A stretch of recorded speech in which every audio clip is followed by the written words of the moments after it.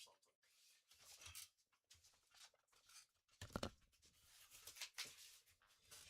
Did you happen to see that nearly white-looking kid with like jet black, super curly hair at the pool? Yes. That is Charlie's friend Bryson. And when Charlie has been explaining his friend Bryson to me, I'm picturing like some white redneck kid. He looks like Weird Al Yankovic. That, and I asked my mom, I'm like, what do his parents look like? Because he don't look white. And she was like, no, both of his parents are white. Like, white. And I'm like, either that's some crazy genetics or somebody's lying. Did you call Maury? Because that curly hair, that nappy curly hair, not white curly, nappy curly. I don't know.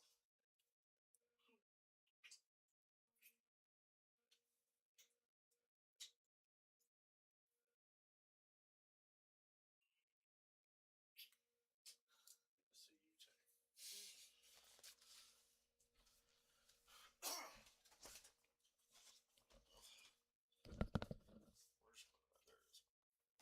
Where's there it is. Remarkable. First time NASCAR event.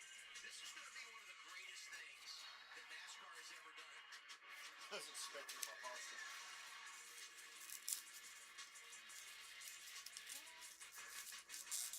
All the anticipation has built to a head, and it's finally time to go racing here on the Naval Base Coronado in San Diego. The feelings of pride and patriotism for our country are well represented this weekend throughout the garage area with different paint schemes. Sammy Smith and Arby's have one of the more unique paint schemes this weekend. Designer Ryan Williams hand drew the design on the 8 car that is inspired by the military tattoo idea or feeling, and it's really a cool looking race car. It looks great. It's pretty fast too. Sammy starts 10th, and the Arby's cheesesteak mobile will stand out today for sure, Kim. Wallach has been working extra hard on his road course craft. During the recent off weekend, William traveled to London to attend a road course driving school. He told me he picked up tremendously from it, and it really simplified things for him. He also proudly noted road course ace SV Jean has also gone to that same school. The goal today for this 18 team is a top 3 plus stage points to make up for last weekend. Let's go trackside for today's command. Most of the water's come out of my ears.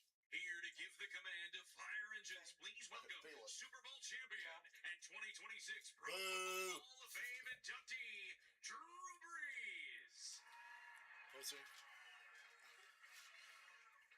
Drivers, start your engines.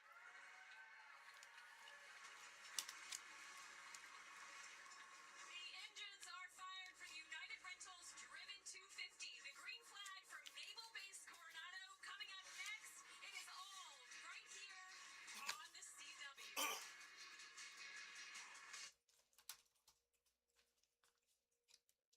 Hate Drew Brees. I see. I see this. You played for the Saints. Chances are I don't like you. Again, play for the Saints. Chances are you're a douchebag.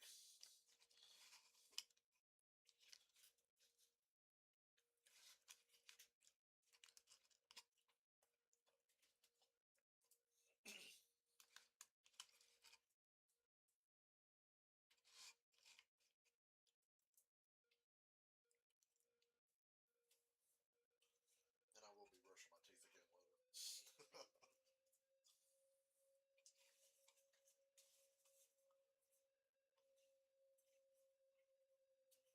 Man, so I was about to leave, and Charlie was like, do you care if me and Bryson, or is it okay if me and Bryson walk up to the corner store? I'm like, it's really hot out there. I was like, let me just take y'all really quick.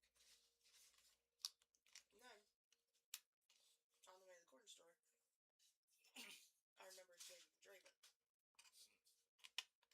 And they hadn't texted me yet, so I texted them. And I was like, so y'all good? You got, the ride? Dave was like, we really don't have any other ride, but we're ready if you can come get us now. So I'm like, okay, that's fine. Get there, pick them up. And then, of course, my white dad wants to talk to me for, like, too long. And I'm like, I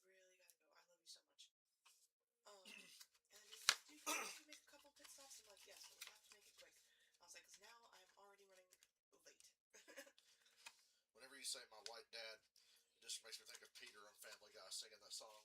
My black son, my black son.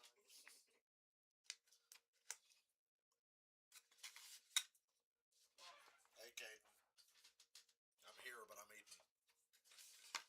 And then they needed to stop at the liquor store, stop at Dollar General, stop at the gas station, which actually I need to go to the gas station too because I need gas. And they live way out there on Chase High Road, so driving from Rutherfordton, well, from my house to out by the hospital to Chase High Road. I was like, trying to hurry. So your mama wishes she was still with White Dad. She's regretting.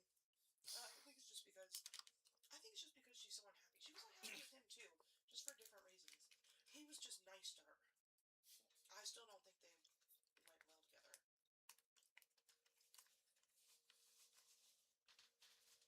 But their personalities are so drastically different. It never worked. Hey, Caden. Hey, Karen. I know you're in here. You're probably not talking, but I figure you're one.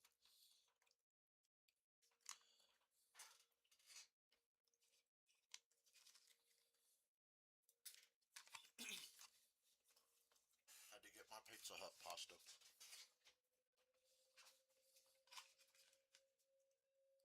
If you fall asleep during this race, it's okay. I know you said you need a nap. I'm very tired, but I doubt that I will.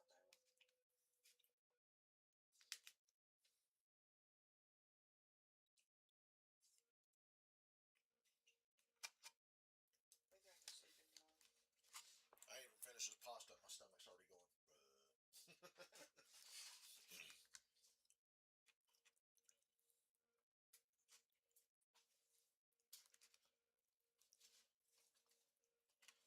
think Brent Cruz wins today. Be his first win. I was like, well, no SVG, no Zillage. I guess that means Brent Cruz probably wins.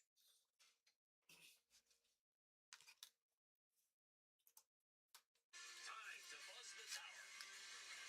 This is the commander of Naval Air Forces. This is the O'Reilly Series, and this is America. America! It's a great Saturday. Members are conflicted. Because fuck yeah, Army, Navy, America. Woo! Military base. But ugh, it's a road course.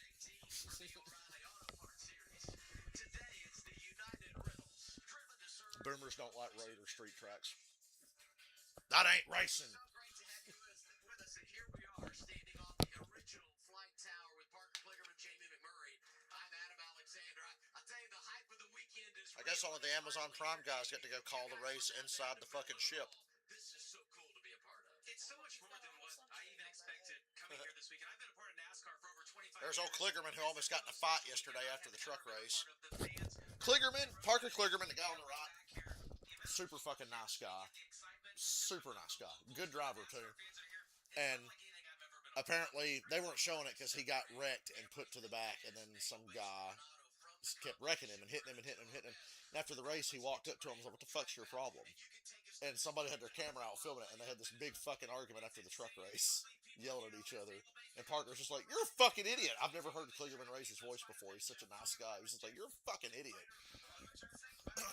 So, whoever, it was an Andretti, one of the fucking Andrettis, because nothing's ever an Andretti's fault.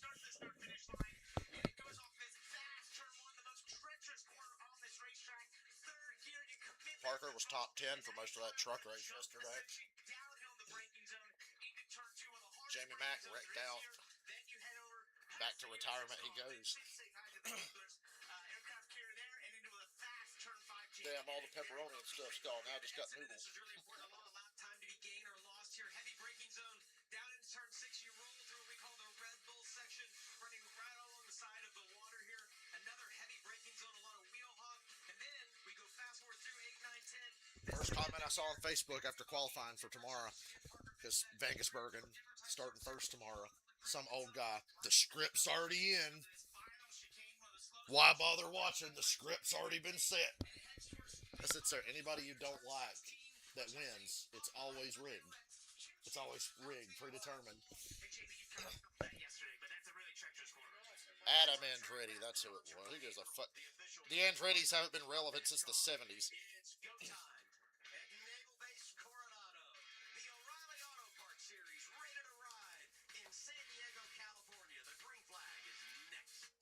Cadillac, and they were like, "Oh, Eric Jones is going to go drive the 43." And I said, "Wow, that's really great." Now, if this was 1975, that'd be amazing news. But the 43 car's not been fast since the 70s. Same owner, generally. Well, actually, it's different ownership now, but. Oh yeah, the 43. What a good cup ride. What year is it? Oh, it's not 1975. Well, then you're probably not going to do well.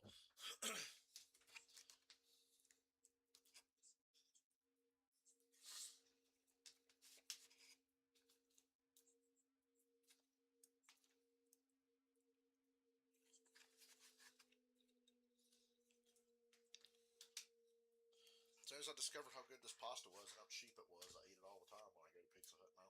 I had no idea. That's like a crazy good deal. And it comes with like a ton of breadsticks. That's insane. Kids might get some breadsticks later. Yeah, for sure. I ate one and a third of one. I'm not going to eat any right now. Be a snack for later. Yeah, and then I only ate probably about half the pasta. But I cannot stand the feeling of being too full. It Yeah. it makes me feel just. I still feel weird about the pull. My hair is not set right. And I did all the conditioner and all that stuff.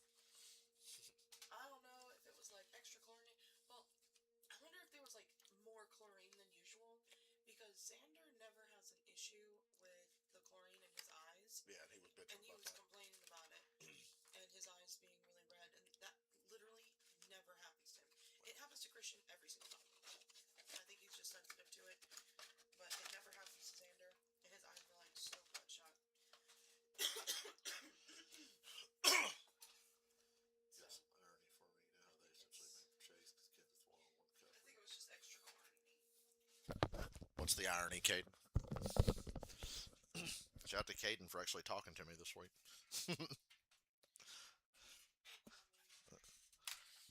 Oh, shit.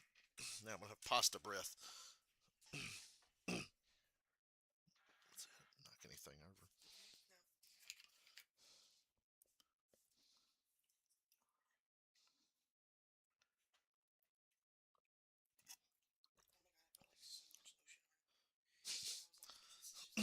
You can rub me down with lotion later if you want. I feel like I need it. And I was like, the lotion is not enough, so let me use this oil I have on my skin. I think it's cool when my skin feels like it did on my shoulder. I was like, hey, it's cool. It's over now, it doesn't. It doesn't work out on other people. All of that. It's just me. Need some epidermis? Last week or the week before, I had a lot to offer.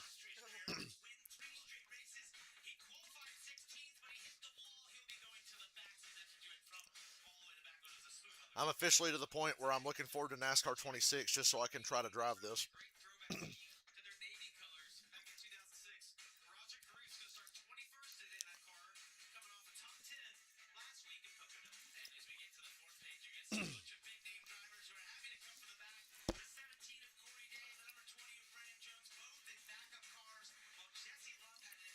Well, I hope Corey Day wins, just because he's in a backup car that doesn't have any decals on it except for the number and the sponsor, because they didn't have a backup car like prepared to look right.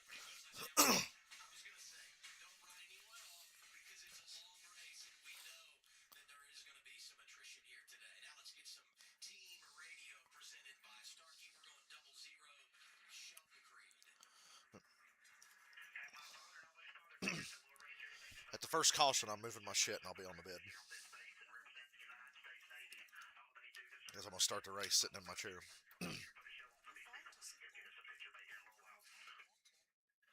Yeah, but I'm far away from you.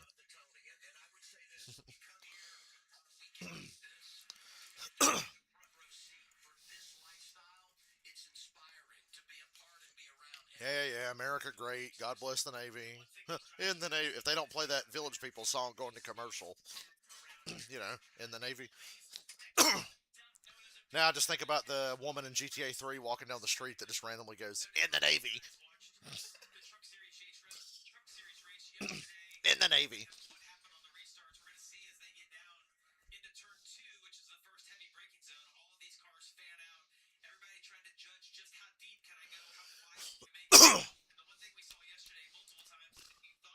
Yeah, I cannot eat breadsticks right now. Guess I'm not as hungry as I thought. If I almost died, but I really Their breadsticks are pretty magical when done right.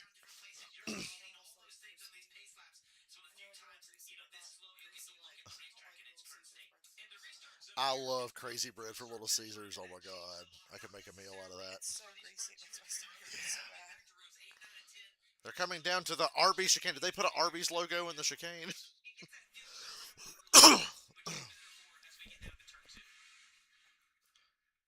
Let's slap a sponsor on anything.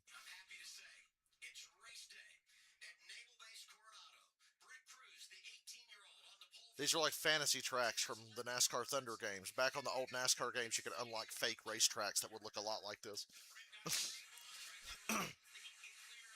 They would design original racetracks just for the game as like a bonus.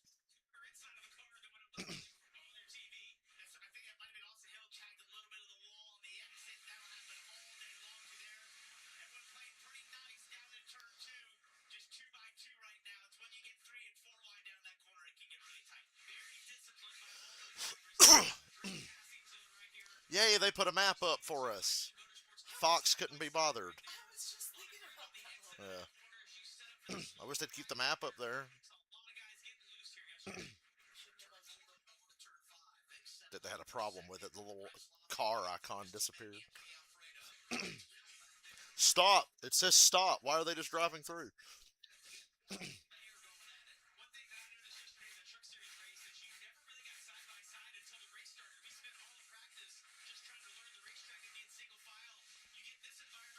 It is so hard to be patient in a video game and race on a road course because you really can't race hard.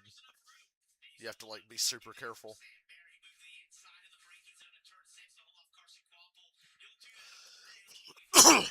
That's how it is in real life.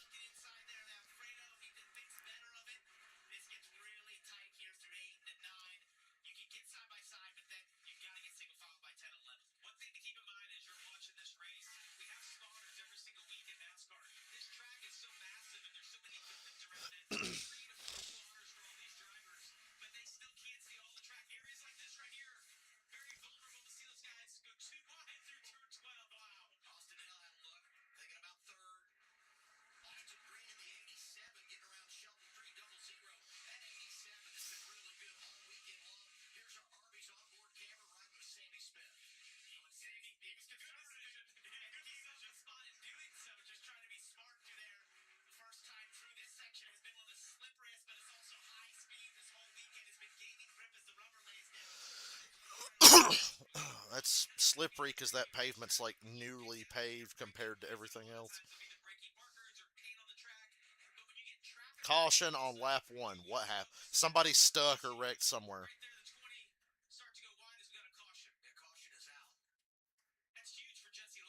It's Corey Day again. Well, hell, he drove. Did it blow up?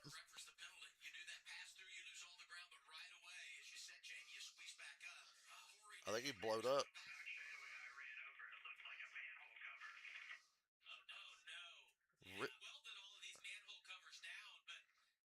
A manhole cover come up and he hit one. Oh yeah, it punctured the grill on the radiator. Well, his race is over.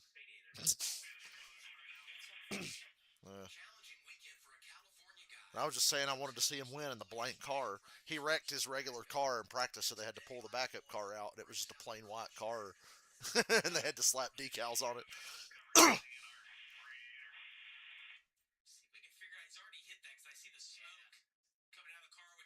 See, they'll find it when he hit the manhole cover.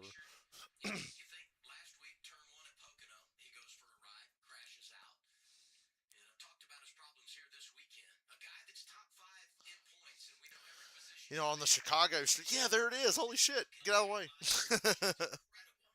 An entire fucking manhole cover. That's a problem. Yeah. In NASCAR 25, if you drive out of the racetrack on the Chicago street course they did last year, there's a CVS. And I told Dylan, I said, hey, you want to go to the CVS?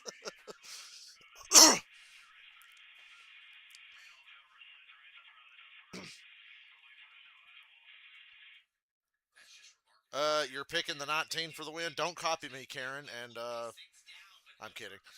It's pretty obvious Brent Cruz is the best here. But did you pick somebody to run over a manhole cover today?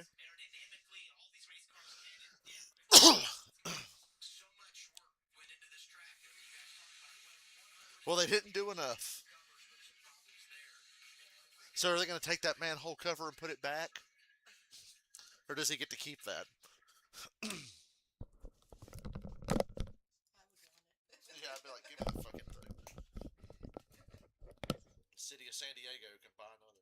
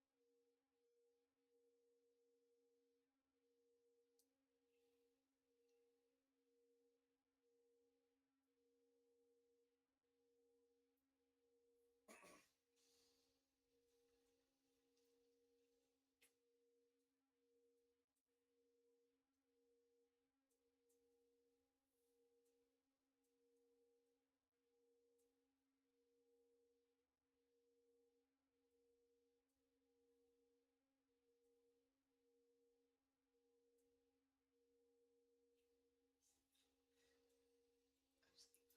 I just keep finding the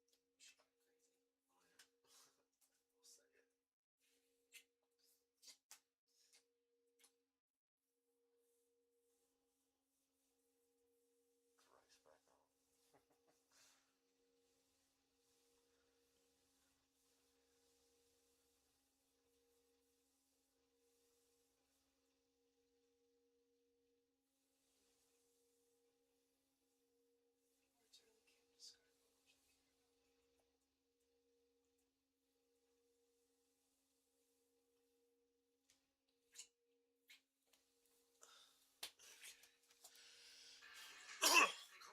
Words really can't describe how much I care about you. You could sense it. Like, was it? The time in my head, I'm like, it's been like 2 minutes. It was on when I was like a commercial. Yeah, that'll be on a compilation at one of those fucking stupid NASCAR YouTube channels that copy and paste everybody else's videos makes of like weirdest DNFs in NASCAR, and they'll have that uploaded tonight, and it'll have the manhole cover going through Corey Day's fucking car.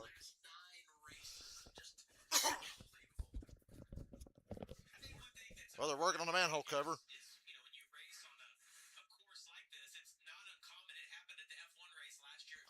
That's true. Funny thing about the F1 race in Vegas, I was on that racetrack because the Kiss thing was the week before. And it was so funny because we were trying to get to this In-N-Out burger that was like in this area. I'm like, God damn it, what the fuck are all these walls for? Oh, I'm on the Formula One track. Because Formula One had a street race in Las Vegas. I was like, oh, that is this week. And I was bitching because I couldn't get to that In-N-Out burger. I was like, what the fuck? There was another In-N-Out burger. It's fucking great because they make That's what I hear. it's so good. They make all the shit fresh with like fresh ass hamburger meat. No like pre-cooked anything. No burger sits there for on a tray for an hour. Like it's all fresh. The reason they don't have them out here is because where they get their shit from is kind of West Coast based.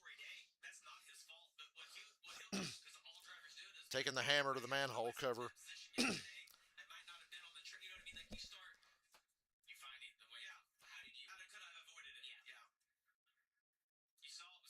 Yeah, stand on it.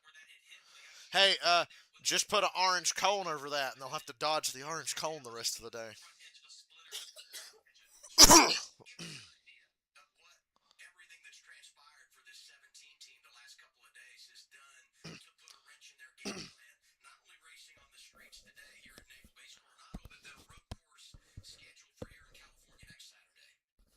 Yeah, absolutely, Adam. So this schedule, two back-to-back West Coast races, already very demanding on race teams. Now it becomes even more challenging for the 17 And team. next week is Sonoma, California, which is Northern California. So to pull out this backup that we're looking at now, next week,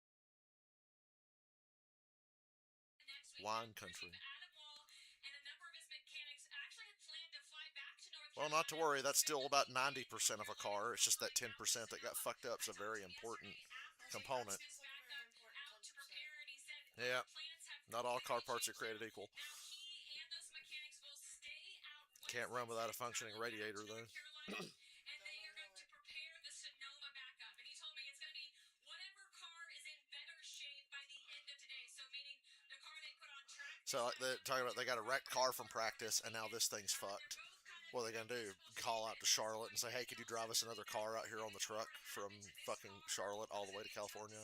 So tough call. They got a lot of work to do this week. Sonoma practice plan, just how hard they want Corey to go, knowing they've got less than ideal backups if you were to wreck that primary Sonoma car.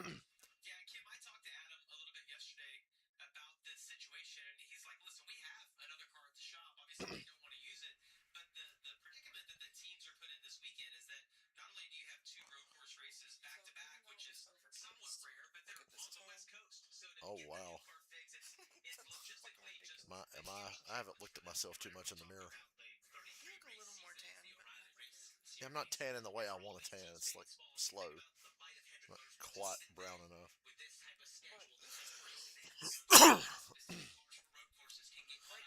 tan than anywhere else. Arms are so brown. Well, this is my driving arm. I'm about to say this is still darker. That's my driving arm. What did Xander say? Your black distribution plan? Yeah, my black distribution plan is working. I get made fun of every summer for it. For my driving arm. So in celebration of America's 250th, the CW and Safe Flight are honoring the stories of people across the country who embody the American spirit. Today we hear from Unfortunately, Jesse I spend a lot of time in the racing car. and family have shaped his American story. My dad is the reason why he's the person that motivates me to get out of bed every day and chase fulfillment in something and chase, kind of mastery. Brought to you by Safe Light. Safe Light Repair, Safe Light Replace. I usually bitch about red flags, but I kind of wish they would have just red flagged this for a second to work on that manhole cover. Told you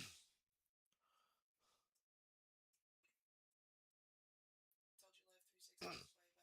Yeah. Google is cool, but Life 360 gives updates and stuff. And The 4 most disappointing Kiss albums. I'll be the judge of that.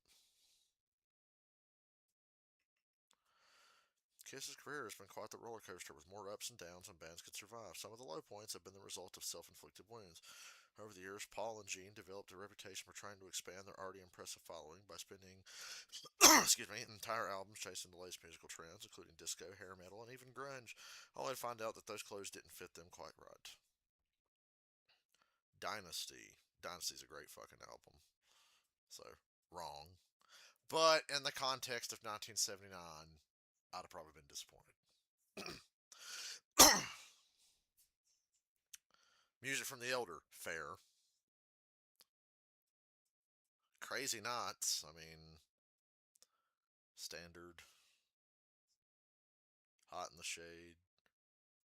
Eh, there's a lot of good songs on Hot in the Shade. Kiss solo. The Rabbit Hole here. Kiss solo albums ranked best to worst. Or worst to best, excuse me. It's right so far.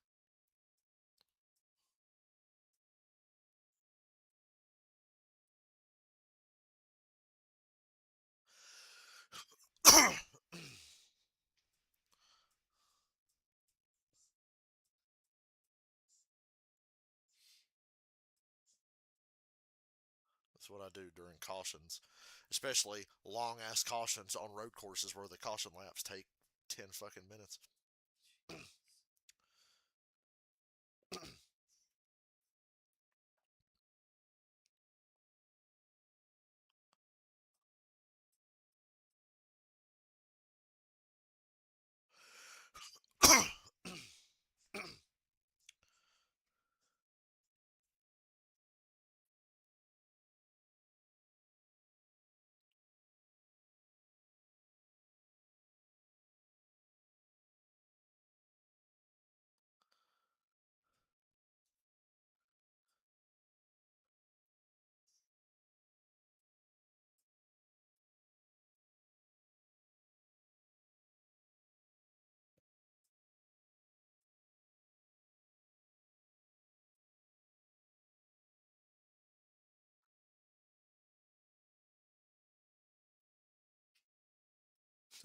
Number 13, Gene Simmons' Asshole. First things first, 5 stars for the self aware album title. I just scratched my back, and it's sunburned. It's burnt, yeah. I felt my legs in the shower, but they don't look red now. Like, it's not burnt, but They are still working on this fucking manhole cover. you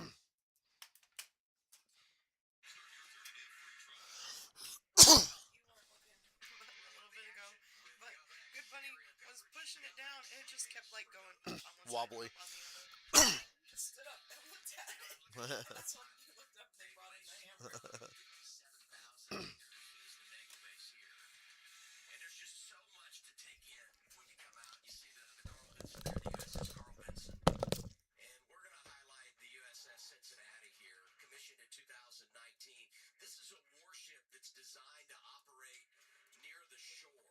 Carries a crew of 100. And if you want to get educated about the military, but in particular the U.S. Navy, just come here because the sites around, I mean, everywhere you go, there's a piece of history. It's awesome. I think these are some of the coolest looking ships around. They look like, futuristic stealth catamarans in some respects as you look at them from the shore. So cool looking.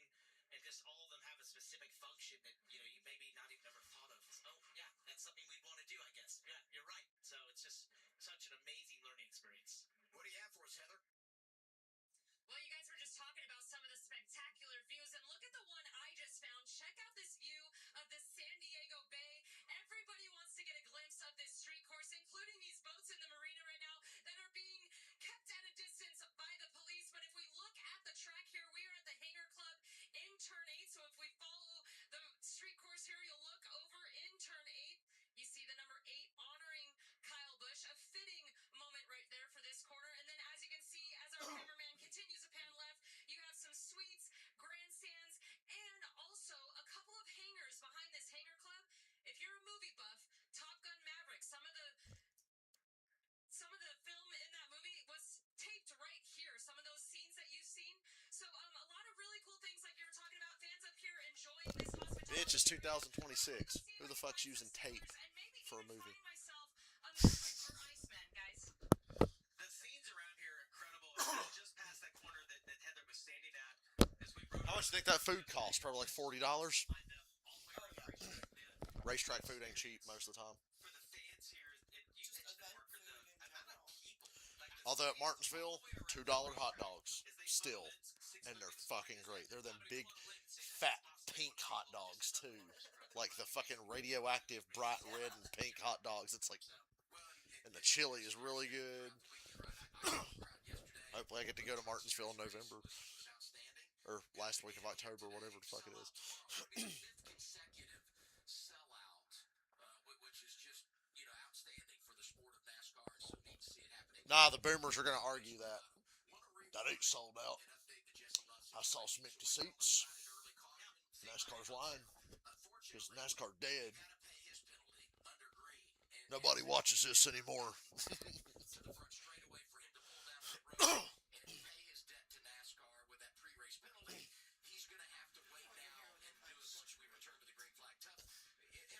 Like girly as fuck. You've seen it straight before.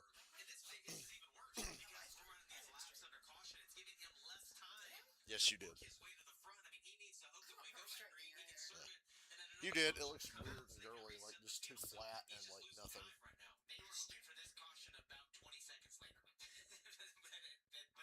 If you want to see me look like Pippi Longstocking, spread my hair.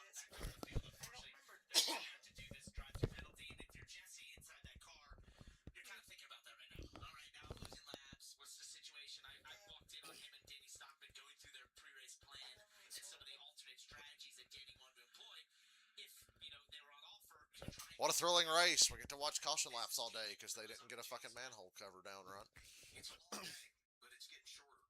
No, it's actually getting longer because this is taking for fucking ever, and I'd kind of like to watch a race. I bet that's Dylan in my messages right now bitching about a long caution. It's definitely exciting for sure. I don't think a lot of people could have also thought that we could host NASCAR on Naval Base Coronado. Well, I'm really interested to see. Indy cars racing around the White House soon. I'm a big engines fan. Love cars, so just watching them go by, and I'm really excited for that.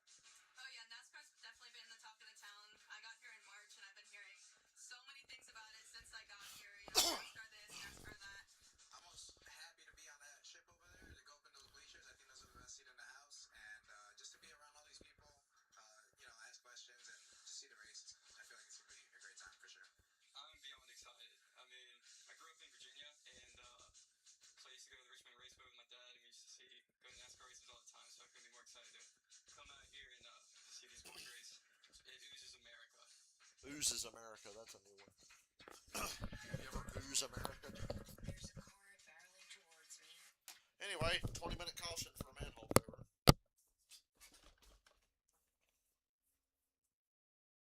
The boomers ain't gonna let that go either. What a joke. Sorry.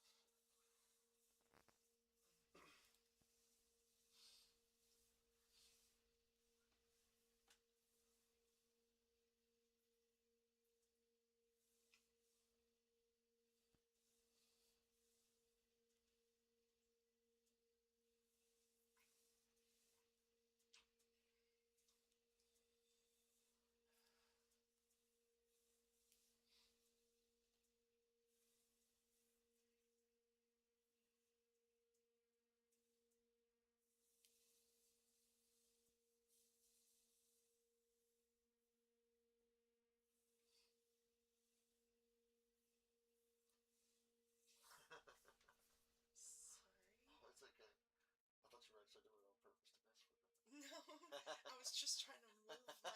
I was trying to See, like. sometimes I'm not like ticklish all the time, but sometimes it hits me in the right way. I was and I'm trying. like, "Bruh." I was trying to like get my arm back, and then I was like, "Wait, is it his side or the neck?" Like I don't understand. I just wanted. I just wanted this hand back.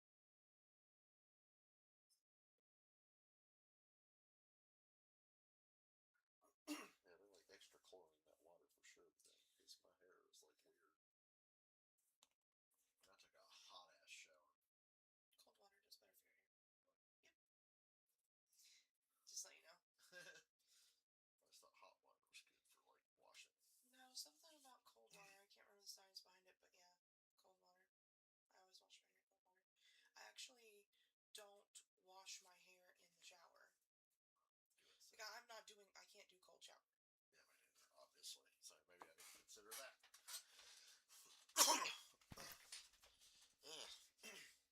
But just shower so damn convenient. Get it all done at once. Well, I mean, not really. I mean, not for me. Because hair's so involved. Involved. Yeah. It takes, well, it takes a lot to brush it out. Like, when I brush it with conditioner, it's involved. Hey, it's the thing from GTA 5.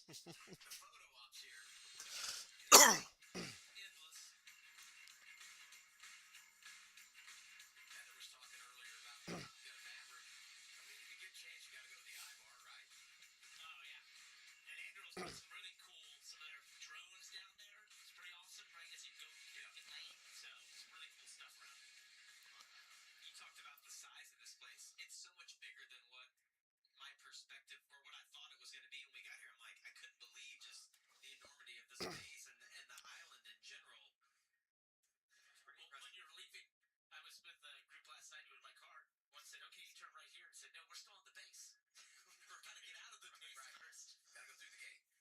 So they're gonna stop the field here in turn 12, and it's gonna give an opportunity Well, now we're red flagging it. and all the safety folks to go around. Now that we've rode around under caution for 40 minutes. And make sure we're in a Okay, they're not red flagging it. They were just stopping there for a second. Okay. I was about to say.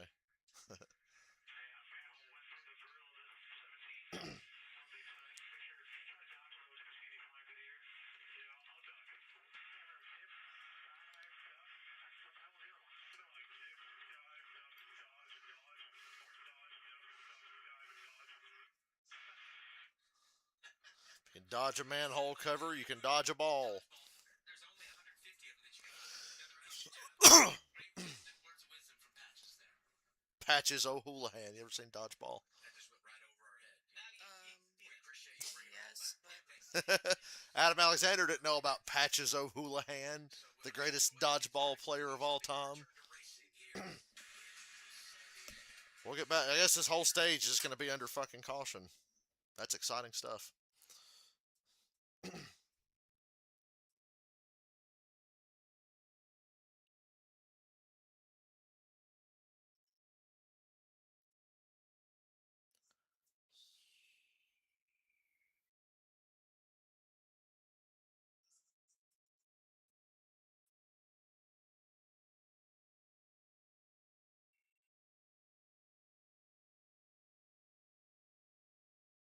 Xander was like begging me to bring you back. Why? I don't even do anything. I just stay in your room all the time and sleep.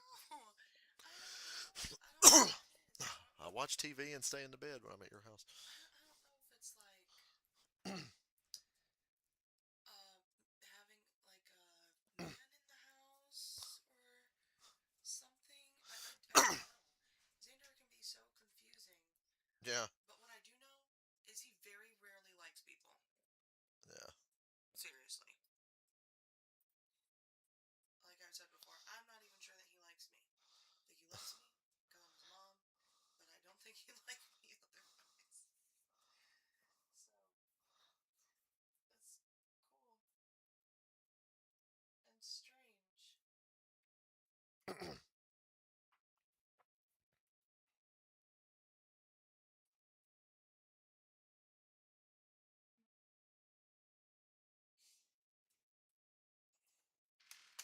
Make sure this is all the way down. I don't want to hear my annoying voice at all.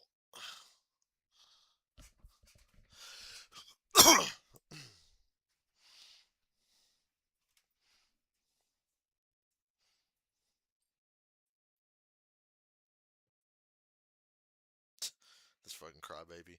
It's hard being a PC gamer sometimes. I don't want to play GTA 6 on a shitty PS5. Well, I guess you ain't playing GTA 6 then, fucker. That's why you gotta have a fucking system, because, newsflash, video game developers don't care about PC. They always put their best effort on PlayStation or Xbox, because more people have that. Yeah. Makes sense. So GTA 6 is coming out on PS5 and Xbox Series X, nothing else.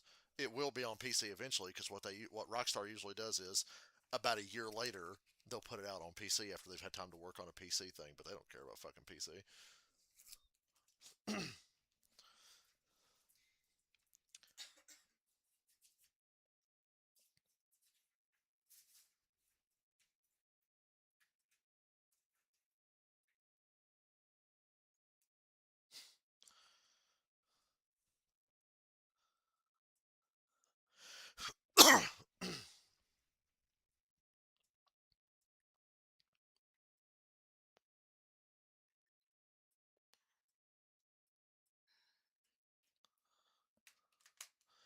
There's supposed to be a race at some point today, isn't there? I don't know. I think we got one lap and then a manhole cover came up. Can't believe the truck race went smoother than this. Thank you for your service. Appreciate everybody for hosting us.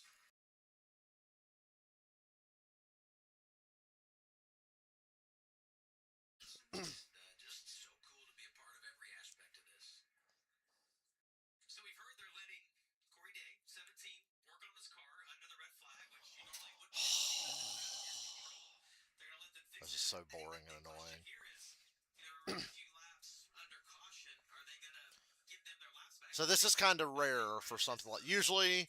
Okay, so I just remembered the fucking racetrack came up at Martinsville in 2004, and a chunk of concrete went through Jeff Gordon's car. So they red flagged the race and fixed it. And then Jeff Gordon and his team were like, "Well, can we fix our shit?" No, you're out.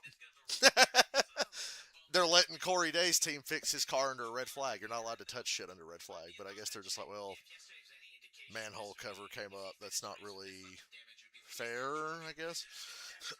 But was it fair when the fucking concrete came up at Martinsville that one time? They were just like, well, too bad, Jeff.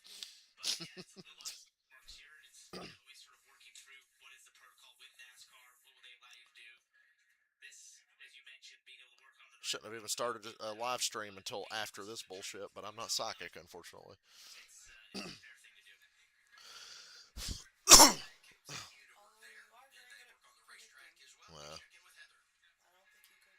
I'm gonna pop down to those hangars I was talking about where the scenes from Top Gun Maverick were filmed. And check out behind me. Check out this VIP area. These fans have been enjoying the race. As you can see, they've got the big screen, they've got food, beverages, and of course, those helicopters that you see in there. Now, they are part of the Helicopter Sea Combat Squadron 2-1. Now, the mission for them is the HSC-21 Blackjacks. They yeah, Caden, so now all we get to hear about all day is, did you know that this helicopter was built by this, and this, and blah, blah, blah. That's all we're going to hear for the next however long this takes.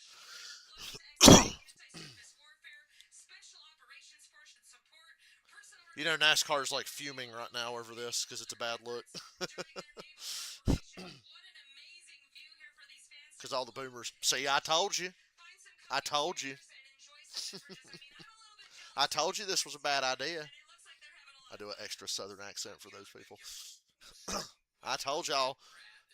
That's why I don't like road course racing. That's not real racing. Doesn't matter what track you go to, you'll never have hospitality like that. You know, that's pretty impressive. It's genuinely not how she sounds, but Yeah. like it's the vibes. Yeah. By the way, Rick Cruz off to a good start in the race from the pole. Off to a good start. We ran one lap. This is so boring.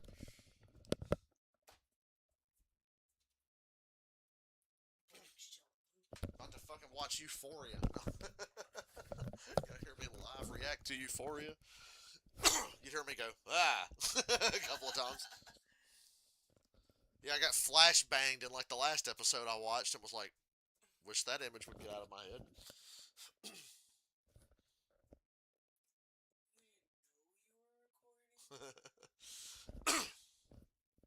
That's like, I think that's one of my favorite. It might be my favorite scene. Yeah. Out of all 3 seasons, I think that is my favorite scene. Because you know I'm shit at remembering things, but that scene really stuck with me. I love shit like that. I appreciate. The only thing I don't like about Euphoria is Do we have to have 5 minute long slow mo walking music video sections? Get to the fucking next plot point. These episodes wouldn't be a goddamn hour if there wasn't so many slow mo parts. Yeah, I'm fine with that. Like when it's something like super dramatic, or maybe it's like the end of the season, or something like that. Cool, but it happens a lot. It does. And needs less dicks, but like I said, in the interest of fairness, if you're going to see Sydney Sweeney's boobs, you're going to have to see some dicks to balance it out. It's fair. I mean, even I could deal with because I don't want to see dicks. No, nobody wants to see dicks. I just don't. I mean, I think no matter what sexuality you are, you probably just don't want to see just soft swinging dicks. Why? Just the casualness of it too in the show just The has guy me like, walked into the kitchen just softly swinging. What the hell are we talking about? And Ruth's just like, babe, no worries.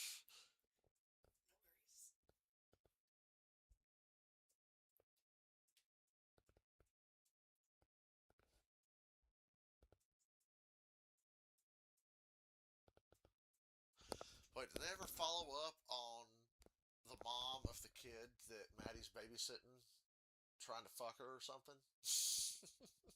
I can't remember if they followed up on that. I forgot. I don't think so. I think it just kind of gets. Because that's the vibe I was getting from that woman. Help me with this zipper.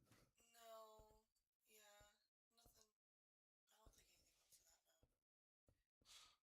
Just my man Maddie brain, I realizes guess. like she wants to be her, Yeah. but I think that just fades I away. almost said the R word, but I stopped myself. I was going to say, so she's going to marry her. Because Nate is the definition. Oh, ask the people on my stream. I say that word like every other goddamn sentence.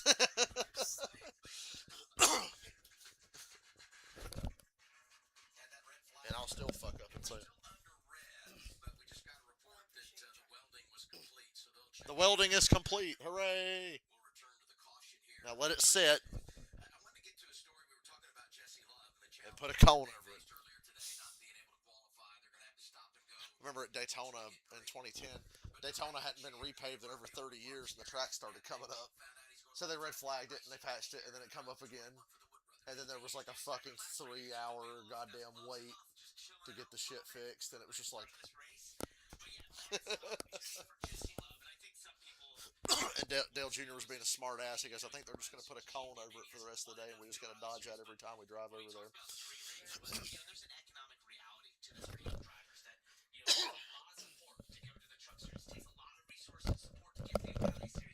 Still doesn't, boy, I've got like all kinds of crazy shit to show you about like the 2012 Daytona 500 got rained out and put to Monday, and then it kept raining Monday. So they were like, okay, Monday night. And it was like, wow, a NASCAR race is going to run on a Monday night on a weeknight. That's a first. And it was just because of weather. So the race starts at 7 o'clock that night, and at one point in the race, there's a caution. I can't remember what it's for. Somebody blew up, and under the caution, Juan Pablo Montoya was complaining that something in the rear of his car was broken. He said something's wrong. It's broke. And they're like, well, hurry around and catch the tail end of the field so you don't get lapped. Caution's out, but you're allowed to come around kind of fast to catch back up. As he's coming down the backstretch, something in the rear end breaks and his car skids out of control. And he crashes into a safety truck that had a dryer on it, a jet engine to dry the racetrack. His car broke and slid and crashed into a massive fiery explosion, wall of fire on the racetrack. And it's like, what? The way it happens, they're like, caution's out at Daytona, we'll be right back. And they go to commercial. They come back from commercial, this motherfucker's car is mangled, sitting in the infield, and there's a wall of fire. And it's like, what the fuck happened? I was like, we were under caution. What the fuck happened? So that shit happened during commercial. Because the caution was out. Yeah, we go to commercial during caution, whatever. You know, caution, they slow down, they ride around. But this, I was like, all right. So then they stop the race. They got to put the big wall of fire out. They put the fucking wall of fire out. And it's like, well, the racetrack's like damaged, right? Can they even drive over that? So they were thinking about just saying, race over. I mean, we can't just pave an entire part of the racetrack tonight. but they kind of worked on it a little bit. And I think the driver said it kind of felt like driving over a little patch of gravel. And they raced till like 1 o'clock in the morning to finish the race. Yeah. Crazy, crazy. There's a whole documentary about that race on YouTube. It's really good. I wish I was live streaming during those days. That would have been a good one.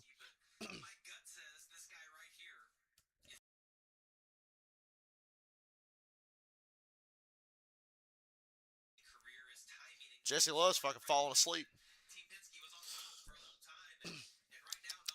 Come here with your squeaky kitty. Well, nobody's stopping you.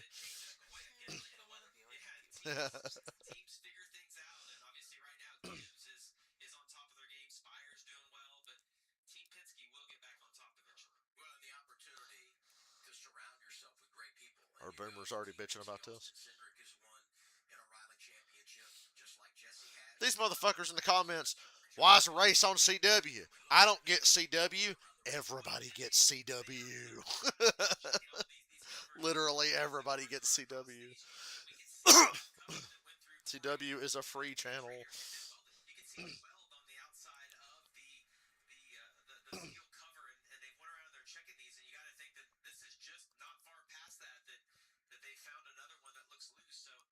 They're patching another one that looked like it was coming up. Jesus fucking Christ, we're gonna be here all day.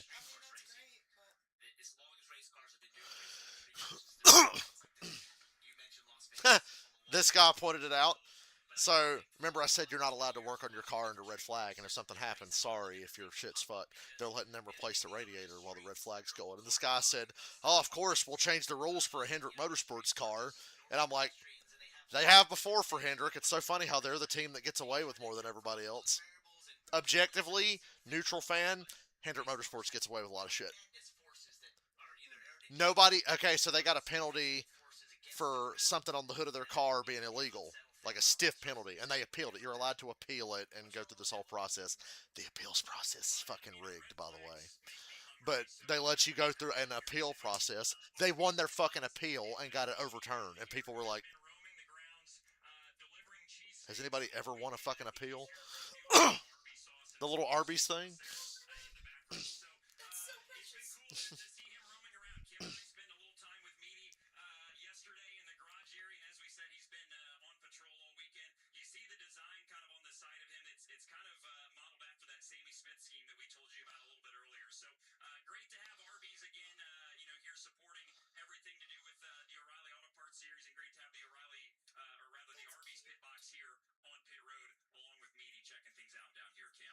Well, Dylan, there are connections to the military all across NASCAR, including crew chief for the 41 car of Sam Mayer, Jason Trincheri. His nephew, Doug, actually is in the Navy, stationed In the Navy. He's been here 10 years. He's a boatswain getting ready for our first class.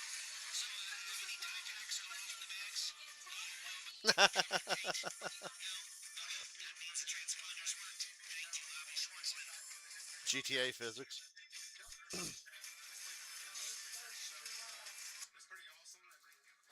And you're looking at that challenge coin right there. Kind of had a little bit of a Talladega Nights flair to 5 people in the stream to sit here and listen to me not talk about the race because there's no race to talk about. Lay down. And I know he gave you a couple challenge coins, and the tradition is to continue to give. Come here with your squeaky. Where are you going? On your door, try and get one of those? You come here. Maybe. All right, let's talk quickly about competition. We saw one of those grates or manhole covers come up. You're going to be nice. You're going to be cuddly today. Does that make you nervous, though? You got to be cuddly, EO.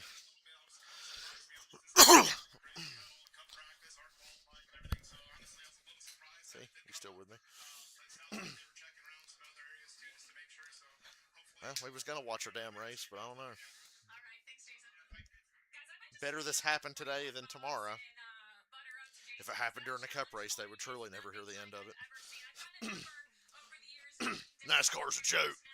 Hashtag NASCrap. That's one of their favorites. NASCrap. NAPCAR. NASCAR died with Dale Earnhardt. Nobody watches this anymore. A lot of empty seats there. NASCAR went woke. NASCAR caters to Bubbles. They call Bubba Bubbles because they think it's funny. I remember when they announced the Chicago street race. I shit you not. The first comment I saw is Bubba gonna do a drive-by? You know, because he's black. Jesus. I'm serious. That was the first comment I remember seeing and just going, is Bubba gonna do a drive-by? I don't know. Are any of the rest of them gonna Punch a wall and drink Monster Energy? Yeah, shoot up a school? Yeah. Maybe, perhaps? yeah. There's some NASCAR drivers that look like school shooters. Fucking Parker Retzlaff looks like a school shooter. Parker Retzlaff with a Z in there. She's Googling Parker Retzlaff because I said he looks like a school shooter. Jesus. Or a lesbian considering transitioning. I don't know. I'm actually. He's good, though. I like him. He's really good, by the way. I'm sick, but he does look like he'd shoot up a school. That's it. He was like, you better make friends with him. You know, I always did that at school. Yeah, I had friends all over. But, I mean, it's just mostly nice to everybody. But the thought was, my mom did literally tell me and Bree to be especially nice to the weird kids. Yeah. Just in case. It just so happened that I was a little weird too. But not like the weird, just like regular. I looked like a school shooter. I can't lie. Especially when I got really big in senior year. You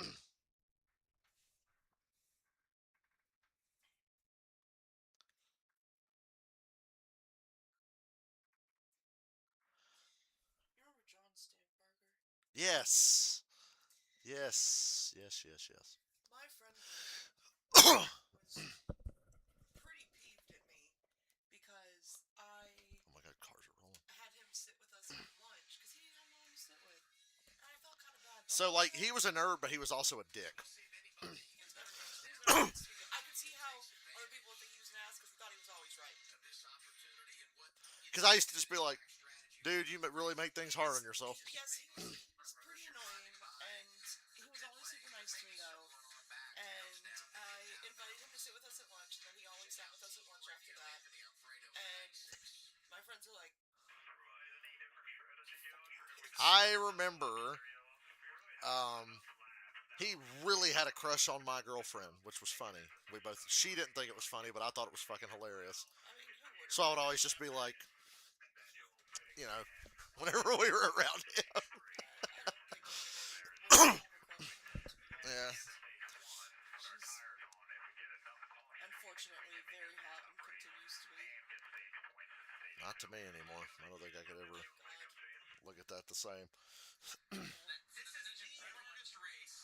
get away with calling other people hot, but if you ever call her hot, it's great. My dick would crawl back up inside its body before ever being anywhere near her again. Then I was like, I wonder if she's testing the waters. I was wondering. Must have seen me and thought, damn, he's aged well. I was wondering too, and I was prepared to And the stars are out for race in commit San murder. Diego, including Alshon Jeffries, former wide receiver in the NFL. Fuck Alshon Jeffrey. He dropped that pass against the Saints. Yeah, I remember shit. I don't even like the Eagles, but that motherfucker dropped that pass in a playoff game against the Saints that got intercepted. And I was like, you fucking asshole.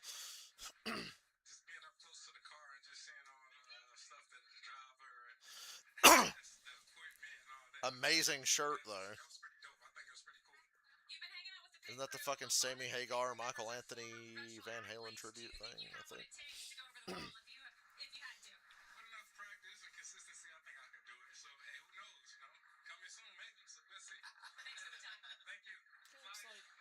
Sure.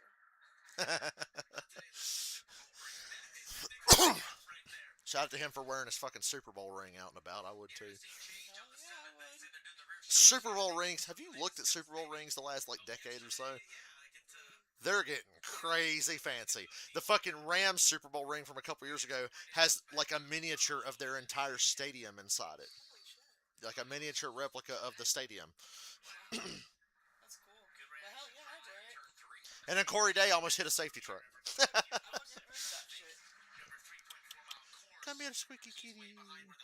Oh, I know. You're such a good kitty. Look at her.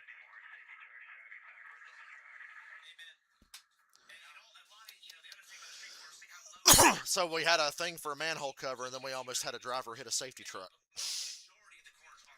We have only run one lap under green. Io was looking at you. She was like, "Come here, squeaky baby." Rookie driver, not officially Yes. running for rookie of the year because of the starts he had last year, but he's a first year guy full time, running for the title. As you see Adam Wall, the crew chief here, still top 5 points. So after the reset, Yes, pretty baby. She is pretty Io. She's so squeaky. She feels safe because she's under my leg. She's like leaning on my leg whenever you try to pet her. She's like, I'm safe. I'm with Dad. I'm with Daddy. I am safe. So what are they working on Allgaier's car? I'm not paying attention because they're not racing yet. That's what I was saying as we were watching Sam Mayer play rock, paper, scissors a little bit ago. That wasn't his fault. We had a red flag. They let him work on the car. It was, not of his doing. I think that's a great call by NASCAR. I think it's the fair. I mean, his car is still torn up, but it's the most fair decision. Bet your ass tonight they will go around that track and goddamn seal up every little fucking crack in the racetrack because they don't want that happening again tomorrow. The track came apart. Nothing you can do there. Absolutely the right call by NASCAR. Not going to go green this time, so we'll take a break. When we do go green, it'll be sometime tomorrow.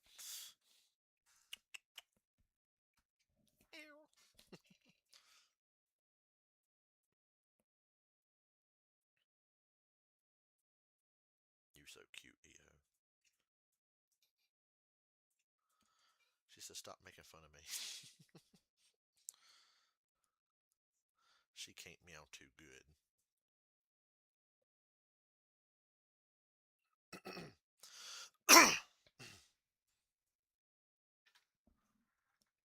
She used to get on the bed, but if I got on the bed and started moving, she'd run away and wait for me to get settled and come back. Last night, she was just like, you settled?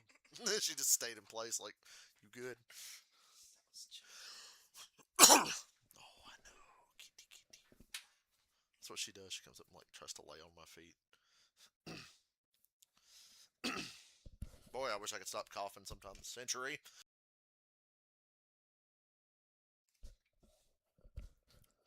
I usually mute for most of them, but I keep forgetting.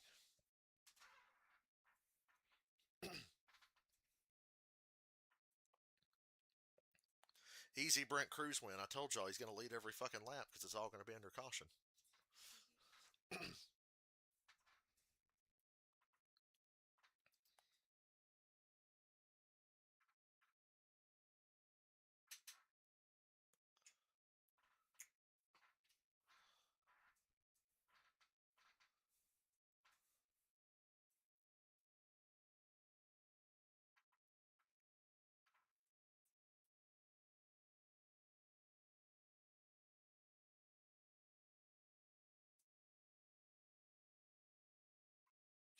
I know Io. She headbutted my leg again.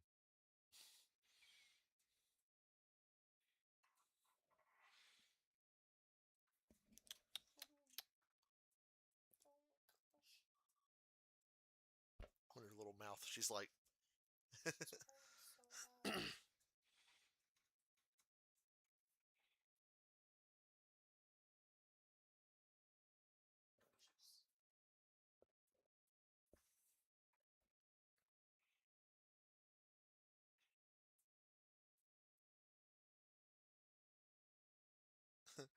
I know you probably hate me. Yes.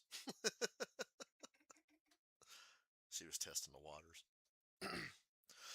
Because I immediately looked at who she's in a relationship with, and I said, "Oh, no fucking wonder you're talking to me." Yeah, I thought I was all to cuss her out. What? I know your P's and Q's. Oh, she covers her ass very well, trust me. I can't believe she was saying those things to me, admitting to shit, and I'm like, damn, I got proof of this, and you're actually saying all this? I was screenshotting left and right. EO. You gonna get to bed to yourself tonight, Squeaky? I know you don't like that. I was Sound. trying so hard not to be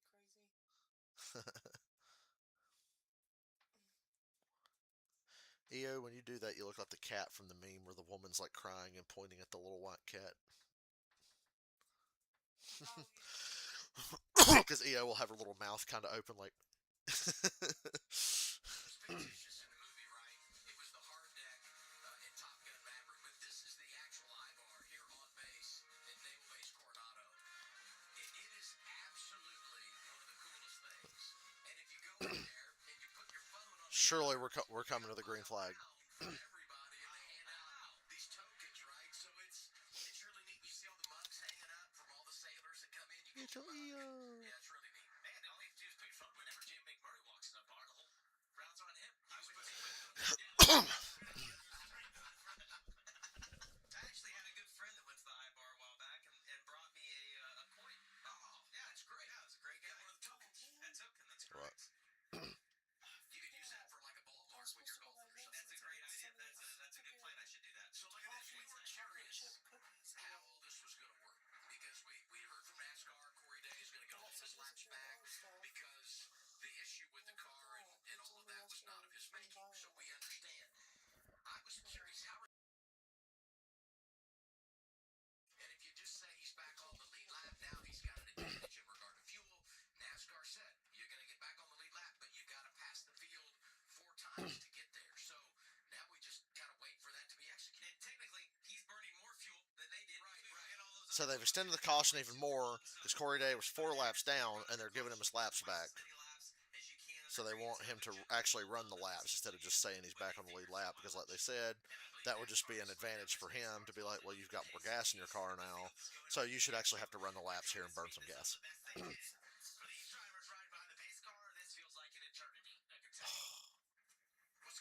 For the people watching at home, it also feels like an eternity.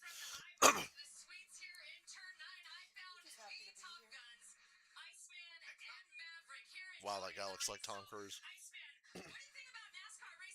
And that guy looks like Val Kilmer.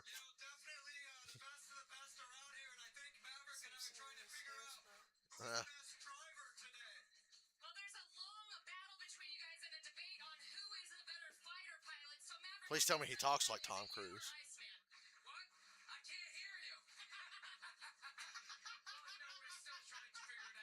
I get it. I've seen that movie. That was funny.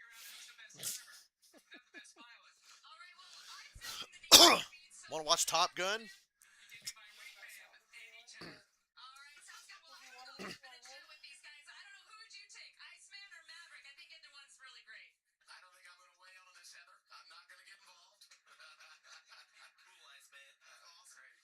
Dave Chappelle was joking about shit, and he was talking about everything that's happened in his life and his personal life and world events of the last 50 years. And he goes, and all this time, you mean to tell me Bill Cosby raped 28 people? He goes, God damn. He said, if rapes were airplanes, this motherfucker is Top Gun for sure.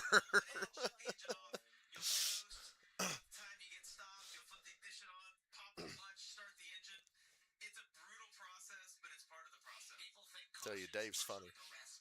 Fuck Ashton Kutcher. I forgot about that video. And it popped up. That's what makes it funny to me, his fucking voice sometimes. I love Kevin Hart personally. I find him very funny. The shit, the poem about being on Jeopardy. And Alex Trebek said, Dave, are you ready? I hit the buzzer. What is yes? They stole their land as they gave them syphilis. Who is everybody that's not white?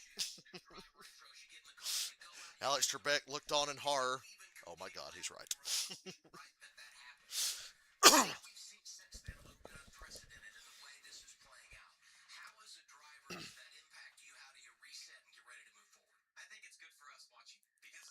I see Raja's driving a throwback car. That's the first Junior Motorsports car from 2006, I think.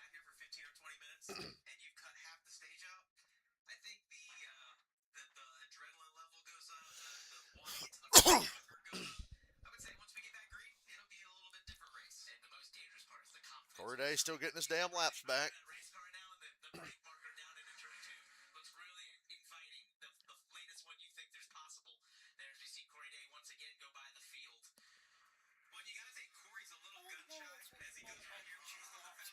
Yeah.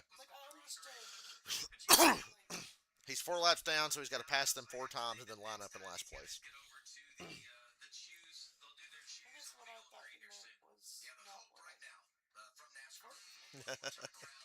Yay! 800th commercial of the first stage. We're still under caution. Brent Cruz is leading, because of course he is. I want to go to Petco Park. I remember when Chloe, our boxer, was a puppy, we took her to PetSmart. She was a good pup.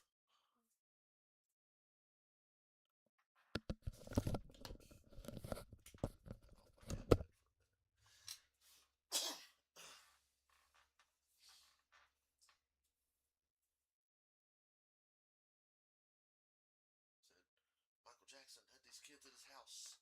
There was a Ferris wheel and carnival rides and a petting zoo.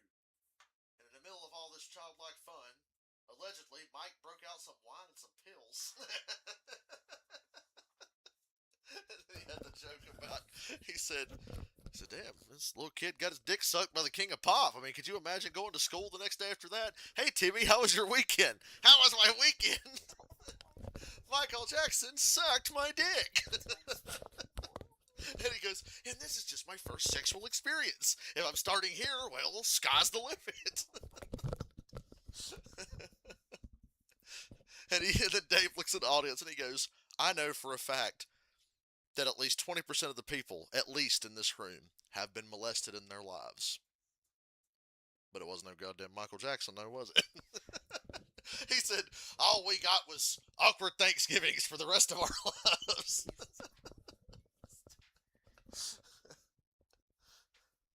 That he was making fun of R. Kelly, because you know what R. Kelly did. With the 15-year-old girl or whatever. And he said, I paid attention to that case. He said, I know R. Kelly was guilty. He did that shit. He says, I paid attention. This dumbass motherfucker filmed this shit and is on the tape saying her age out loud. Oh, 15-year-old pussy. And he's like, who the fuck says that? He said, bitch, you got to give your lawyer something to work with. He goes, you got to be on that tape going, oh, this is the best 36-year-old pussy I've ever had. And then Dave goes, well, that wouldn't have flown in court because we all know there's no such thing as good 36-year-old pussy. And then he runs off stage. I think that was my favorite Dave Chappelle special. So yeah, this dumb motherfucker was saying her age. Oh god, that's so disgusting.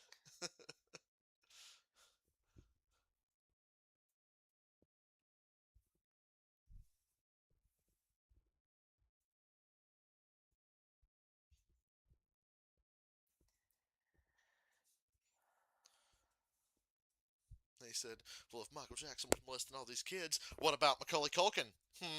Never touched him. And then Dave says, I am not a pedophile. But if I was. He said, Macaulay Culkin's the first kid I'm going after.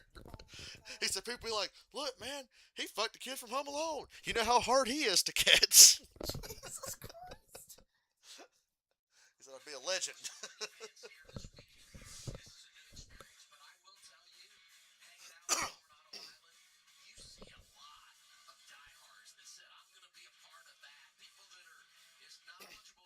God, even I'd have gone to the bathroom twice by now if I was at this race.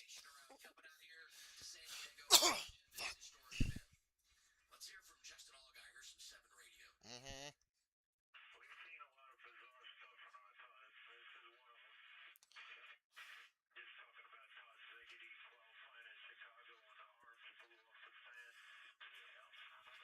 EO's jealous.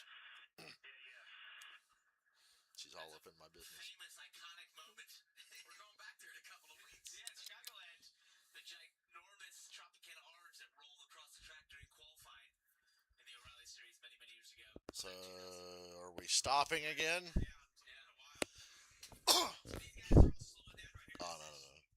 The exit at turn 7 on the straightaway that you see Allgaier, these guys approaching right there. We're going green. The race is actually starting back.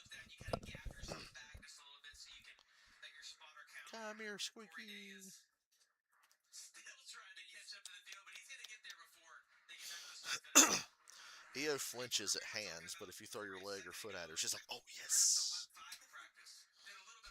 Said, you can't grab me with this. Today, 7 laps on this racetrack. He's still trying to learn it. Well, I think he's actually going to be at a deficit here because yesterday in the truck race I actually experienced this. I was actually in pit lane when the field was choosing. I never got back clean when they were that's what JR is. They're probably trying to back them down a little more maybe than what you saw yesterday. Field's coming through turn 12 here. There are 16 turns, and that's 12. Got it. Restart. We're going to have 6 laps to go in the stage. Let's get a report. Williams Sawallick. Yeah, running in the 9th position, but a problem with the starter on that race car. It's actually been affecting how he's been able to fuel save. Take a listen to the radio. Comfortable. Okay. EO. No. I just want to make sure you're comfortable. All the other cars in the field have been able to do that as they fuel save. So, Parker, how big of a deal is that? Well, it's maybe a little bit just hesitation in wanting to shut it off because normally when you shut it off, Kim, you basically you turn the ignition off. Release the clutch and it refires. You don't need the starter. You don't need the starter. So it might just be he's worried with how slow they were going if he didn't get it. What if it only start? If it doesn't bump start, that could be a big issue. The drums are a glorified coffee table as well. It's been such a bizarre start to this race. It's just the beginning, man. Yeah, you just wait. We haven't even started yet. We haven't seen anything yet. That coming from 2 guys. Yeah, Adam wanted to do the cliched announcer thing of, wow, this has been exciting today, and then he remembered, oh yeah, we've only run 1 lap. Oh my God. Cars at speed now.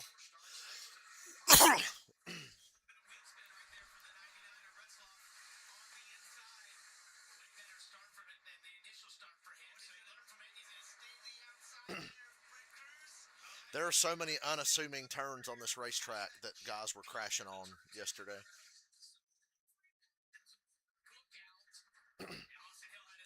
Because suddenly you just hit a bump and your car's like, oh.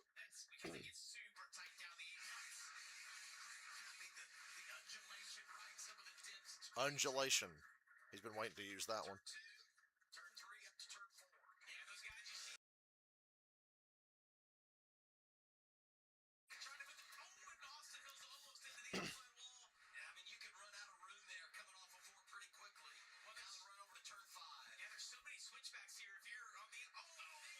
Oh, wow.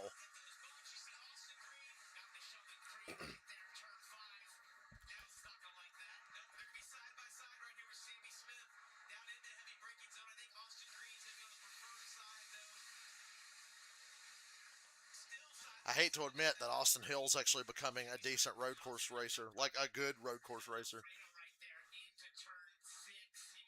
Hell, he might win today. This could be his race if Cruz fumbles it. And Cruz has fumbled a couple this year.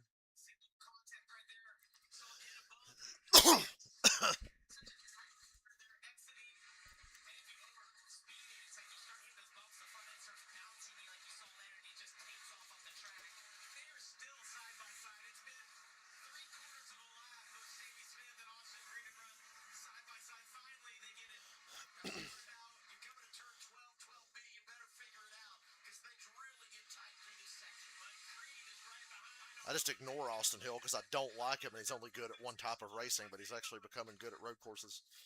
The thing makes you realize how fast they go. The cameras on the car. Yeah, this look like engine. Like that, it doesn't look very fast. Like I know they're going fast. And then they're hard on the brake, downshifting.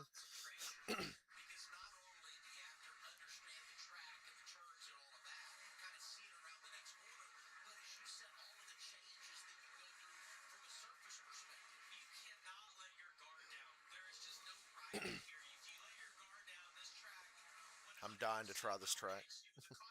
But I don't have iRacing.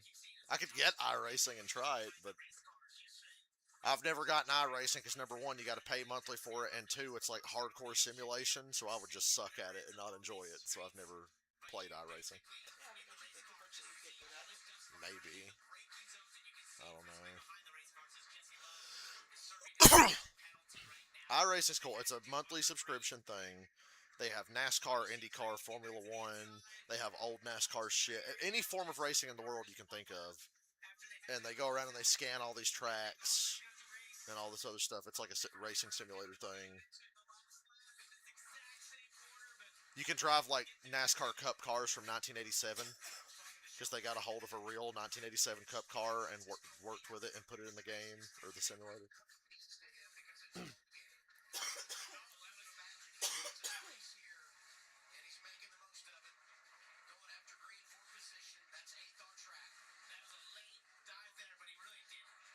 Austin Hill's second. Cruz has trash on the grill.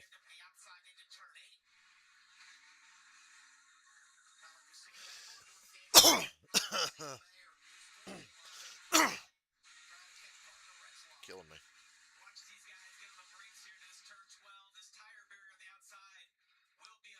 The way that tire barrier just comes around that corner and is sitting in the middle of the damn road.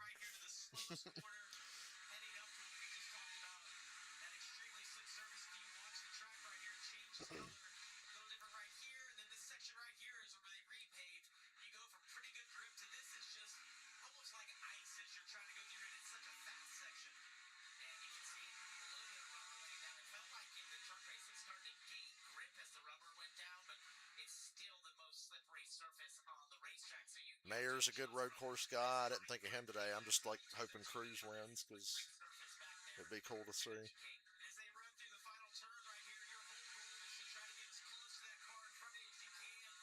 At this point, you're like, oh, long straightaway, thank God.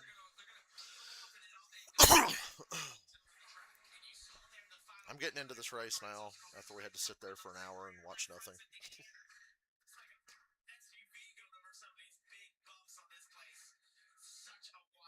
There's trash on the grill.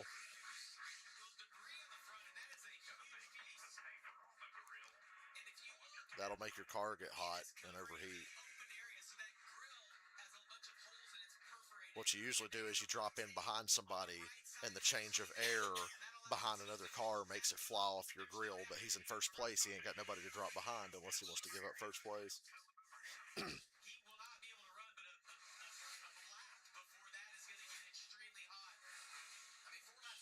He better just back off and drop to second and try to get that shit off.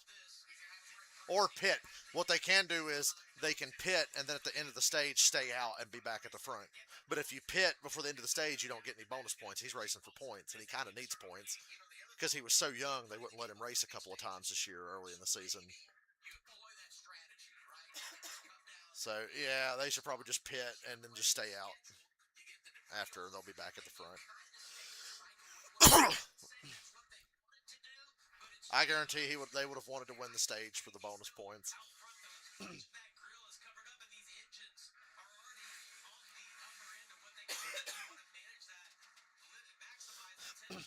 Basically, the hole in the front, they make it as small as they can because air coming into that slows your car down ever so slightly. So they seal it up as solid as they can and leave just enough of a hole for a little bit of air to get through.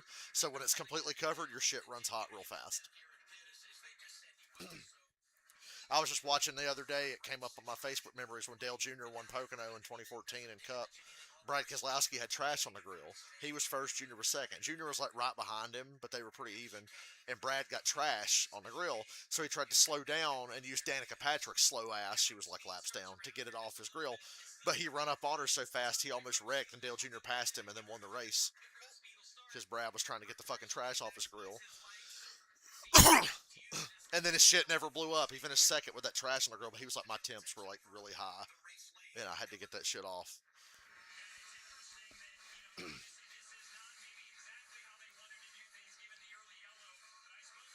Then it comes off as soon as he stops. Yeah, it's blowing water too, so it was getting hot.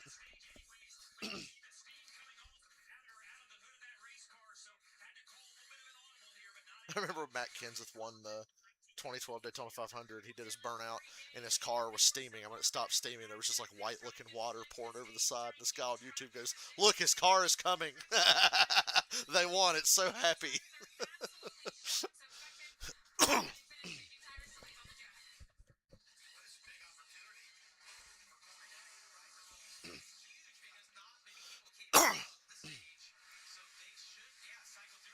So Corey Day should be like second. Unless, I bet there are people who will just stay out and run into the next stage now that I think about it. They did that in trucks yesterday.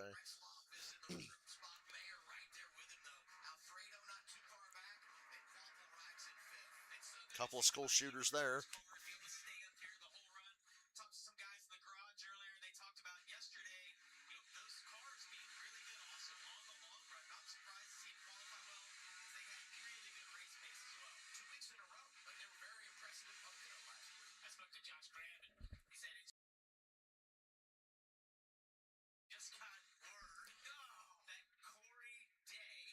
Too fast on pit road. So he had a manhole cover go through his radiator. He gets bailed out by, okay, you can fix it, and then he speeds on pit road. So they're still just going to be at the back any damn way.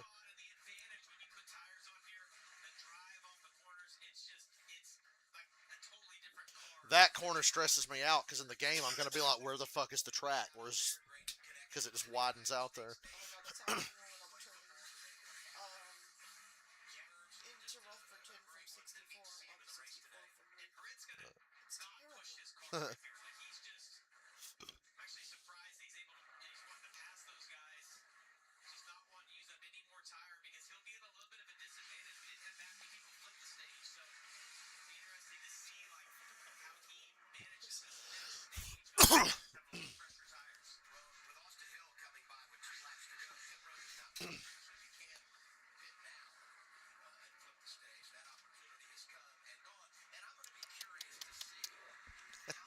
The way EO turns her head around to be like, yes.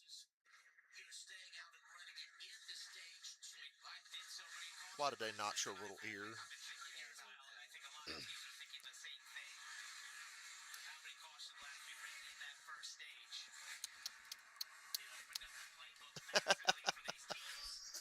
I'm not going to throw her on you, but pet her. See, we're nice people, Squeaky Baby.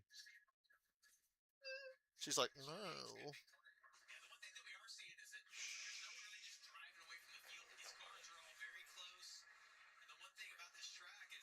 She likes to head scratch.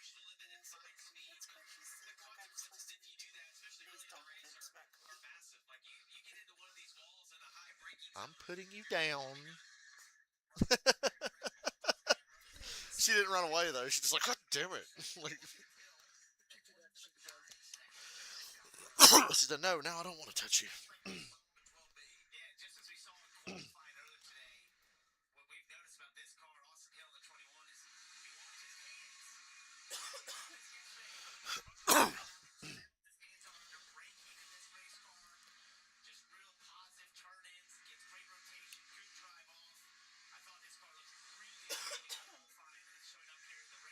I forgot Jesse Awuji's in this race. He's horrible. Which sucks because he's black. We'd like to see a good black driver, but he's ex-military and he's a horrible race car driver. He is like notoriously shit.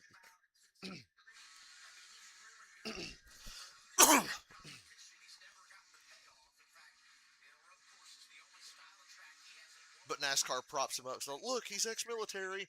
It's like, that's great. He still can't fucking drive.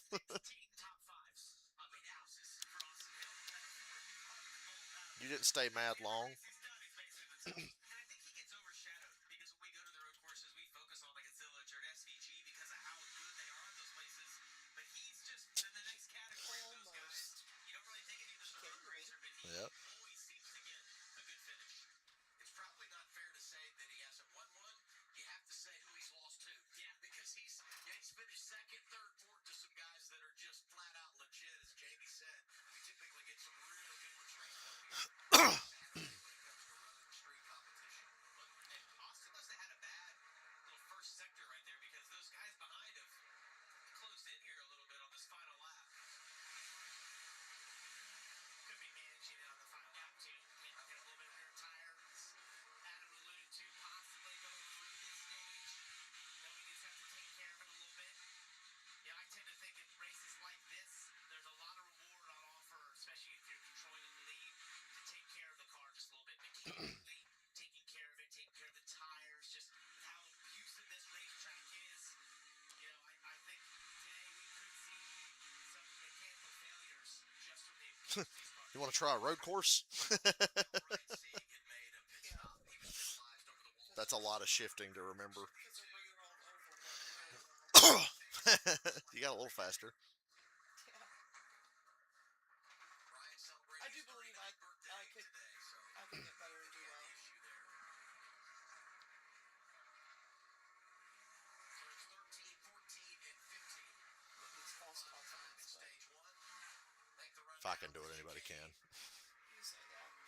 Left. And back to the right for Austin Hill. And he'll come to turn 16. And then make the left-hander to the start-finish line and see the green. Well, Fifth stage win of the year for Austin that Hill. took over an hour. Good stage points for Retzloff, Bayer, Alfredo, and Quaffle. Sandy Smith, Sheldon Creed, Carson Quapple also has big skull shooter energy. William Sawalich get points. Now what happens was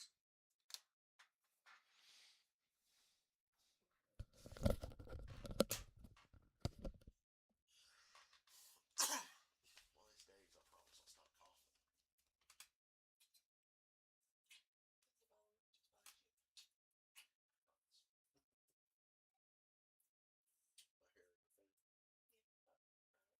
Yeah, I don't mind. It's hard having long hair. I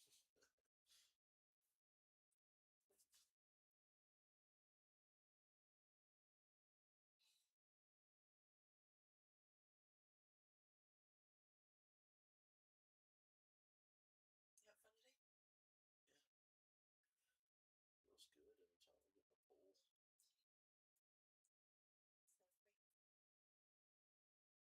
It's not me. Oh, I'm sorry.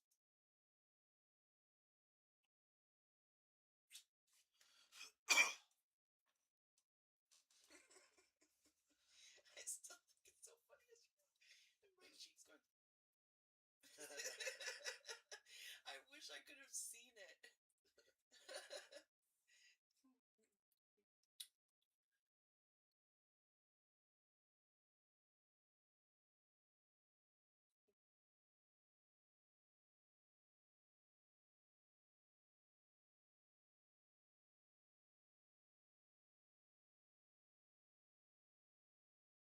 Once I get used to going underwater again, I'm like, man, that feels good, but I hate how it fucks with my left ear and only my left ear. I mean, you want more earplugs. Still do, just a little bit. But when I sit up or lay on that side, I think it's fine.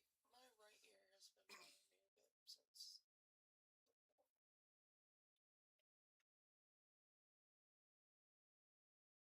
so that scarf. EO kicked me. She didn't mean to. She was like trying to jump past me and she kicked me. I figured it happened recently, but still. There's a commercial for Brez Tree, Austin Dillon sponsor. And I'm so happy that the one racetrack he's good at is the one time he drove the Brez Tree car and he won with it, so they had good footage for their commercial. Look at that. Because he's literally only good at Richmond Raceway. I swear to God, if he does it for the 3rd year in a row, I don't even know what to think. I don't even remember when Richmond is. I feel like it's in like August or something.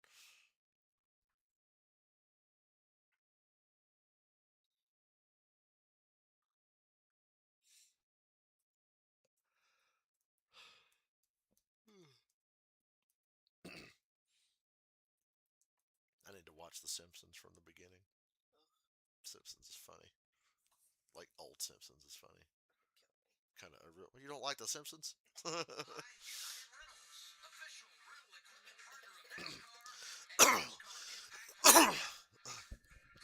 There was a time where Simpsons were like genuinely one of the best shows. I mean, I see why other people may have.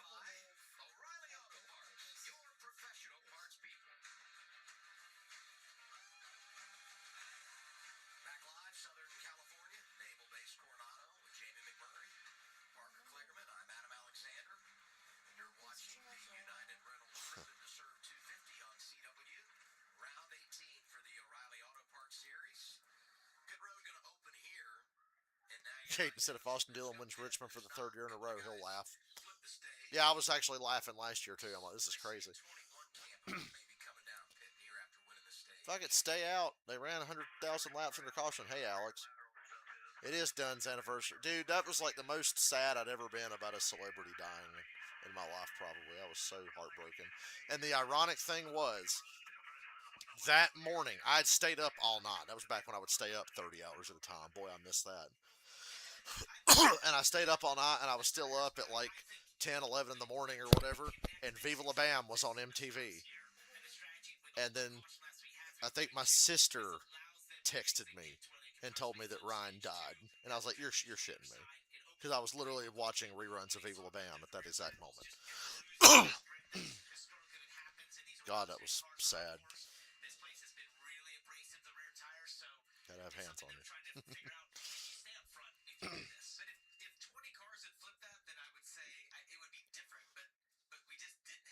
So I guess I'm going to see Jackass by myself if I go see Jackass.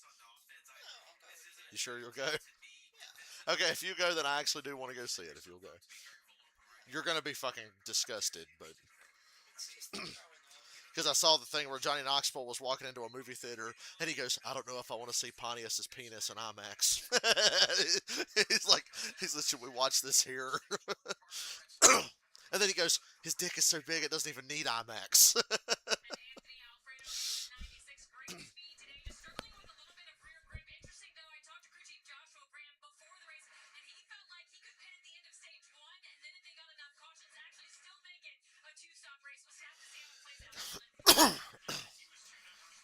Notorious NASCAR fan Alex stops by to say hello.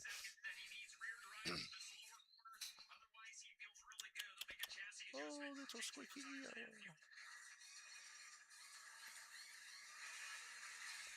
Sometimes, I wonder why the hell you like me so much. Because you don't like people.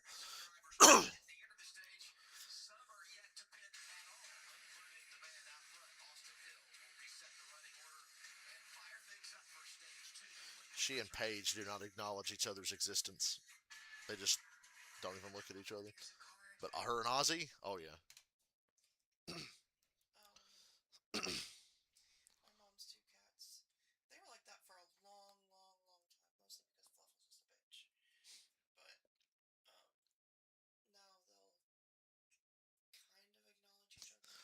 Mom said they even laid together the other day. Surprisingly. Ozzy and Paige and EO have napped near each other before on my bed. They were like at each end of the bed. That's as close as they ever got. And then every now and then Ozzy will just get like a wild hair and just go like, or like pin EO down and like stand over, and she goes. He literally like jumped on her back and just went and like bit her neck, and she just went. And then he stood over her with his ears back, going, and she just looked up and went. With her one little paw, she was like, stop it.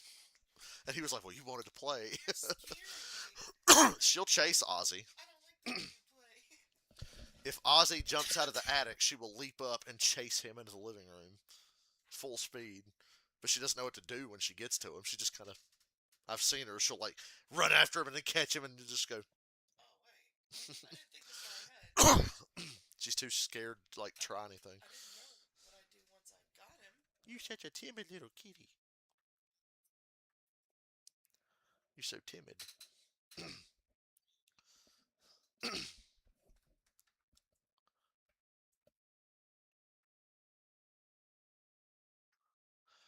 Yeah, I wouldn't take your mom to see Jackass either.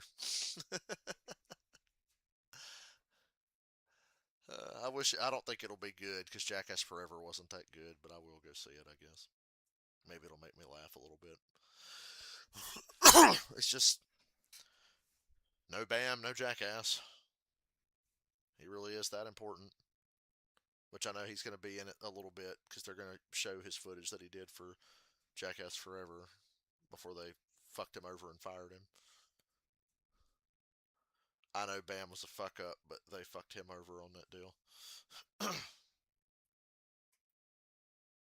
And I believe it because he's sober now and still saying they fucked him over. Because it's not like, oh, he was high and then when he got sober he admitted he was wrong. No, he's still saying they fucked his ass over.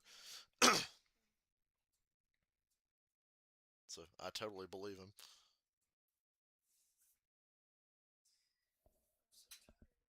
Yeah, I think we'll both sleep good tonight.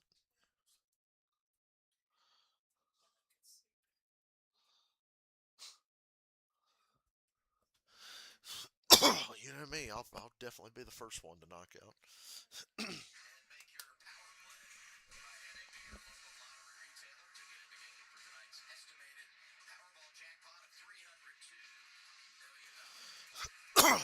Excuse me. Again.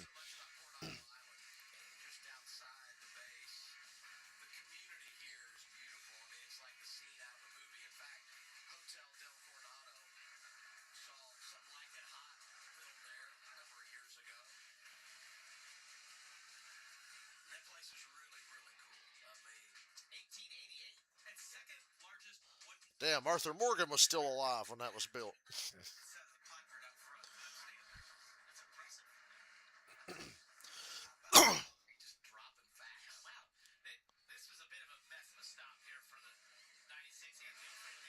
Oh my god. Are you serious? They dropped the jack before the tire was on and he almost took off.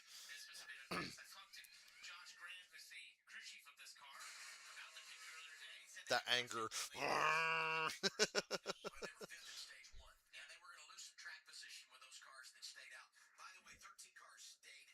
Told you people would stay out because they ran half the fucking stage under caution. Cruz is 10th, which means Corey Day would have been 11th, but he sped on pit road. So.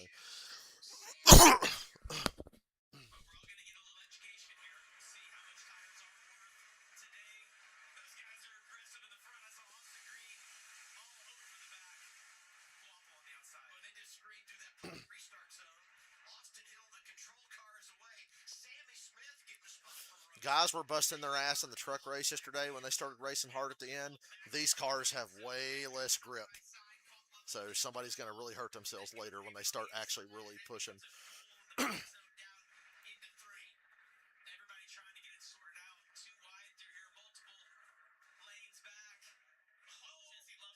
Shit.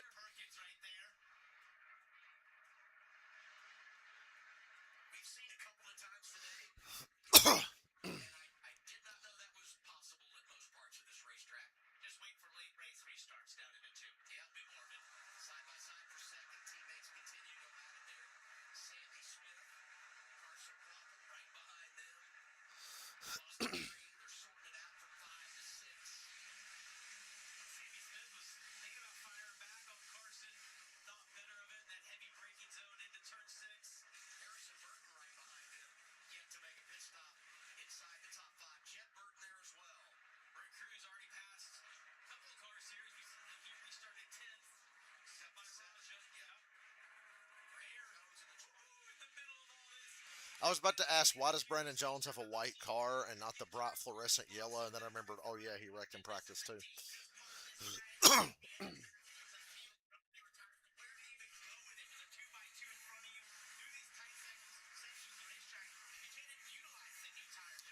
You can just get on the bed.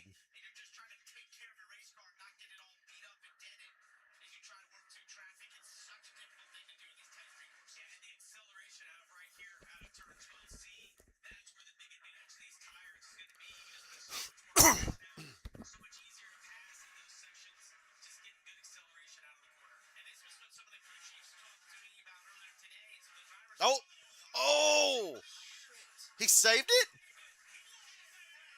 God damn.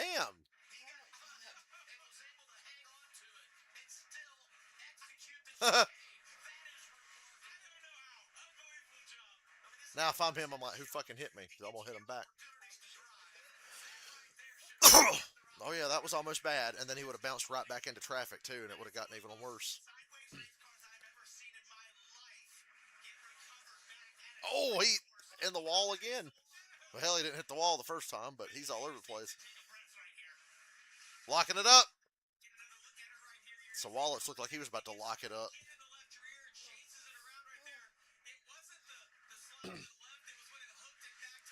That's the thing about these races, they lull you in, guys are just going around, then all of a sudden somebody has something happen, it's like, ah! It's like a jump scare.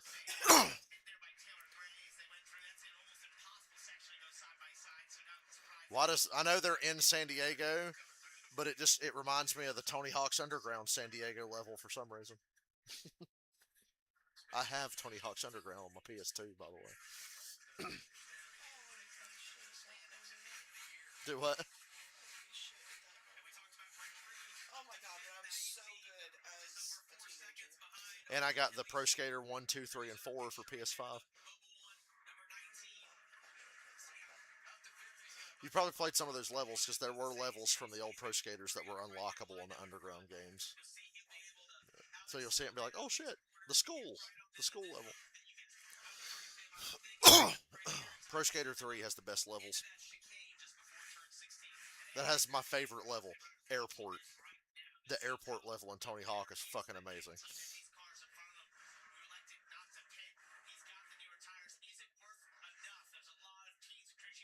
Sammy Smith's got trash on the grill.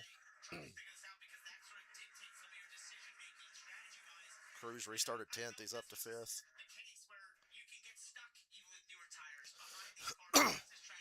That shit right there.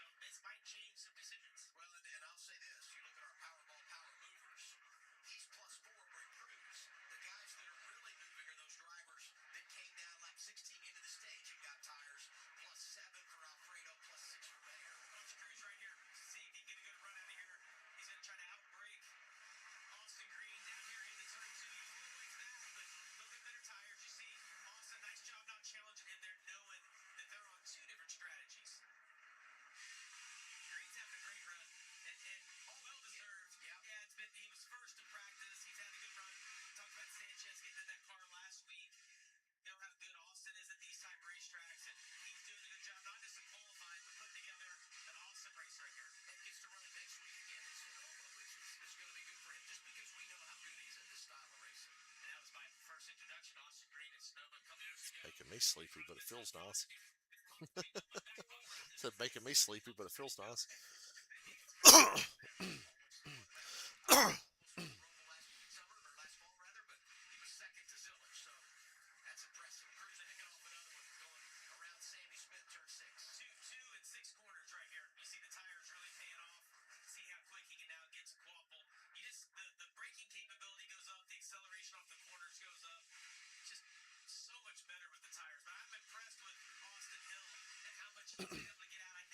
Oh, Sammy's spinning out. Did Austin Green spin him out? That's what it looked like. Didn't hit nothing.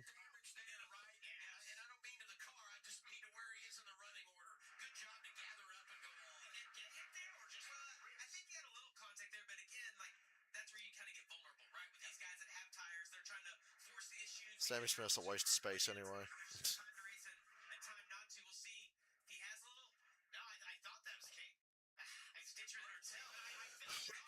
Well, doesn't everybody have an onboard camera? He was wheel hopping a little bit. Told you.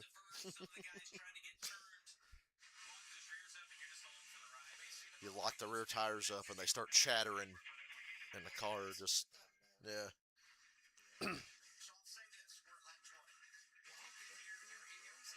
Yeah. Because that's where all the brakes are. Yeah, I mean, you obviously have a little bit of front brake, but the car accelerates from the rear and brakes from the rear primarily.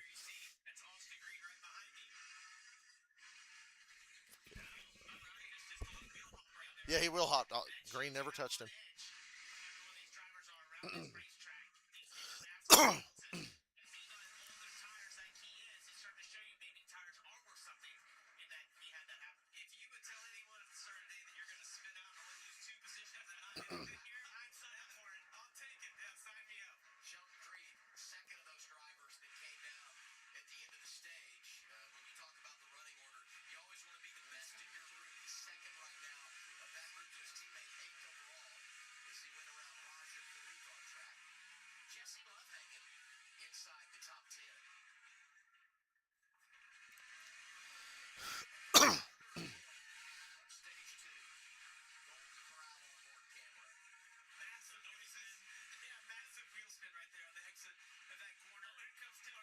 Damn, what a dive.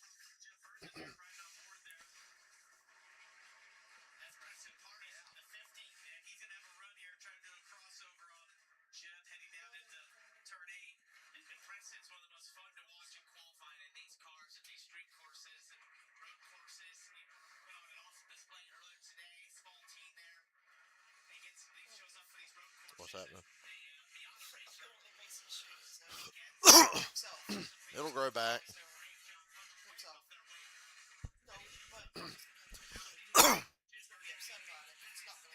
Right.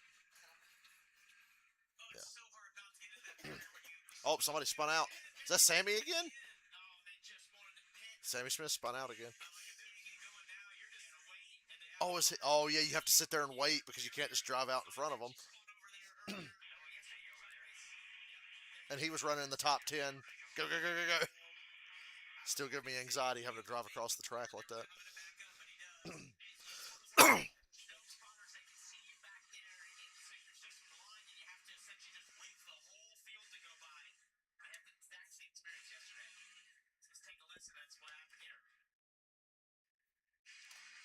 Oh, he got some help that time. He didn't get back in the gas. Creed got back in the gas sooner and just drove through him.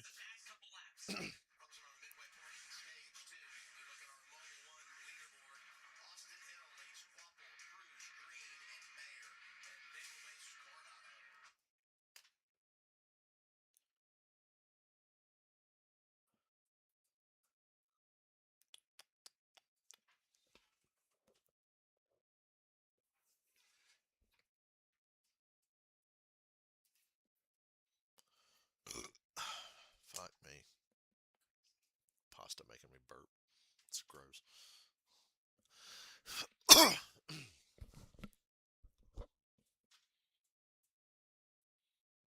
Nobody's hit that wall yet like everybody was doing in the truck race yesterday.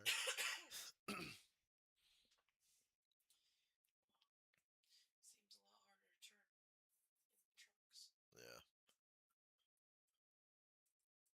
That guy on YouTube said it's one of my favorite quotes. The trucks have the aerodynamic properties of a garden shed. Yeah, that's what it seems like to be honest. Driving like a big vehicle versus a small, like my small little messy girl, it's so vastly different. Yeah.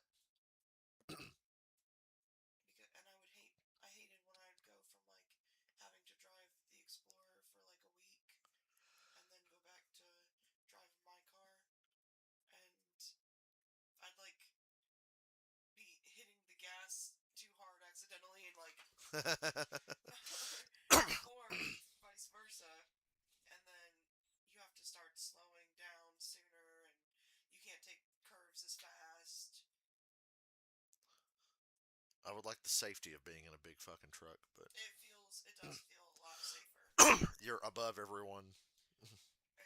Yeah, I loved it. I love driving a big car. It just drives like shit. I like my little fast zoomy. Speaking of fast, Cruz has trash on the grill again. All these people littering out here. Goddamn liberals in California littering everywhere. That's why we shouldn't even go to San Diego. This race was a terrible idea. There was like a NASCAR spotter bitching. Why do we go to Portland? Why the fuck are we going to Portland? It's a liberal hub. Because the O'Reilly series had a race in Portland for a couple years in a row. Why are we in Portland? What's the point of going all the way out there? Just liberals out there anyway. They're not our audience. Why are we even racing out there? It's like, shut the fuck up and go do your fucking overpaid, easy ass job. All you do is sit up there and watch the fucking race and tell the guy what's around him. That's all you do. They talk about it like it's this, like, super important. Like, it's important, but they're the fucking heroes of the day. It's like, dude, anybody could go up there and watch a goddamn race and tell somebody what to do. It's not that hard. I've watched racing for 25 years. I could be a spotter. You're not special. You're all overpaid and bitch about everything. More than they used to get paid, apparently.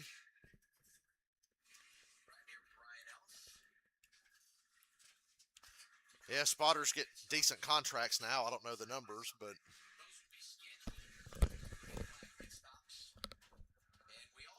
Baltazar, I don't even know who that guy is or what his last name is.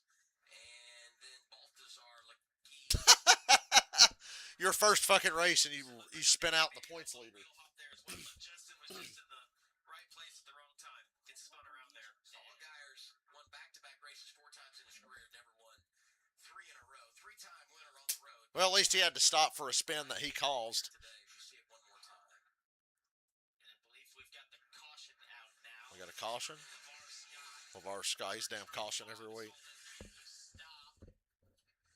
Maybe a right in front. Well, or just no drive. It doesn't want to be stopped on the exit on that straightaway. I don't blame him. That's a good choice.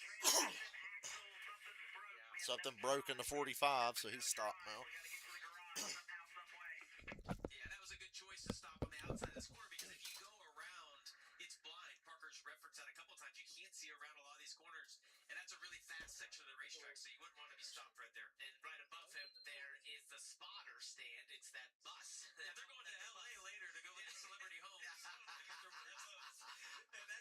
they're there, and really that spotter only helps you to know what's on the other side of this corner before they go there out there. What's the race? You know that? That one got me. All right, sold out crowd. I just want you to take a look at these pictures as we go to break. I just love what we're doing here, racing Naval Base Coronado in San Diego.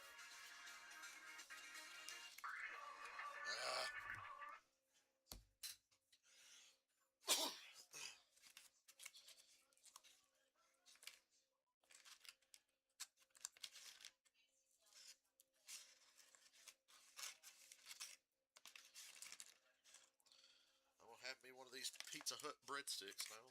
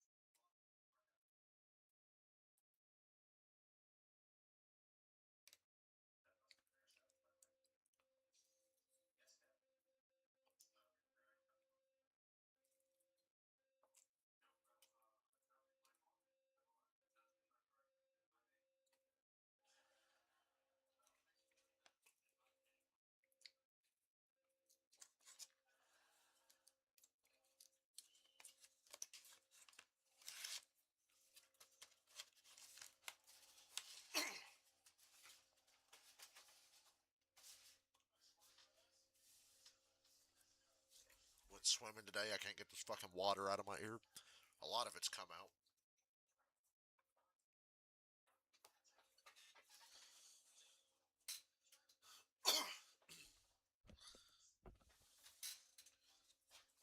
As they tow away LeVar Scott.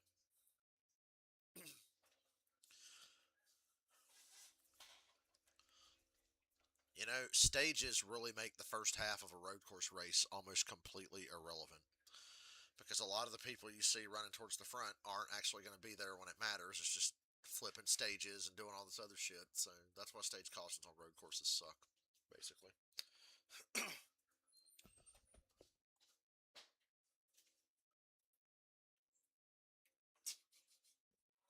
The way EO ran away.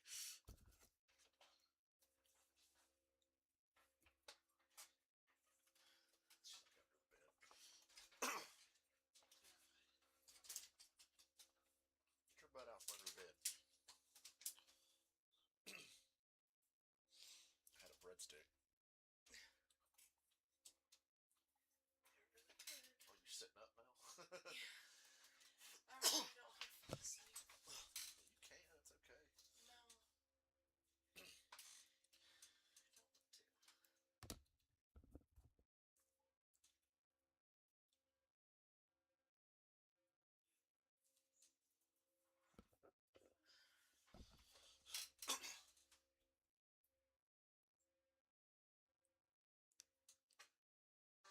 Talk so much about it. USS Carl Vinson, Grab something. aircraft carrier, on board here, USS Cincinnati. It's incredible when you go on these ships, the blend of old school, new technology, you know, and the sailors enjoying every part of it. That's awesome. It's great. You can't appreciate the size of that ship until you get up close to it or I want it. All right, pit road is open. Ken, here they are under caution. Including leader Austin Hill. He told his team, not bad, just lose rear lateral as we run front turn, though, pretty good. They're going to take 4 fresh Goodyear tires, snow cone fuel. Just a small adjustment, nothing big. Right. Just something to make them a little bit more comfortable. First pit stop of the day for Carson Quaffle earlier in the race. You guys like it. Loose and just needs more lateral drive. They'll try to adjust for that. Great cruise. Neutralizes some of their strategy differences. We're going to change 4 tires and fuel, make air pressure and chassis adjustments. You ever had grape soda? Pit road here is big. Oh, it's so Because you good. want to be Okay. leading So I do kind of fuck with a grape soda. before the race lead, but you want to be in front of that group that's on I the do fuck with a grape soda. And the other thing that I would say here, anybody Honestly, that I really pits don't right like now, Kool-Aid you still at have to all. come I one never more have. time. There's no one pitting at this stage that can get home. A number of drivers stay out, and this is what we always talk about. The play card is wide and deep. We won't go into the weeds on what everybody's trying to Remember that thing I just said about the first half of road course races being completely irrelevant? throughout the early portion of this race, and you really won't know what you Because have of till you stage get inside of 20 laps to go, probably. And there's different factors. You know, for these Viking Motorsport cars, they might be thinking, hey, we want to get stage points. That's the objective for them. It's on offer. Maybe something they didn't even expect coming into this weekend to have haul stage points. So you also balance that opportunity in these scenarios where maybe there's one strategy that's best that you think theoretically is the best to be in the best position late in the race, but there's other strategies that offer you to get a haul stage points, which can be massive as well, no matter what your finish is. And we talk about it every week. When you pit or when people stay out and it shakes up the field, you're vulnerable on these restarts. We've had exceptionally clean restarts up to this point, but at some point in this race, I guys knew are he going to was start gonna to die, get and more you're like, aggressive. "Jeez, People you're are, wanting to get stage points. You get 6 to go. You're going to have Not 4 or dark, 5 to I'm go just once we bright. go back green. So guys are going to be more aggressive at those moments in the race. 16 cars did stay out here. Tonight, Banana Ball is bringing the ultimate summer party, and you won't want to miss it. Watch as the party animals face off against the Texas Tailgaters live. Fucking football season yet, so I don't have to hear about some stupid shit like banana ball. Pacific, right here on CW. We showed you earlier Petco Park on the break, home of the San Diego Padres. God, baseball sucks. 40,000. And did host the All-Star game 10 years ago for a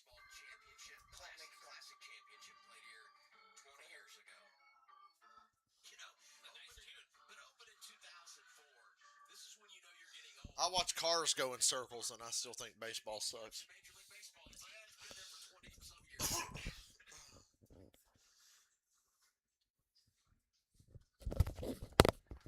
Gonna be a short little run to end the stage when we return to the green flag. I was really impressed with Austin Hill being able to stay on those tires. Brent was quicker, but it was only about 3/10 a lap. I thought there was going to be a way bigger difference. What we don't know about this track, and everyone's experienced the tire wear, but as rubber lays I'm watching down, EO. She's eating them. throughout the race, it did Seeing seem if she wants to come back in grip here. level went up substantially as the race went on. You got the qualifying we had earlier today, and the amount of rubber being laid down in this race right here. I mean, look how black that is right there. See it? Yeah. Let's do our golden moment presented by Golden Corral. She looking in the living room. See a trio of cars going through turn 2. Behind them, Dean Thompson shoved wide into the wall. That is a hard hit. That's pulling real concrete walls here. Okay, you hate it for Dean because this is a home game right from Anaheim, California. And that team's been performing really well. 3 consecutive top 15 finishes. And of course, Corey Day was in the picture at the time. Yeah, of course, yeah. The way his day is going. Corey Day's having a day. There's no doubt about it. Mention the fact 16 cars stayed out here. Various strategies within that group that stayed on track. Brett Cruz is 17th. And that's where he was prior to the choose. The first that came off pit road of these drivers that pitted here at lap 24. You see all the California-born drivers in the field. Honestly, I'm Yeah, not so plenty of big them. on You know, Adam, the one thing that sticks out to me Yeah. is to make this restart different. Thursday run. We've seen so far is the level of cars at the front. Like there's some guys that have not been up front that are quite a bit. Hey, I'm kind of cold in here. I might be looking forward to going to your house right now. freezing. I went into your bathroom. I thought I was going to turn into an ice cube. You need to cover up. Use my blanket. Oh, I will. I just know it gets hot as fuck in here real quick. It's gonna make this restart crazier than anything we've seen up to this point. Those guys have to manage that. United Rose on board, riding with Jesse Love. It's never this cold, especially with the doors shut. I'm actually very happy about it.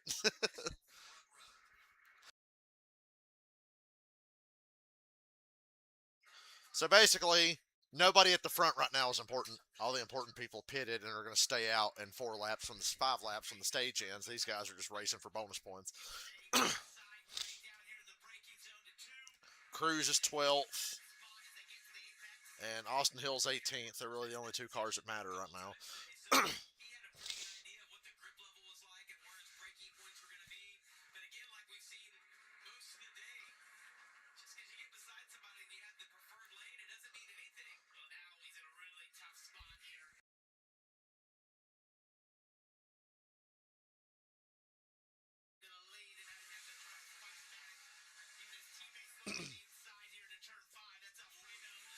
Wow.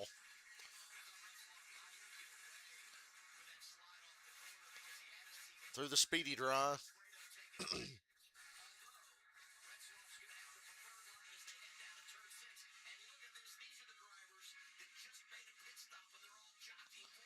Wow.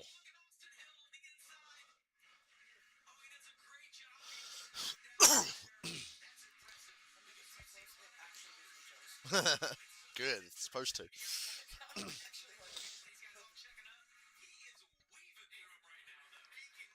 Austin Hill is driving a better race than anybody.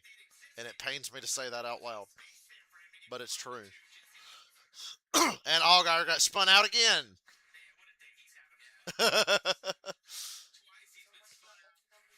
Good thing he's got a massive fucking lead in the points.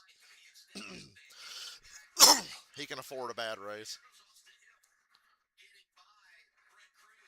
I was going to say no way Hill beats Cruz, but damn, he passed him, didn't he?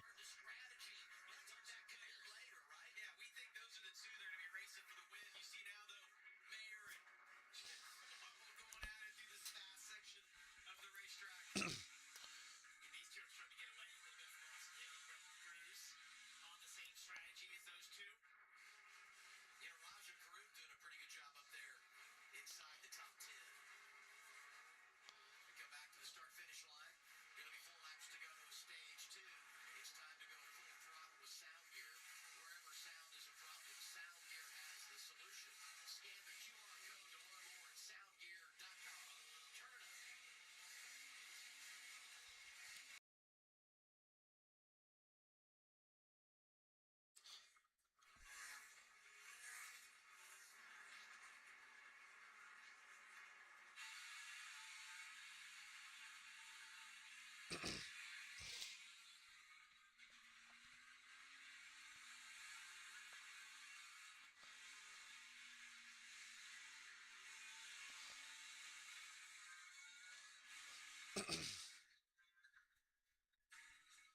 Oh, 88 braked really early. That could have been bad.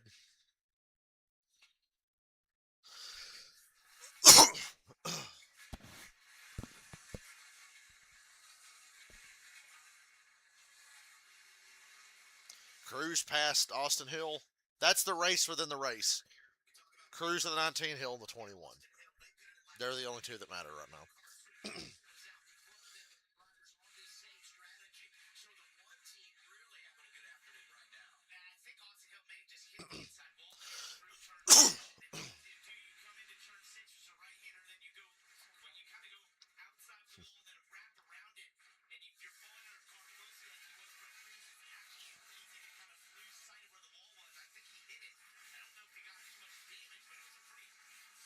Oh,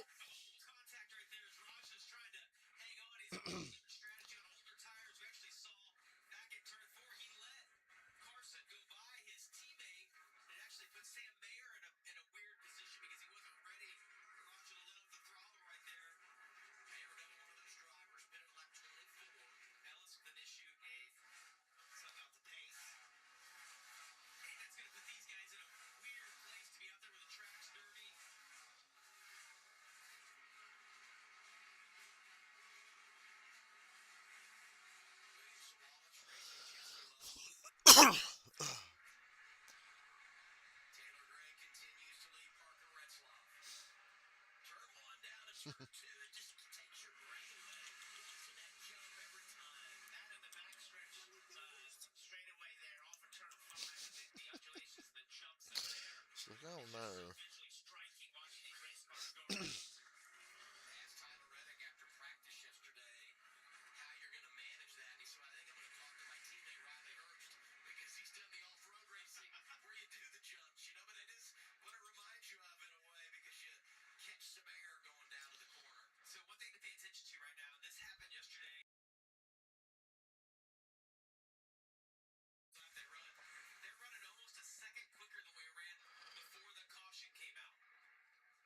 Yep, they're starting to push harder and harder.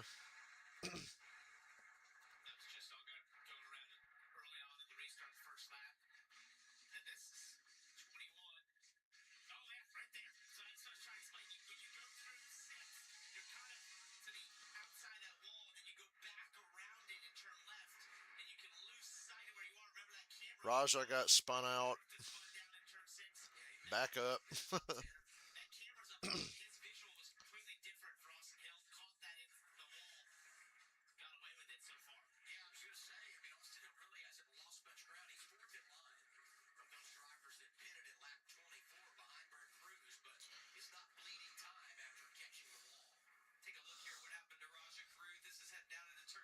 He just lock it up. Yeah.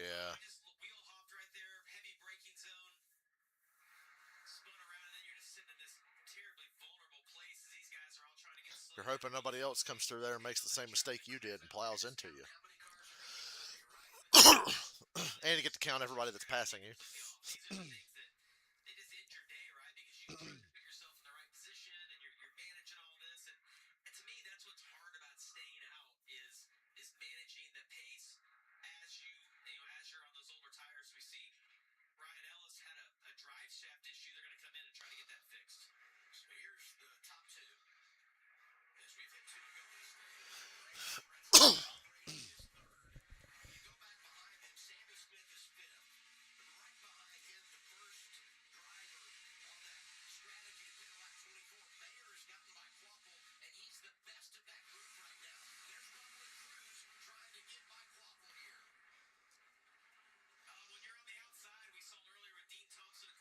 Call. Oh.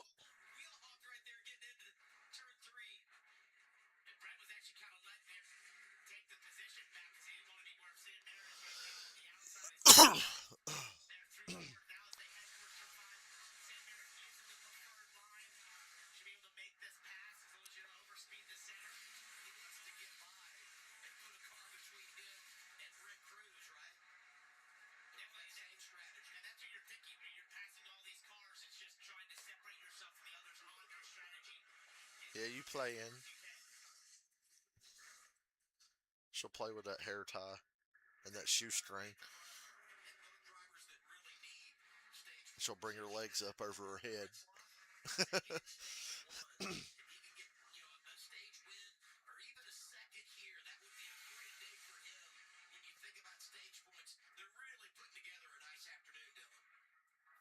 they've told Retzloff that fuel saving right now is more important than a stage win. So I don't think you're going to see the 99 necessarily challenge the 54 here. I'm curious to see what these guys do because they could maybe make it on one more stop if they're able to run this out to close to around lap 40, which would be not mean not pitting here at the end of stage two. It's going to be really, really close. But I think for both, definitely the 99, for sure the 54, they have been told max save just to try to give them as much of a buffer and wiggle room as they can for some strategy options. Well, I had some crew chiefs tell me you could flip stage one and then maybe get to your window by staying out at the end of stage two. Enough cautions. We've had a caution within the stage. We're going to get another one at the end of the stage. Must be the game they're playing here. One lap to go, stage two. Gray in front of Retzloff. Alfredo looking at stage one. It's Corey Day inside the top five. And then Sam Mayer continues to play that group compared to lap 24. Man, it's a tough position to be in Parker Retzloff's position to feed those stage wins. Oh, he's gonna race him for it. Oh, he's not gonna challenge. He can save gas. Now he's racing for this. Too racing to want to just settle for second for the lead. Retzloff around Taylor Gray, and Gray's not done yet. Well, Retzloff ran the second fastest lap of the race 1 lap ago, so I don't know that he got the message because he was fuel save. He couldn't get the stage win. He was looking really aggressive behind Taylor Gray and wanting to get this. Oh, he missed overcooked it. Uh-oh. Turn 5. First time he wasn't following the car for a while. So hard to run and hide here. Oh, Gray's gonna fire back at him. Turn 6. Wow. 4 inside of the 99. Ooh, they're touching. Stage win. 6, 7, 8. Oh, Side by side. Dooring each other. Preferred line of Retzloff. Taylor Gray and Parker Retzlaff. And then this shit back and forth. This is where everybody keeps spinning out today. Oh, oh, touching again. Yeah.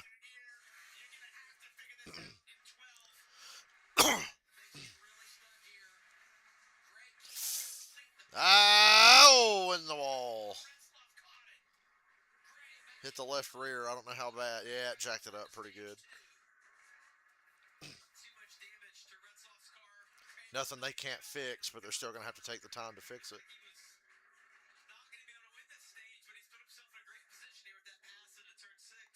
Cruz is up to 6th. Austin Hill's 8th.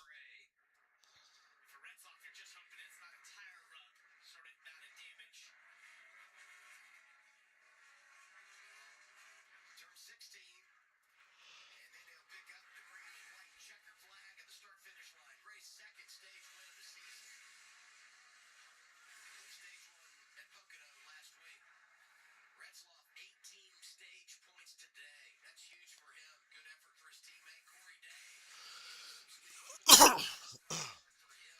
Just bonk.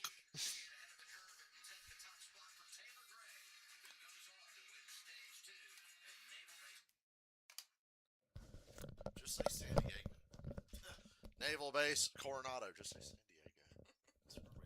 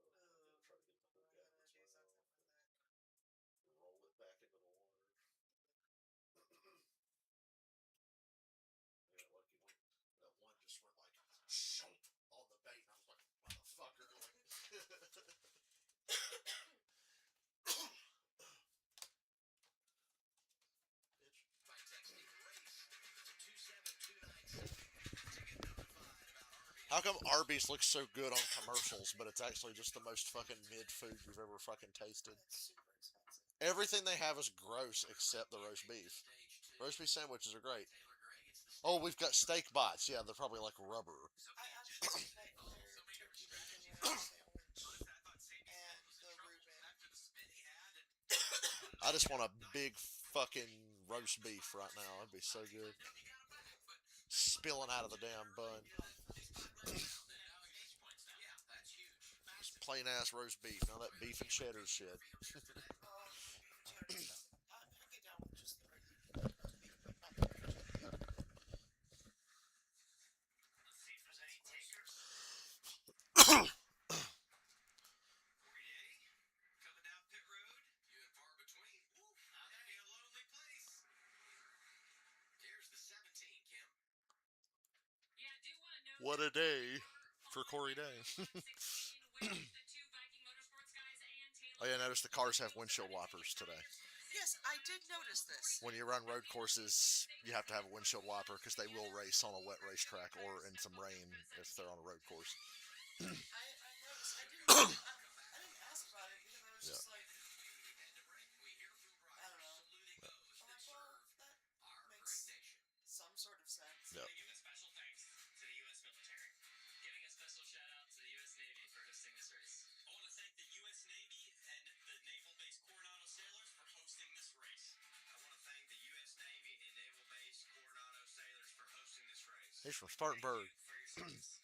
Thank you for I your got his autograph, Jeremy Clements. for your service. Thank you for your service.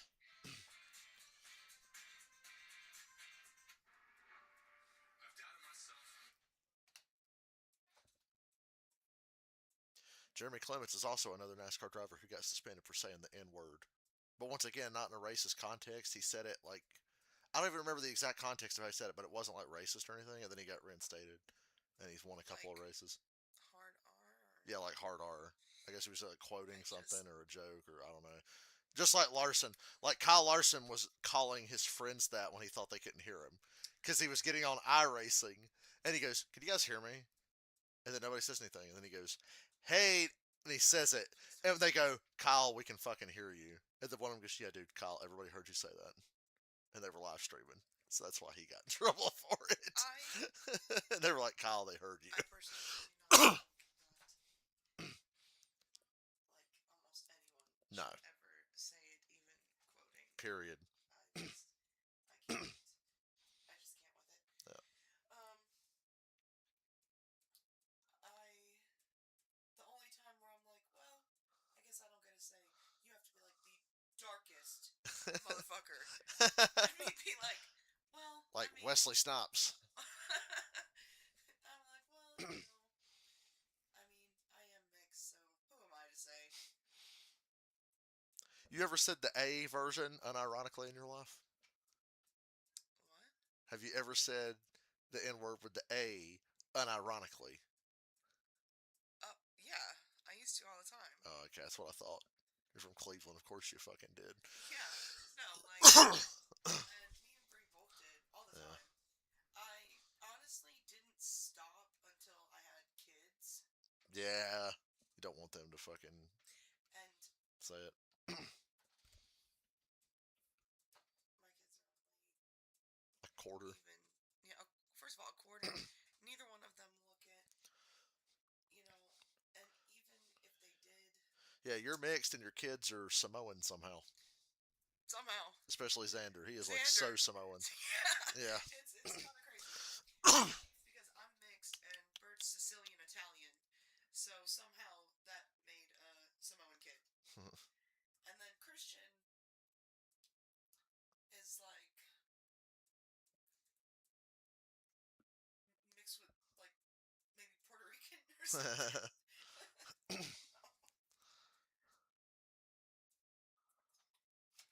But mostly he just looks like a little white kid. Yeah. But right now he's tan because it's tan. summer. He's got a summer tan going on, but he is pretty pale.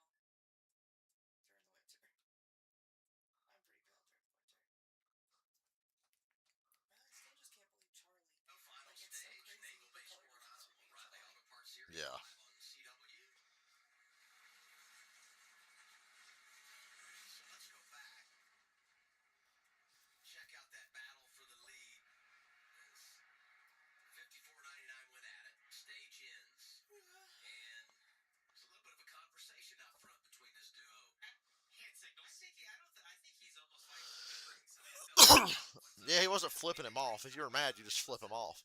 When you go through this section right here is where he had the contact with the wall. It's hard to go through there single file, much less too wide, and you get out in the dirt. Racing, and you see that damage on the left rear. It's not too bad, too much. It shouldn't have a tire rub. That's not not too bad. It's not a great option. Well, it's better than a bit worse. The alternative. Yeah.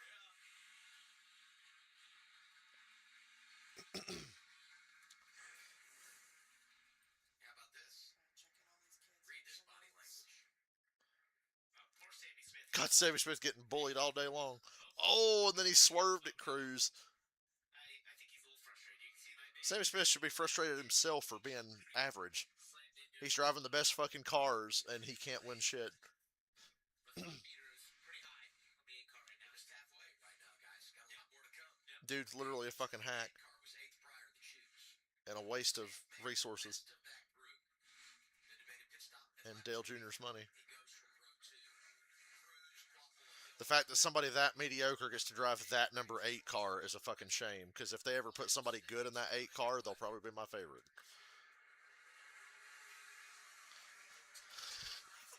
Well, here we go. 28 more laps.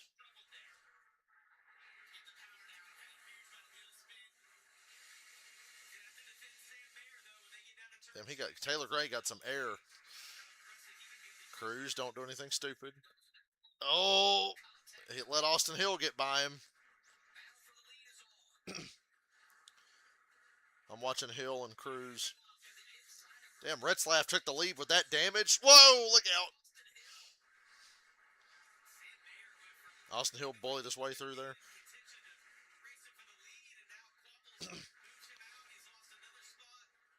And they're wrecking back there. They're wrecking in the back. Told you they're going to start trying harder, and it's going to get like that. Corey Day again. They threw a caution because it blocked the track. I still don't think that needed to be a caution. It happened at the back. Oh, Dean Thompson, huh?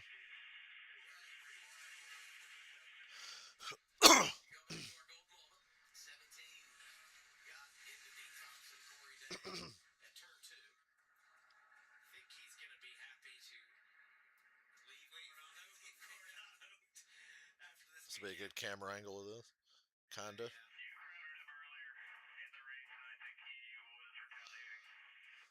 I would say it's a fair assessment. It's hard to tell from that perspective, but if not, it's an awful big coincidence. Well, I think 2 plus 2 equals. I could literally spend a day on YouTube showing you NASCAR drivers getting mad at each other. Like them wrecking each other and then bitching at each other after the It's really race. And, interesting. yeah. Like Kyle Busch just strolling up and swinging on Joey Logano that one time. That was so funny. When you talk about trying to defend down into turn 3, you think you're far enough left, and unless you're against the wall, someone is going to try to fill that gap. Well, the tough part is you can be in the preferred position there into 2, then be forced in a weird position into 3, and so it's just with all the switchbacks, and then trying to put yourself in position for 4. You know, the left to right, it just gets more difficult. Then when you get put 3 wide like Sam Mayer was, you're in no man's land in turn 3. When you're forced that far wide in such a tight corner, there's no recovery. And I want to be on the inside. If I'm going to pick one, the inside guy is going to be in the best position there.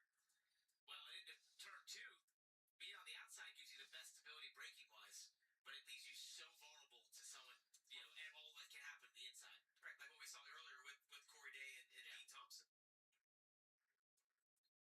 So pit road is going to be open, but you look at the lap count, going to be 27 to go, and so far outside the window, hard to imagine that you would pit here and try to make that.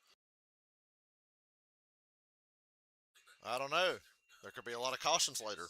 Like when you talk about if you're 2 or 3 laps, that is a ton to try to. It's not like you're at a Bristol or Martinsville where you can hope to make up some, or even on a 1.5 miles where it's a little easier to save fuel. It's a long ways around here, and you gotta stop and go so many times. It's a bigger challenge to try to save fuel to a track like this. And we noticed the damage he had on the left rear. This happened on the restart. This happened on the restart here. And a little worrisome that the structural integrity of the Well, just don't hit the wall anymore. Team will definitely be keeping an eye on this. Of course, they can't control somebody else hitting him. It's not going to be as big of a here as you have at a mile and a half or something, but there are long straightaways here, and that is going to be like a parachute.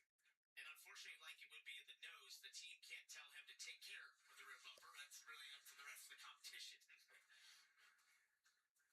All right, we'll catch another break here. 27 minutes to go. Brett's looking for a grave. Mayor and his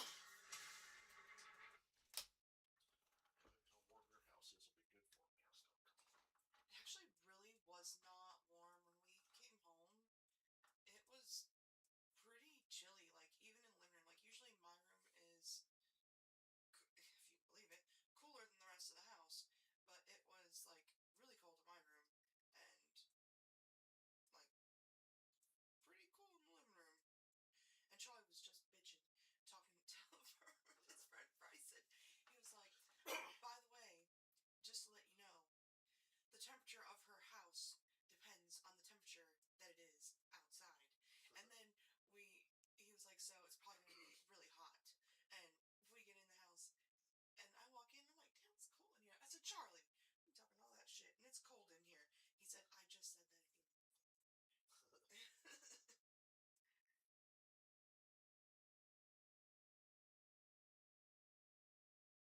Those two things don't even make sense together.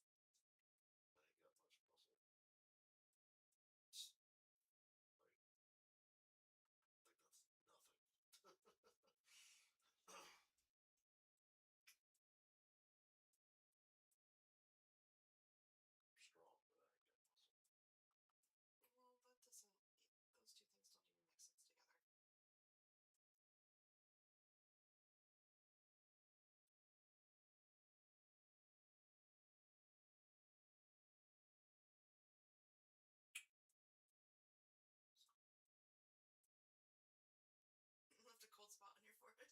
That's fun. No, I don't care about your lipstick breath. Blah blah blah blah blah.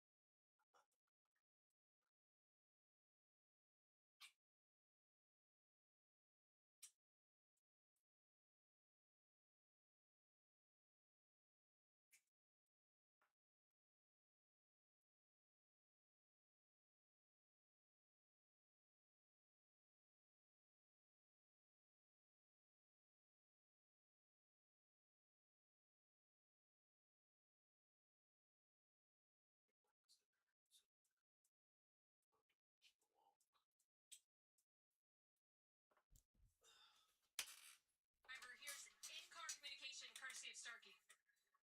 How we got 6 points, are going to have a shot at winning this thing. So I need you to fight maybe for about 5 more laps, and then we'll pit. Okay? Knowing you're It would be pretty cool if Alfredo won. I like Alfredo. Pit road, so that final stretch will be just above 20 laps to go. It's been a great day, though. They have a good car, and Anthony actually telling me he feels like it's a level playing field for the team this weekend. Not just because everybody. It's just because SVG and Connor Zillich are not allowed to be in this race this week. Reminded me all those spin laps he does to Hendrick. Even on the Cup side, he still felt like he benefited from that. For our race leader there, Parker Retzoff, we talked about the damage he did to Fair Racing Taylor Gray for the stage win, but that rear we found evidence that this team from there, the 41 is going to get back into the rear bumper right there, and you see the right side pop out, create that parachute. It's not really that it's about the performance of the car. I'm just a little bit more worried there out of turn 1.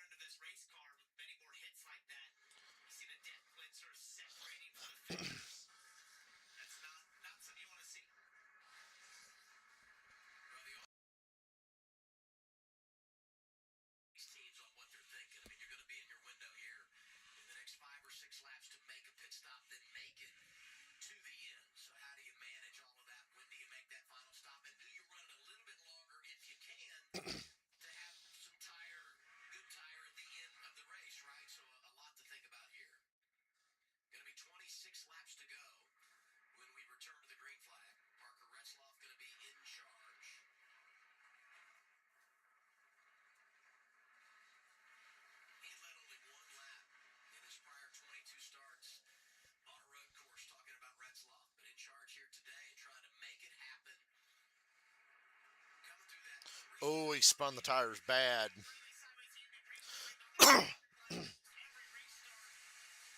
He almost spun out in the restart zone. Oh, bad wreck. Bad fucking wreck. That's everybody. Bad fucking wreck.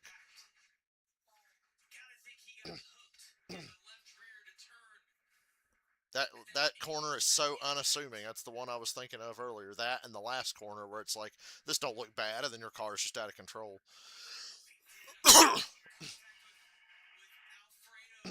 And Alfredo's fucked now.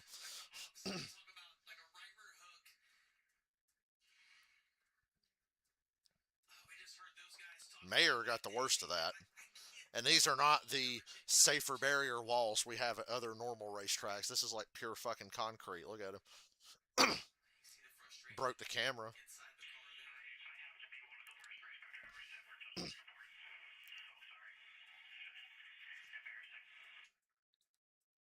That was Alfredo talking.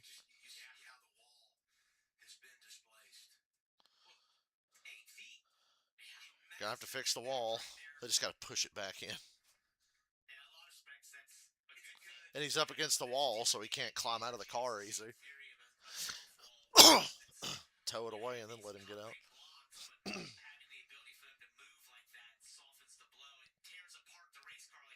Not tearing me apart, Lisa.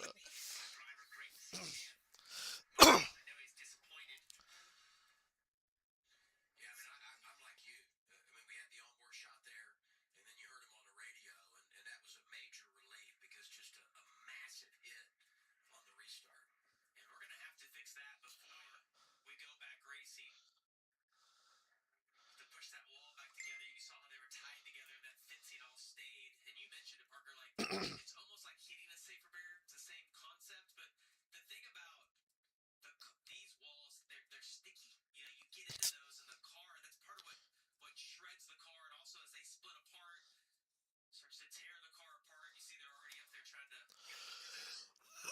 The radiator was laying. If you look in the middle of your screen, right next to one of those pages. Oh yeah, the radiator's on the ground. Out of that car laying in the racetrack, it ripped the splitter bar out.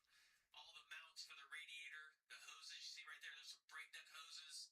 That's the oil cooler in the radiator that we saw Corey Day replaced earlier today from the manhole cover getting launched in his car. So great to see these guys getting out of these cars and walking back. William Swallich.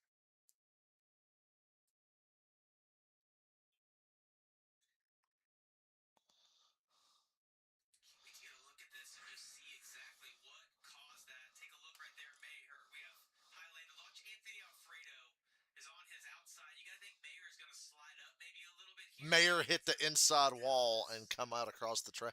God damn, that was bad. Awful hit. That's why he was referencing disappointed. And then, of course, Jesse Love with his luck was in it. A mistake as a driver. Hit the inside wall, shot out, and did that. Judging and causes this horrible angle. So that was Mayer. I couldn't tell if it was him or Alfredo talking. Just have nowhere to go.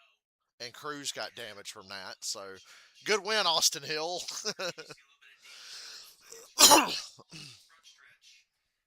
It goes further than what. Which, hell, Austin Hill got damage from that. Every time you're like, man, So the two best cars in the race got damage here. but you think it's going to, and it pains. I think Cruz might be okay, but that's still going to be a lot to fix. Yeah, here you go. Watch him. He turns in this first corner, and he turns too much. This will be bad.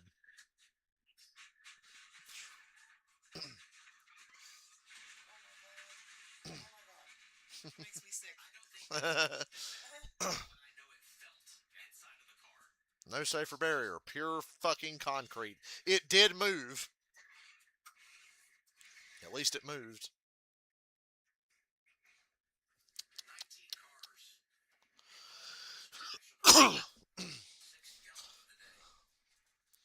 He just catches it. And ripped the left rear fender off Austin Hill's car. So now this race is kind of wide open. How far wide? There's no clear-cut dominant guy, I don't think, so. And you cut as close as you possibly can. There's fruit there to be had if you can get right near that wall. He hit the wall so hard his little fucking tail lights turned on. They have little red lights for if it rains. We just heard So there'll be flashing lights for the cars to see behind them if its visibility's getting bad.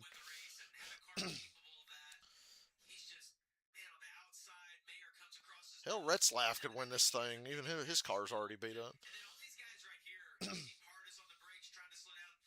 Not only do you have speed, but we saw that radiator oil cool get ripped out. Yeah, Caden, that was bad. You come around there, and even though But it was cool, though. I mean, it's bad and it's scary, but it is kind of cool.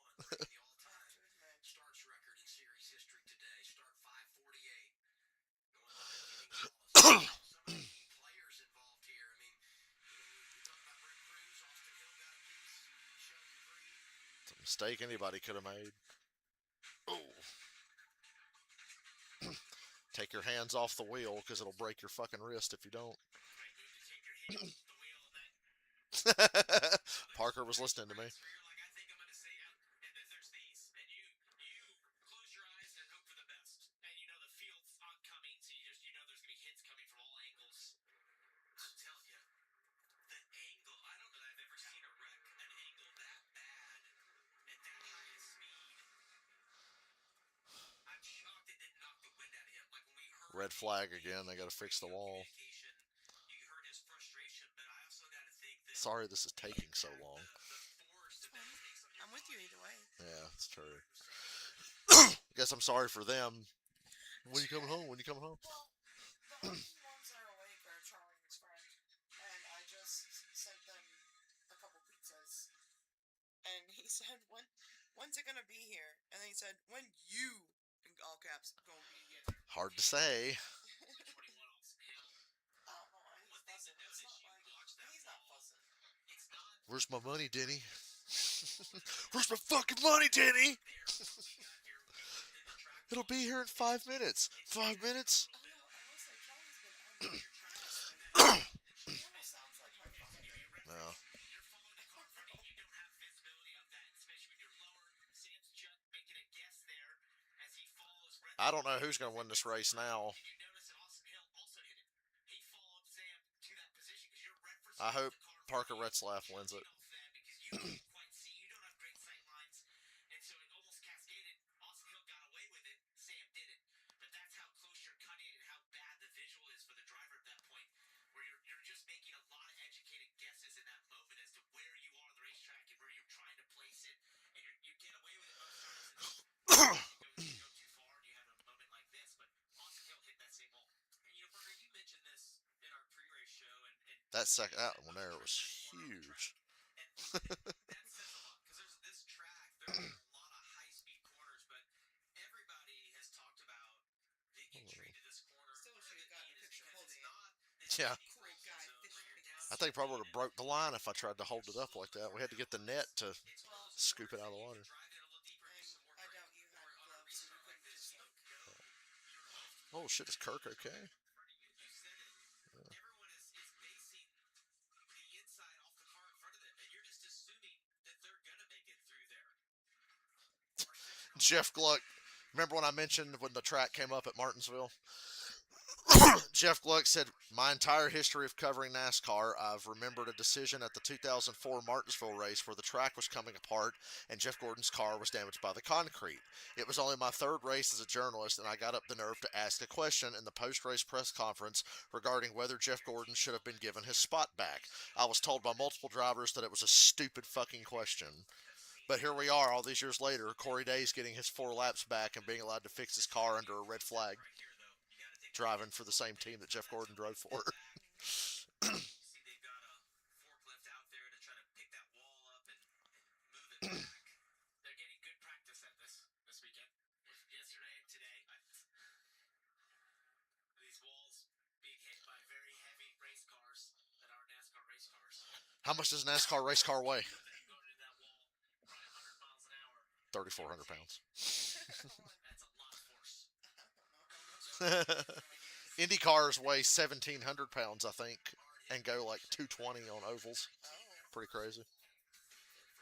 Indy cars are so light, when they tow them away, they have a little truck that comes up and picks them up and literally carries them off like this. They're so fucking light. Imagine driving something that damn light and wrecking. You would just, I mean, honestly, I feel like you just end up in the air. Yeah, they get airborne a lot on ovals. They don't do a Come lot. on. IndyCar doesn't do a lot of ovals anymore, which is unfortunate because their racing on ovals is amazing, but they only do a couple a year. Most of their shit's street and road courses because it's like, yeah, scary. Like NASCAR races at like I don't know Texas Motor Speedway, they'll go like 190, maybe they'll hit 195, and IndyCar's like 220.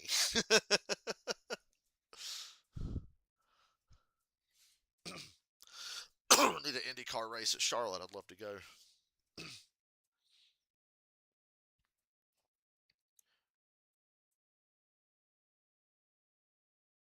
been saying that for years.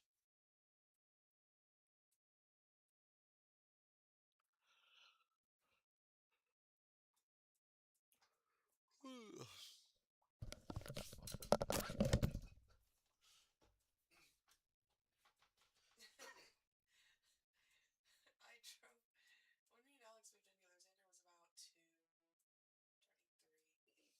3, and I would just randomly look at him and do that, and I just go, and so he would do it back, and we drove Alex insane. She was like, "You and your kid with your weird mouth sounds." We did something else too, some other sounds. I don't know. She was like, "You guys are gonna drive me nuts." Because then sometimes Xander, as a little 2-year-old, would just walk around the house playing. Skill and ingenuity.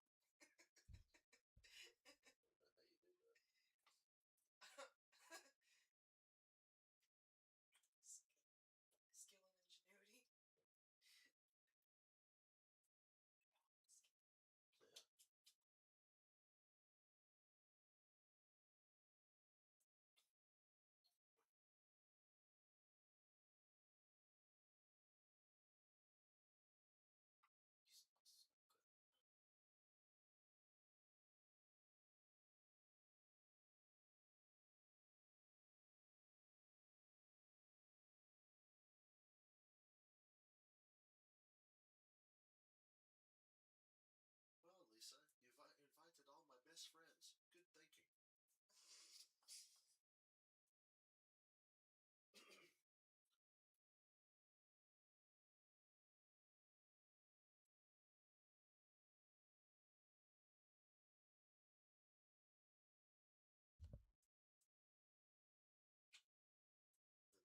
Guy I told you about too showed his buddy the room.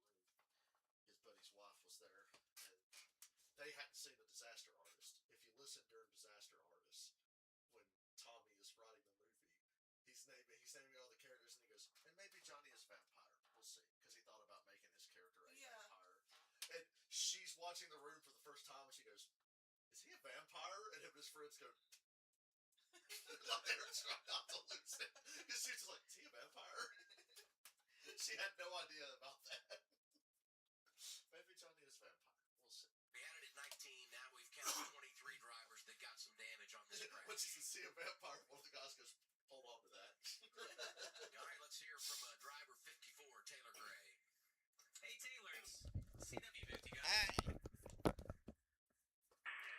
Hey, Taylor Gray, why does your brother suck so bad in the truck series? Jason, you guys did a good job putting yourself in the right position. Started 11th, you got stage points. You're now in the best position of anybody. What do you feel? How did your car feel today? Wasted.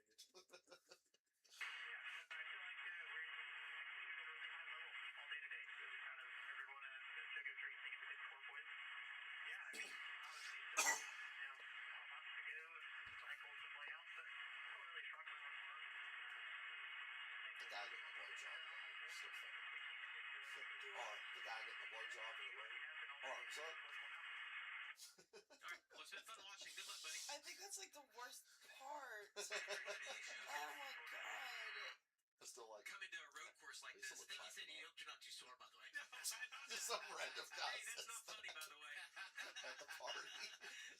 Yes, you were going to say, well, yeah, the radio struggle here. That's you have all these spotters around the track, and a lot of Oh times you god, get on just one side of the track and you're That's trying to sick. talk to the crew chief, but they can't hear you. It's that is what you hear, I got the and it results makes of it. the It's test just back. one of the challenges I that come into a definitely track got like this. the And teams attempt to combat that using repeaters and all this technology, but it just doesn't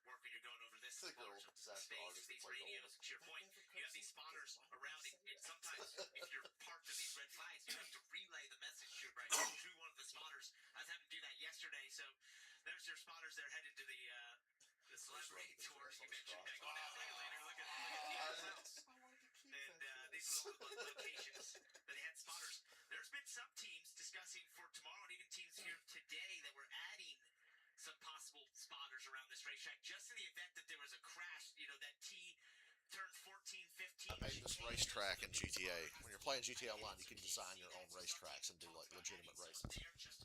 I made it for me, Dylan, and Alex, and Cowboy, and whoever I was playing with. It goes around like the entire fucking world, and like weaves through like all these odd little areas. Like I make them go up the highway, cut through this little like small town, come back out on the highway, drive up a fucking mountain, through this goddamn sawmill, through a tunnel, come out the other side, go back out on the highway, drive around, come through the military base, drive back into the city, weave through the city. Like it goes on and on. I just thought it was so funny to make a race that fucking long. And then it ends. You drive up to like where the Hollywood sign is, and you have to go up all these tight hills to the Hollywood sign, and then there's like a little fucking jump, and you jump through the O, the O's in the sign. I'm like, yep, that's the end of the race. What do you have for us, Kim? I've got Chad Haney, the crew chief for Austin Hill in the 21. They did get a little bit of damage. I heard Austin on the radio say you can see body damage in his rear view. I know you were waiting on pictures. How bad do you think it is? Will you have to come down pit road? Yeah, I hope not. I mean, we're definitely not in our window yet. We need to run a few more here, but This race is gonna take for fucking ever. I'm so sorry. yeah, he can't really tell. None of the spotters been able to see it, so as soon as we get some pictures, we see it, we'll make a plan here what we got to do next. All right, you're not in your window. Let's say you do have to come down. Do you roll big and hope for some cautions and not having to come back down? I would just pit now and say I'm not pitting again, and hopefully I'll get enough cautions to save enough gas. There's a strong possibility. All right, good luck. Thank you. Squeaky baby. She went. Across the bottom of the screen during the little newscaster parts. And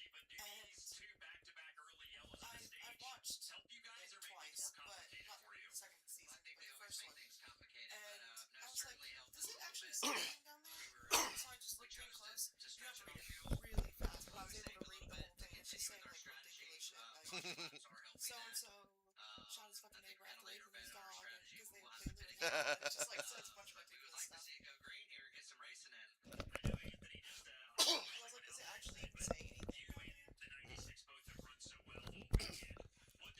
Yeah, the race is running long, so Banana Ball's been bumped to the CW app for those of you who are interested in Banana Ball.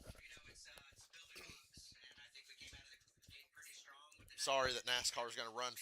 We are barely halfway through this fucking race, and Banana Ball's already supposed to be on.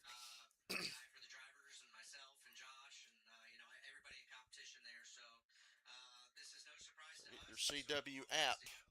I think this weekend was great for our road course program. I think we've learned a lot of things. Parker getting race up front, getting race up front. You know, just Pissed a guy off the other day, Caden. He was like, it makes no sense. Denny Hamlin went from last to first 2 of the 3 weeks and passed all them cars on the outside. That ain't right. They're cheating, obviously. And then I was like, well, he was driving a Chevrolet in 2006 and went from last to first to win at Pocono. How did he do that? He was driving a Chevrolet. That's okay.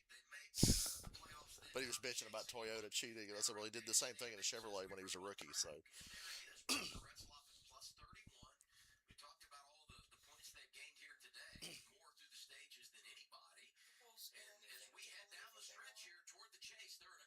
I'm glad I live in reality. Well, you become like an evolved individual when you start watching sports without a favorite. Because it's like you just see everything for what it is. And even when like Dale Jr. was racing, I was still pretty objective and I could see things like the bigger picture. But some people are just like their favorite. Everybody else can fuck off. They're all a bunch of cheaters except the guy I like.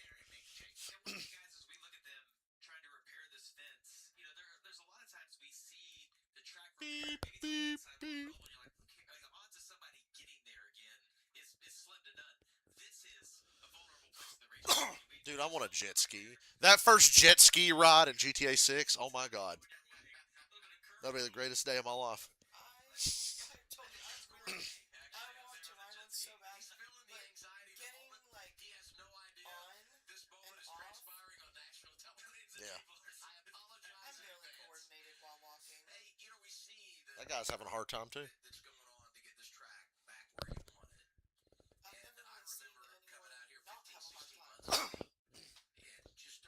seriously though, that first thing in GTA 6, I'm gonna be like, "Where's a jet ski?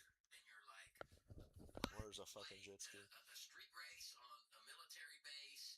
It just seemed like such a far-fetched idea. And then as time went on, the momentum built, and everything that went into it, continued to check all the boxes. And now here It's amazing how GTA 6 has us all questioning our mortality because we're all like, "I want to live long enough to see it." Because there are people that have like died that are like younger than me. There was like a YouTuber who used to make. There was a YouTuber who used to make like GTA stuff with like mods, and he was really funny. Died in the hospital like a year after GTA 5 came out. And I'm like, God, he never got to see GTA 6. And it's like shit. Thoughts like that are so weird. Yeah. It's just because for some reason GTA has brought that out to people where it's like, damn, man, it's been 13 fucking years. That, not GTA. I can't remember what movie came out, but I was like, damn. I was, telling him, I'm like, Guys listen, died before you it's could see this shit. Yeah. That sucks. I think I'm like, Pop died before GTA 6. He didn't give a fuck about GTA. But I'm like, damn, so much has happened since the last one. And 10 years ago, this wasn't even a thought. Like, we kind of had these schedules, and it was almost the same. You went to Pocono the same time every year for however many years, and then you went to Loud and Charlotte, all those places. But coming to these new venues, and the fact God, Jamie's talking about the NASCAR schedule and how it changes now, and they'll do shit like this, like, we're gonna race on a naval base, or we're gonna have a race in the middle of Chicago, or we're gonna go race in a football stadium before the season starts. All this weird shit we're doing. He was like, for years, it was literally the same fucking thing every year. Every year, it was like the schedule stayed the fucking same. magnitude of how special the events Yeah. are and everything around it is EO. and to that point, the logistics of putting this all together and everything it takes from NASCAR and working with the military, just even down to the little things of how you get in and out of this facility. They raced in Mexico last year. All you heard was, "That's not safe. That's not safe." And there was like 2 spotters going, "That's ridiculous. We gotta come down here." Learning from that to be able to make this happen on a naval base, it's so cool. And to your, I agree with you.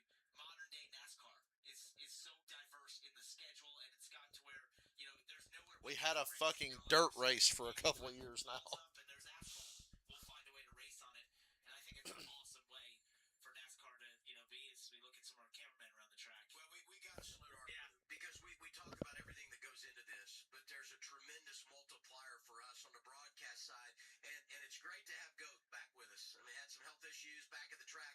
Awesome to see him. I mean, we just you can't say enough about Brad Hutton and what he means to our TV community, and it's great to have him here across the board. The men and women that bring these races to you from a television perspective, they come in early, they leave late, they have sparkling attitudes, and Drano is here for the week. Drano, we need a little sunscreen, bud. A little red. I love it. Thanks, buddy. Pass the point. I'm very Oh, man. Second red flag of the day. We'll continue our coverage from San Diego in a moment. Appreciate you hanging with us. Fuck off.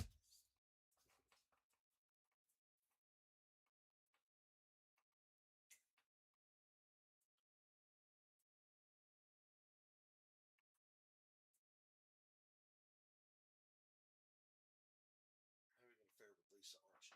What? What? What are you nuts? Then he just stops. Sorry. After he was like threatening to throw him off a building. Sorry.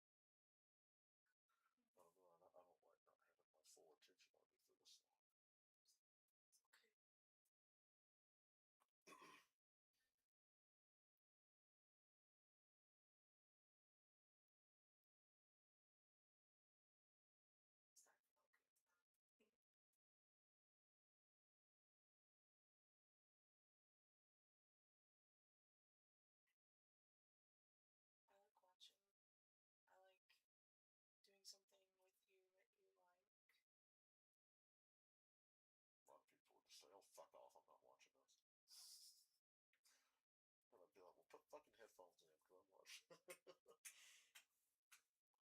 I've been like, here's a Nintendo Switch and a fucking computer. Watch what you want. I'm watching the rest.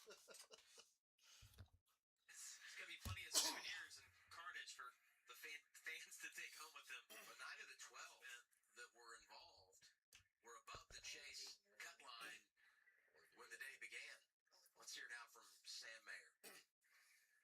When they're not doing stuff, of course it's boring, but we're both simultaneously bored. We saw you take. Are you okay? Yeah, I mean, first off, I just want to say sorry to everybody in the field.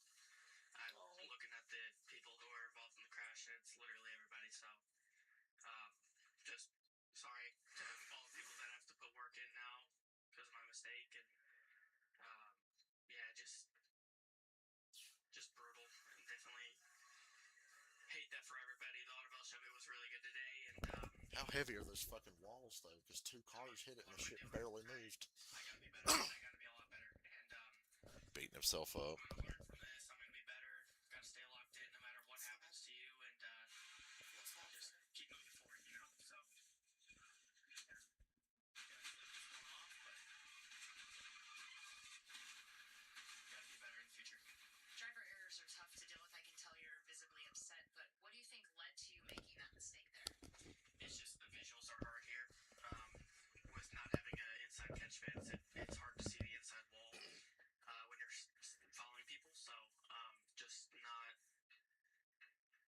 putting my car in the right place, unfortunately. And I was conservative all day with that, and I knew that it was just getting down to crunch time, and I had to be a little more aggressive on restarts to not get 3 wide. And I felt like I was going to have a pretty decent run because the 99 didn't get that good of a restart.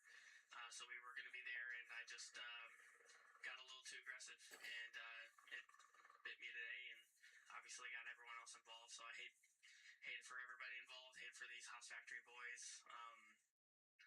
Yeah, I'm going to have to go around the whole garage and apologize, and that's never a fun feeling. Thanks, Sam. Thank you. Well, our job up here as we watch these races and we watch accidents I like happen them sunglasses. is to give our perspective. And I would like to wrap my arm around him right now and be like, it's okay. Listen, if you've watched the practice from the start of the trucks yesterday through O'Reilly and Cup, People don't talk enough about how good Jamie McMurray is at doing this. It's a significantly longer. I always liked Jamie when he was driving. And unfortunately for Sam, he was at the front of the pack and he hit a wall at a very fast place, but he should not be. I remember the day Jamie won his first Cup race. I remember it because it was only his second Cup race, and he was filling in for somebody, which is crazy to win a Cup race in your second race. Sterling Marlin broke his neck, and they put Jamie McMurray in the car. Second race in, they go to Charlotte, he wins. And I remember little Jamie with the fucking, he had Sterling's fire suit on because I guess they didn't have one for him, and it was like 3 times his size. I remember that race. Because he's referencing off Sam as well. And so, that is part of why I called that 2002. on the racetrack. Exactly what he's describing, where you just couldn't see it. You're playing a game of chicken with that ball every lap, and especially every restart. And there's the importance of those restarts. That's why when I play the video games, the hardcore sim people use the in-car camera, so it's like they're sitting in the car. I'm like, please put the camera behind the car so I can see around me better. He's on his sleeve. He's a really good kid. He's a great road course racer. You hate to see him. You think he'd be better if I changed the camera in the game to being in the car? Some people prefer it. No, because sometimes, like, when you're so close to other cars, like, how are you supposed to, Right. Yeah. how are you supposed to see? Incredibly difficult circumstances on restarts, and it's inevitable that this was going to In, happen. like, a regular racing game, that is the angle that I preferred, Yeah. but that was different. As we work to get the track back to a raceable condition, Like, I did not want to see we my want to relive car. the opportunity that Parker had to come out here to Naval Base Coronado, huh? Yeah. This was fun. A couple weeks ago, I got the opportunity to do a little bit of training here on the Naval Base. I've always thought it'd be cool to experience what these men and women of the armed forces do training-wise, and I walked away from it saying, I think I was best as a race car driver, but they're very brave souls who do all that they do in the armed forces. Let's check it out.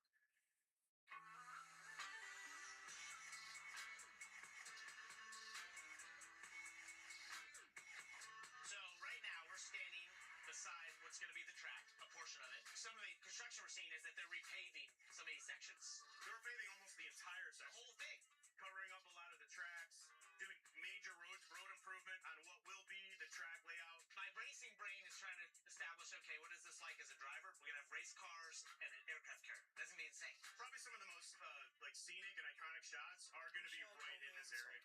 Because as he just said, aircraft carrier, race, NASCAR, it's going to be amazing. We're going to be kind of close and personal today, so Okay. like Hey, it's good to know you. The amount of gear we're wearing right now is the next level. I am sweating profusely through this whole thing right now. It makes you appreciate each other. Yes, it does. With this, the purpose is to get in, protect the crews, get a line between the crews and the fire. Hey, so good job. Ready to run. I'm going to be behind you, okay?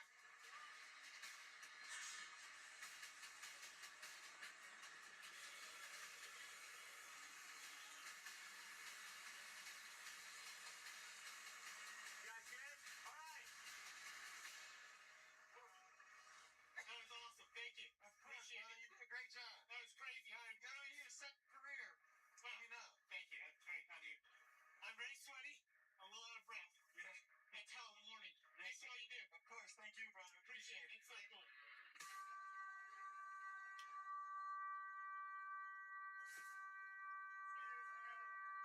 It's dark, and there's just all this water rushing into the room. All the young men and women are doing their different jobs, plugging all these different places that the water's rushing through. Everyone's got a role. You got to have one. You can't just sit there idle.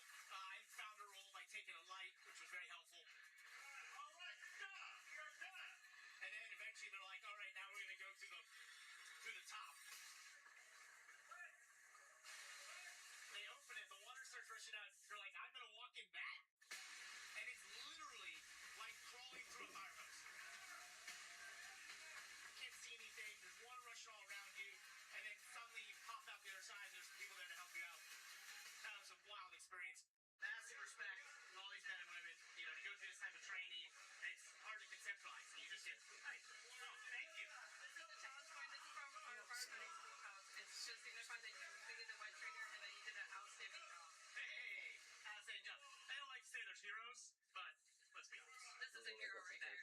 One of the other times, I got a lot of those like Pilots on do the a great back job of out my here neck in San before my Diego, hair covering all starts. the metro And installations then in one the day. will be fired up. Super proud of them. They have a tough job. They come out here and do it every day. Have like Support nothing their families, left support over. they.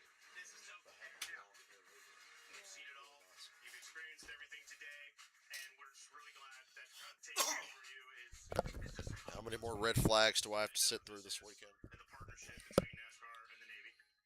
This has absolutely been unbelievable. I can't wait till we're here at this race because this is just going to be the most amazing thing. What a day. McMurray, you missed out, buddy. Nice effort there. I appreciate it. Thank you. I noticed they sent the young guy to do that. McMurray wasn't there crawling through the fire hose that I was going through there. I also changed the tire at F18. That took a while, though. That was about 30 minutes of changing a tire. And you realize the reason is on an $80 million piece of machinery, you don't want to take your time. Yeah. Take a little bit. No cross threads. No, absolutely not. That would be a bad thing. Yep. What do you have for us, Heather? Well, William Swalich is checked and released from the Infield Care Center. William, you were kind of caught up in the middle of that mess there. We're going to roll a replay for you if you could just kind of walk us through what you saw from your seat. Sure. Yeah, we were going to turn one. I don't know who bounced off the inside wall, maybe the 41. But yeah, just kind of know where to go. It's already really tight there, too wide. So when you're on the outside and they just come back in, you don't have any options. So it is what it is, and we got to make the points up next week. Speaking of next week, you're going to another road course. Based on the performance you had prior to this incident, do you feel confident you'll bring a strong race car there? Yeah, absolutely. I mean, we got third there last year, and we're obviously competing on every track that we're at, so our program's really good, so tons of confidence going in. An early end to William Swallich stay here, guys. Yeah, I mean, you think about this race and what an opportunity it provides for so many drivers. And I think when you make that list, someone that you would think of right away is William Swalich, good road racer. As we talked earlier, you don't have to deal with a guy like Zilich or Shane Van Gisbergen. And so maybe Jeb Burton taking a nap. go out and get a win and help in a quick situation. So Jeb Burton is the son of Ward Burton, who was a Cup driver at one point, and he was a pretty good Cup driver. He won some Cup races, and his brother Jeff Burton just got elected to the NASCAR Hall of Fame. Ward's brother Jeff, and Jeff's son is Harrison Burton. Ward's son is Jeb, And when you know more about Jeff and Ward, the names make sense. Because Jeff is like prim and proper from Virginia, has an accent, but he's like super proper, well enunciated. Wold button, kind of talk like that. He's like the real life Boomhauer. He speaks slower. He's like slow Boomhauer. But he's like, Wold button, South Boston, Virginia. Like his voice is like that. And he hunts and lives off the land, like he hunts for food and lives in the country and all this other stuff. He's always been like a nature guy, and Jeff is like city boy, like southerner kind of type. and, and they both explained. They said, "Yeah, our parents got divorced," and Jeff was like, "I live with Mama." And Ward went to live with Dad out in the woods. So, and he said Ward was a teenager and had a little cabin in the woods by himself, and he would live out there. That's really cool. Yeah. To be honest. So Wald Button kind of like if I got to play a video of how he talks. I want to play her video of Ward Burton. Hold on, and y'all can hear this. Fucking Ward Burton. There's a really funny clip of him. He's trying to do a commercial. Ward was not the most. He's not the most literate man. He didn't finish high school, and he's like famously not literate, right? So he's trying to do a commercial. He was sponsored by Caterpillar, the construction, like whatever the fuck, and it's for a cat skid steer loader. And he's trying to do this commercial, and he can't say cat skid steer loader. He's fucking up the line, and they're all laughing. He's laughing a lot. He thinks it's ridiculous too. He says some shit like, "God damn it! I told y'all I should have went to damn speech in school or something." And then he's like, "Maybe y'all just want me to come back in here later, say my lines, and go to hell on." He's a Ward Burton. Where'd you say they're from? South Boston, Virginia. Okay, this is Ward Burton mad at Dale Earnhardt Jr. in 2002. That's Ward throwing shit at Junior.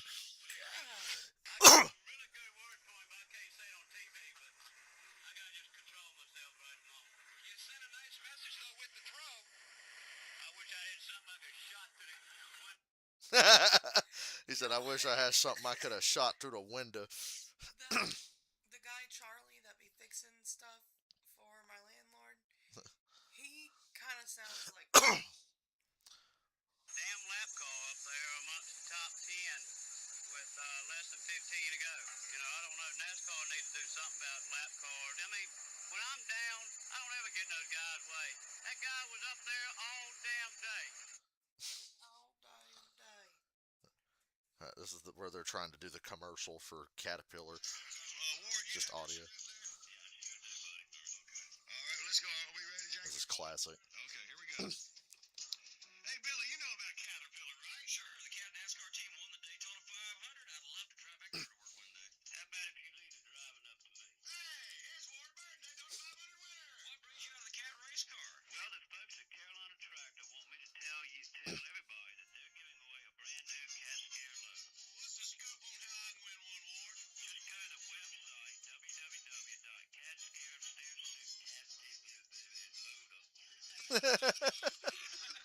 and go see that fucking guy over there.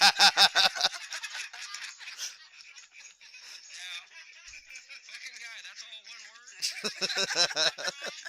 This was on the radio back in the day. That's all right, man. Where do you want to pick up, man? Again, I think we're going to have to go from the top. All right, going from the top. Going from the top. I don't know if I'll ever get this. Okay. Just go to their website, www.catskierloader.com, or head over to the That's Cat Skid Steer Loader. It's all one word, right? Cat Skid Steer Loader. Y'all gonna really make fun of me now, but... No, actually, that was just my next line. So. Are you sure you work for Caterpillar? Hell no, that's why I just leave it at cat. Y'all might want me to say my damn line and y'all go back to work. That sounds good, Randy. Just put him in. All right. Shit.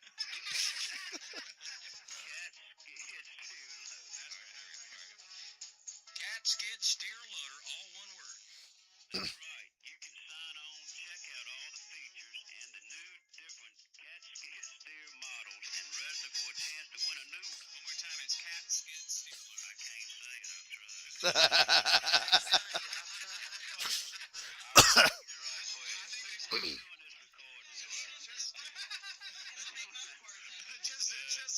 Just say that cat skid steer load and Randy can put it in. Well, shit, I'm trying, man.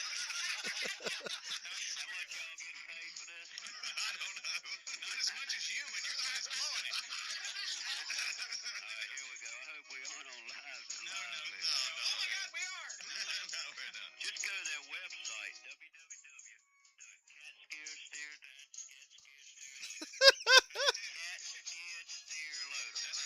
All right, you ready? Yep. That's right. You can sign on and check out all the features in the new cat skid. I'm gonna have to stop waking up so early and go working out and go to damn speech in school. Speech in school. Sounds like you've been hanging out with Rusty Wallace. Y'all got any coffee or something? Maybe it'll speed up my voice a little bit. Oh, geez, slow Boomhauer. Well, the folks at Carolina Tractor want me to tell everybody that they're giving away a brand new cat skid steer loader. We knew you could do it. And now you're saying it perfect every time, so say it a lot. You see why I got sent to military school, summer schools, and all kind of stuff. Thank you, Ward. Thank God he drove race cars. So much, and I'll try to drink some coffee so I can talk fast. Call the same time, man. Thanks, Ward. Y'all stay in touch, guys. That radio show's funny. I think they're still on the air. They're out of Charlotte. Something about Christian. Yeah. Christian is very intelligent. He's a very intelligent kid. He does very well in school. Yeah. But one area he struggles with so bad is his spelling. Mhm. He consistently made like 30s and 40s on every spelling test all You think year it's like a last year. touch of dyslexia, maybe? I think he is spelling the way he talks. That's hard for some people. I don't know what it was. Or not just spelling the way he talks, spelling the way his teacher says stuff. I was always an exceptional fucking speller. I don't know why. I just Because, clicked. like, hearing the stuff, but sometimes, like, if someone says, you ever hear someone say instead of pin? Yeah. Shit like that. Yeah. Or, like, instead of well, Whale.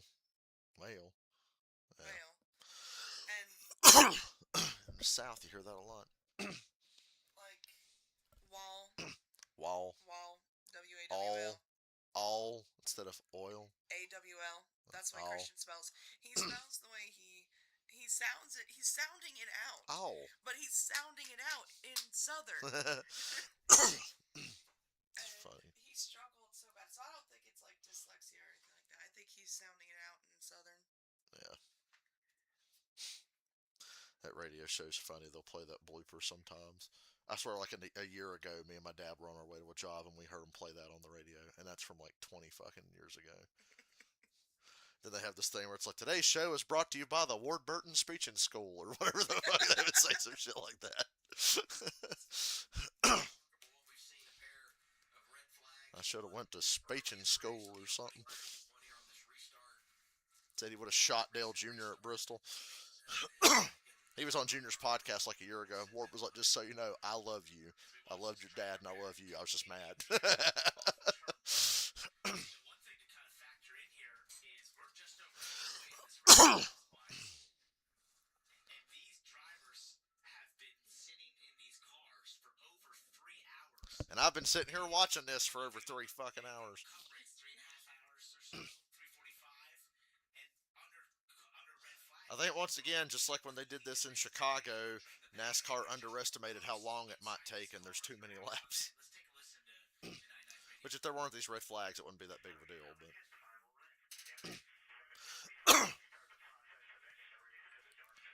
oh right, that's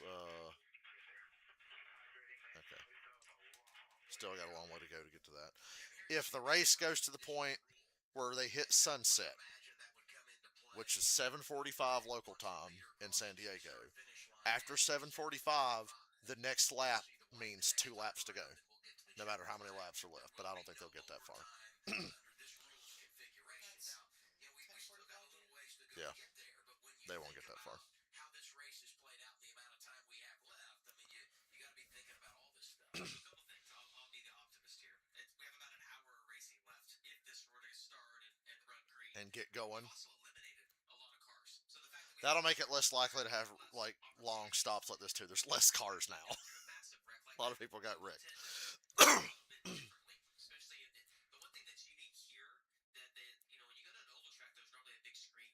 Where's the little Arby's robot to bring everybody sandwiches during the break?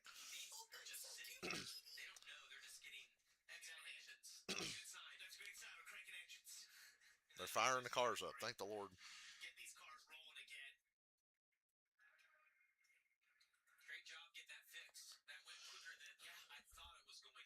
Well, good. They should be well rehearsed for tomorrow.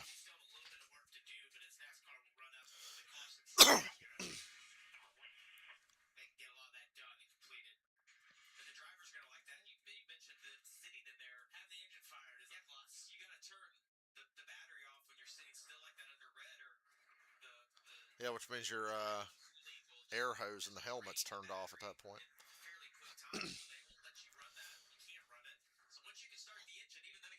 A lot of drivers will run a cool suit, which is a suit under their fire suit that is pumped with cool water to keep them cool during the race. However, if your cool suit battery fails, that water just fucking boils your ass. So it's kind of a risk to wear one. Because it gets power from the battery in the car. Well, when they set the car up, they don't give a fuck about your damn cool suit. They want the car to run.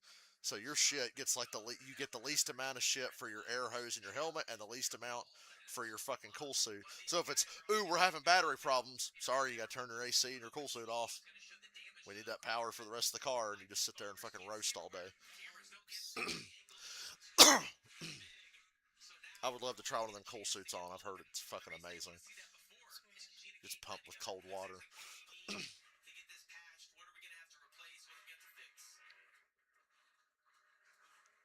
Damn, they opened pit road right after they fired up. That's good.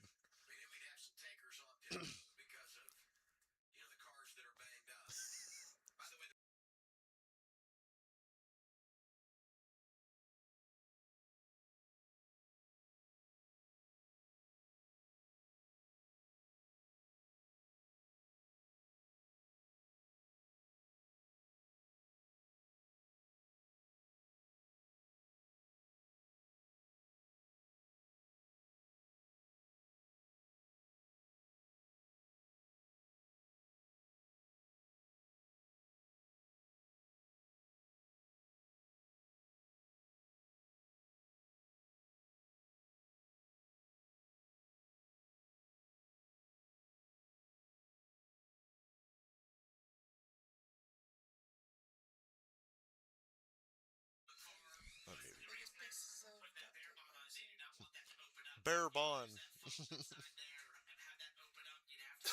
Need some Bear Bond and some WD-40. Remember Hank has the bottle of WD-40 spraying on the door lock and it won't work, so he takes out an even smaller bottle of WD-40 and sprays the bigger bottle. Need some WD-40. Con, this is a car key. Yeah, this big game show. You win a new car. We gotta watch the new King of the Hills because there's new episodes.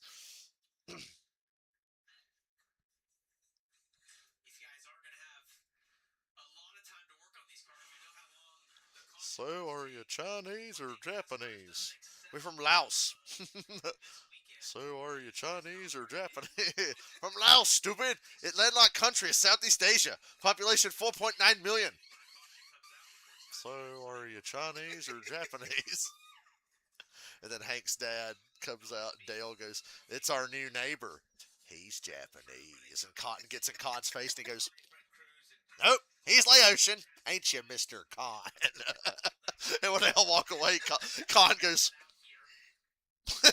he's like shocked. Nope, he's Laotian.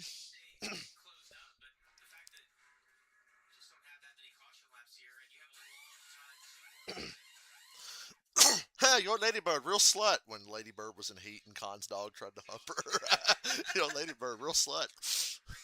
She's not a slut. She's a purebred Georgia bloodhound. Hank gets like offended.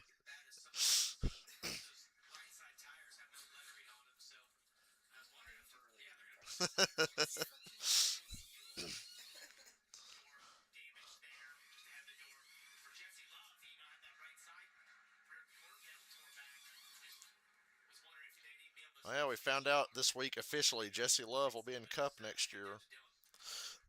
Good for him.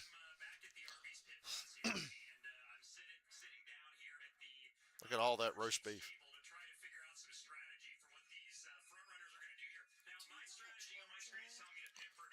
Yes.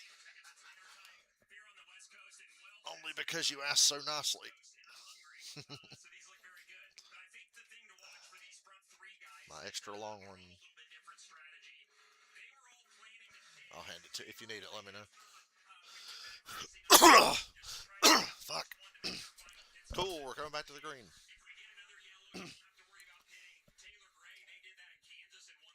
I hope Parker Retzlaff wins this fucking race. Or Carson Quapple. Quapple or Retzlaff, who I'm kind of pulling for here.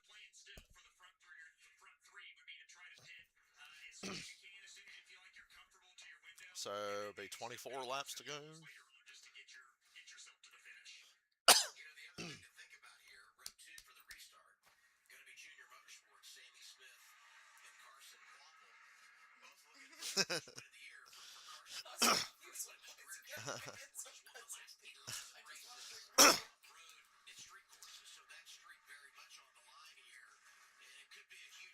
You don't remember Wayne's World 2, but I'm Heather Horney. Nice to meet you, Miss Horny.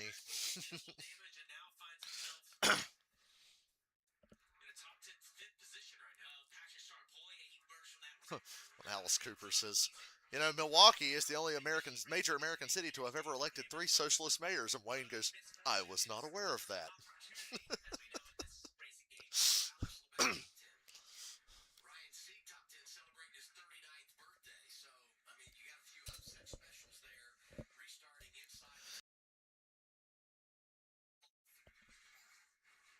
Please no more red flags. They've done a good job with quick cautions today, apart from the first one for the manhole cover, but everybody race and behave. There's a lot of guys at the front that are not used to winning, so. Taylor Gray's won a couple of races. Retzlaff's never won.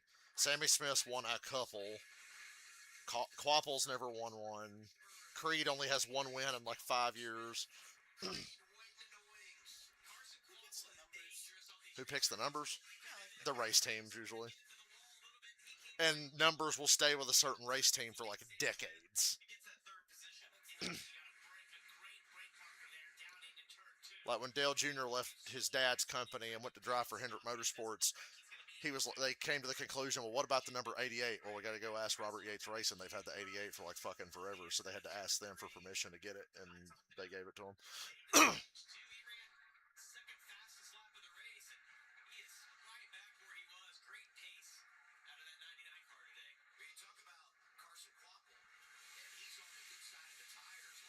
Retzlaff's leading. I feel like Austin Hill will still have a chance to win. His damage didn't look too bad.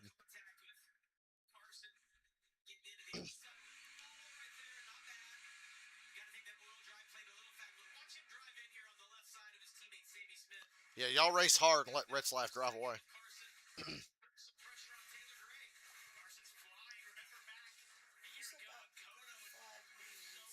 The green and white one on his name, that means he was first place at the end of one of the stages. Yeah.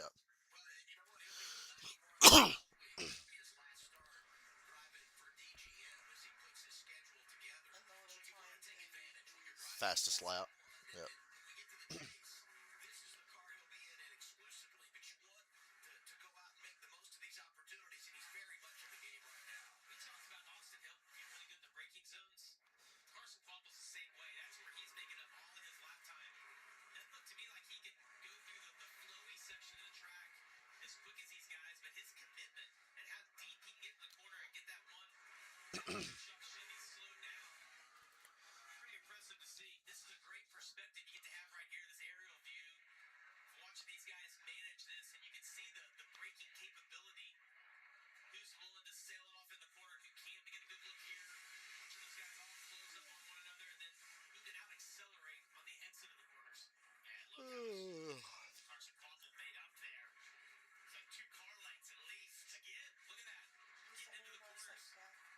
What do you mean?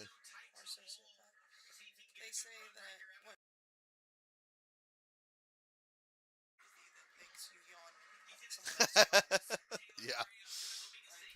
That's what. So, next time you yawn, I'm just gonna go.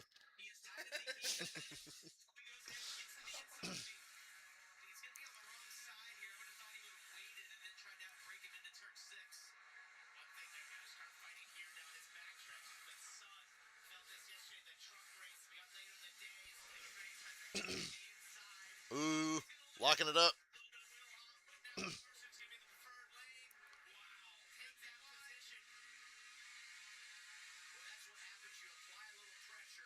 Driving on the water like that's pretty cool.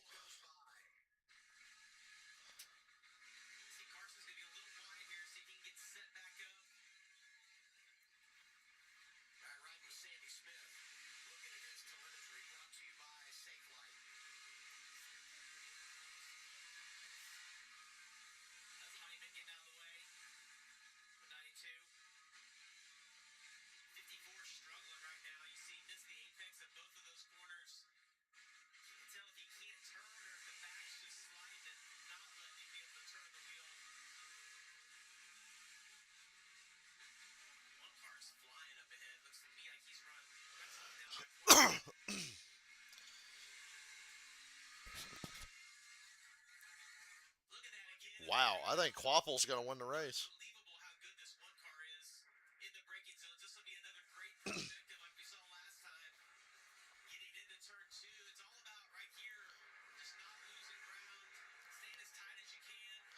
It's cool to see the 99 car. They're not a big budget team. They're kind of a lower budget deal, but Retzlaff is very fast every week, which is pretty impressive for the car he's driving. But Quapple's driving for the best fucking team in the series right now, Dale Jr.'s team. So Dale Jr. owns the 1, the 8, the 7, the 9, and the 88. Wow.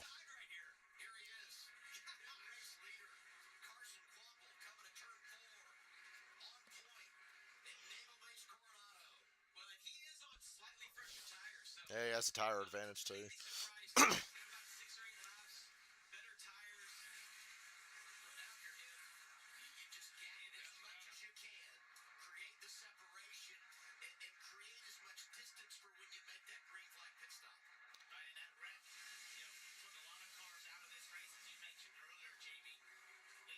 Austin Hill's ninth though, and can probably make it to the end.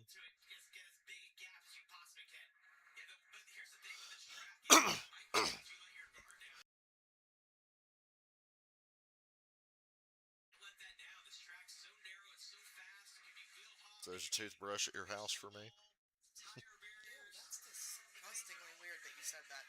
What? Because I was just thinking about those toothbrushes. I had just had the thought. That's weird. Yes, there is. I was double checking.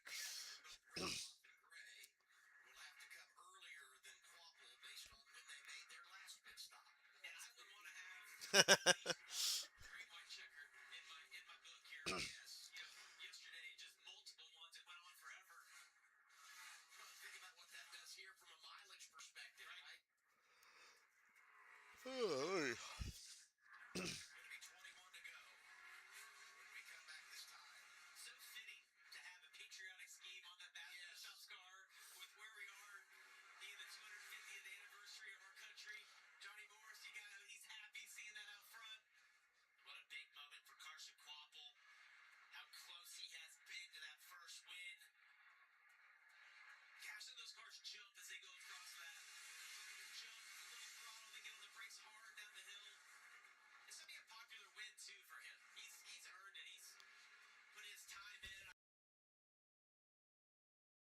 I like Quapple, but I can't help but feel like he's been underachieving for the car he's in.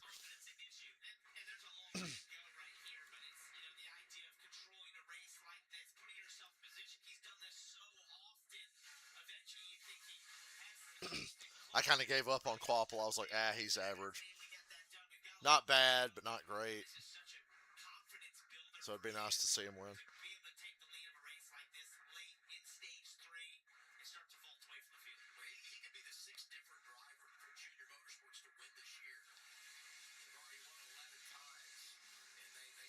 But they're not cheating. They drive Chevrolets. A Chevrolet driver or team would never, ever cheat. It's just those fucking Toyotas. Because they're not American.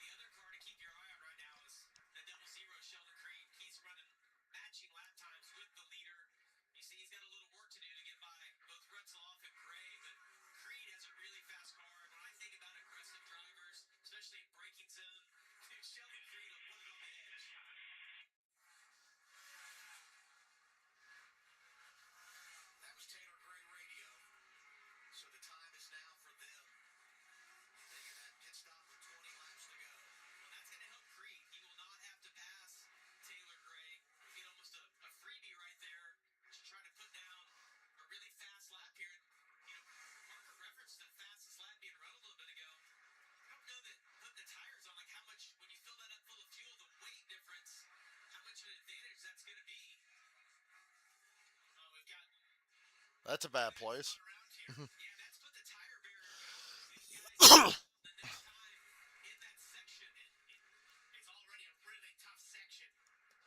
So it's moved the tire barrier out. That feels kind of weird. Changing the layout of the track in the middle of the race. Yeah, what? Yeah.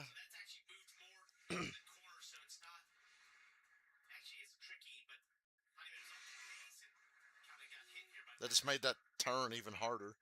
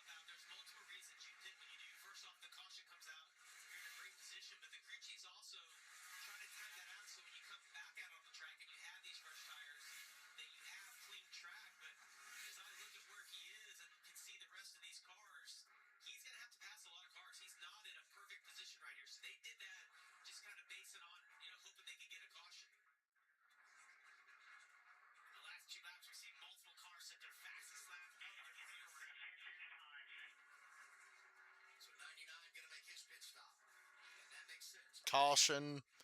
I'm guessing they want to put that tire thing back. Yeah, they want to put the tire thing back. And that just means that Taylor Gray is going to get the lead because he's already pitted. Yeah.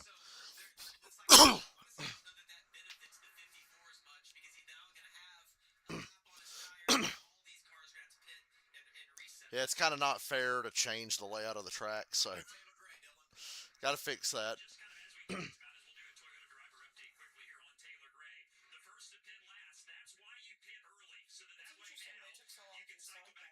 Right. I was thinking the same thing. Yeah.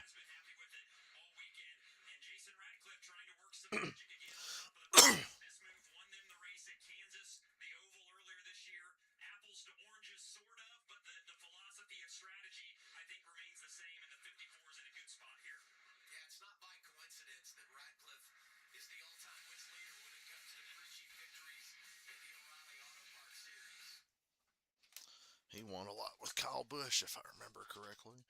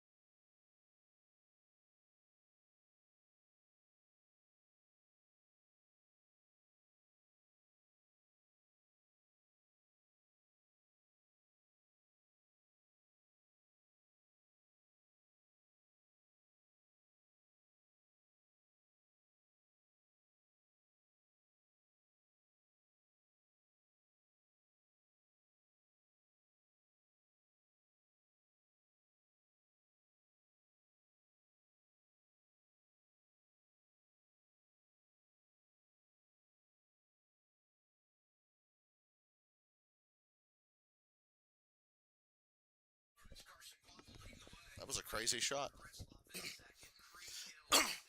4 hour fucking O'Reilly Series race.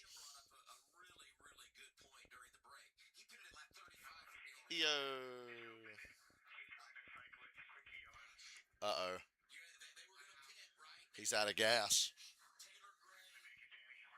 He's out of gas. Retzlaff just ran out of gas leading under caution. That is rough.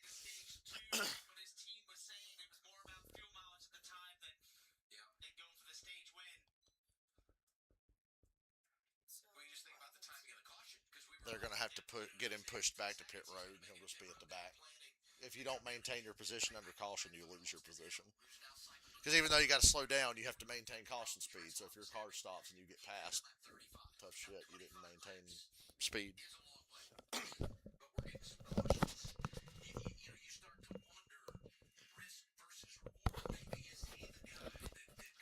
So I remember one year at Sonoma in like 2010 in the Cup race, Marcos Ambrose from Australia was leading. He was a great road course driver. Jimmy Johnson was in second. This was like at the peak of God. Everybody hates Jimmy Johnson because he's won 4 straight championships and he's working on a 5th. Fuck, everything goes right for this guy. Marcos Ambrose is leading, but they're like, save a little gas into this caution. There's an uphill section at Sonoma. This motherfucker shut his car off going uphill, and it stalled at the top of the hill and went and refired, and like 5 cars passed him. And he tries to run back and get the lead. NASCAR's like, nope, you are in 6th place. You did not maintain speed. Jimmy Johnson's the leader. Jimmy Johnson wins! And it's just like, of course Jimmy Johnson won this fucking race. He tried to coast uphill. Didn't fucking Blade say something about motherfuckers that try to ice skate uphill?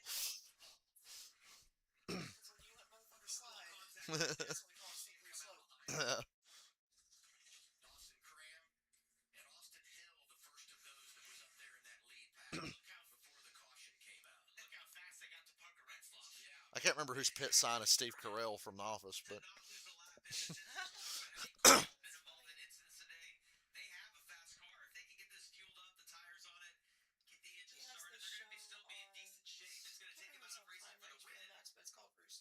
yeah. I just love him in Anchorman. That was the first thing I ever saw him in. Hi, my name is Brick. I am what some of you would call legally retarded.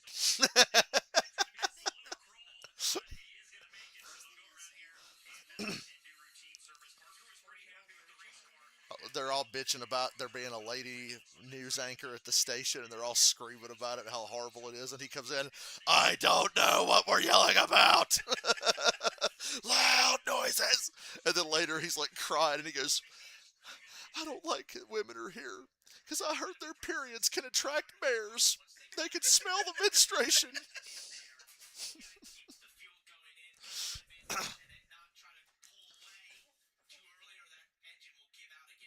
Bonk. Your pit box is there. Fucking Joey Gaze. Stop. Trying to do the right thing, stopping in the middle of pit road while it's busy. Yeah, that's doing the right thing, all right. I'll never forget Trevor Bain stopped. He missed his pit box at Texas, and he stops in the middle of a busy-ass pit road and starts backing up. And I'm like, did this dumb motherfuckers really back up on a crowded pit road?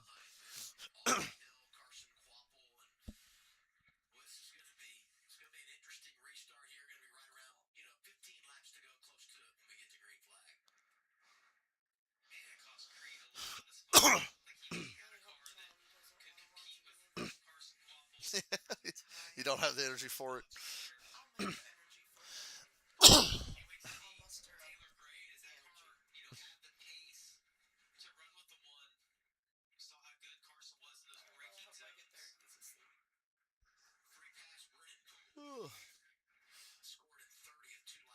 So now I'm back to thinking Austin Hill's going to win this race. Blaine Perkins ain't going to win. Taylor Gray is decent enough. He could win, but I think it'll be Austin Hill or Carson Quapple. I know this long-ass race is not helping.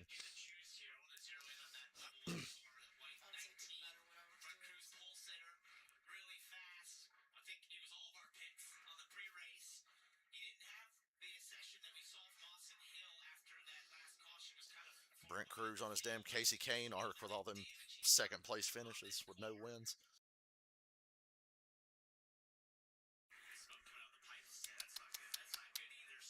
What are you doing, EO?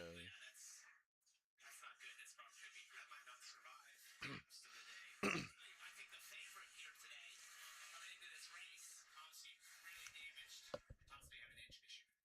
Justin Allgaier went to the garage as well. So going to miss out on Do they just swerve for potentially fun? winning 3 in Not get heat in the tires. sport win on a road course. Because if you try to fire off on cold tires, the tires might spin. You want some heat in your tires so they're less likely I to just spin. noticed that some dudes don't. So Yeah. I'm like, Yep. is there a reason? Yep. Gotta get heat in the tires. Restart coming with 17 laps to go. Couple things to watch here. We know Taylor Gray's had a lap on his tires. I don't think that's going to affect him too much. My dad used to do that on the road because I'm warming up my tires. Be a smart ass. Like, if we were about to run out of gas, and we were trying to get No. to the gas station, he would do that. Because I don't know if it's true, but he said that It shakes it around, would yeah. shake the gas up Yep. to help make it. Yep. Because they'll do that too. When they're trying to save gas. Or when they feel it start to sputter, you'll see them go. Well, I guess he actually did one thing. Some of those around him, so this will be Look interesting. We haven't seen on the front row all day. We've seen how tough it is to get the power down in that final corner. Hot take. Taylor Gray, good strategy, good race car. Oh, I don't know. Maybe it's because you've got me working with some deranged redneck eagle killer and some little green Bulbasaur who wants to kill me.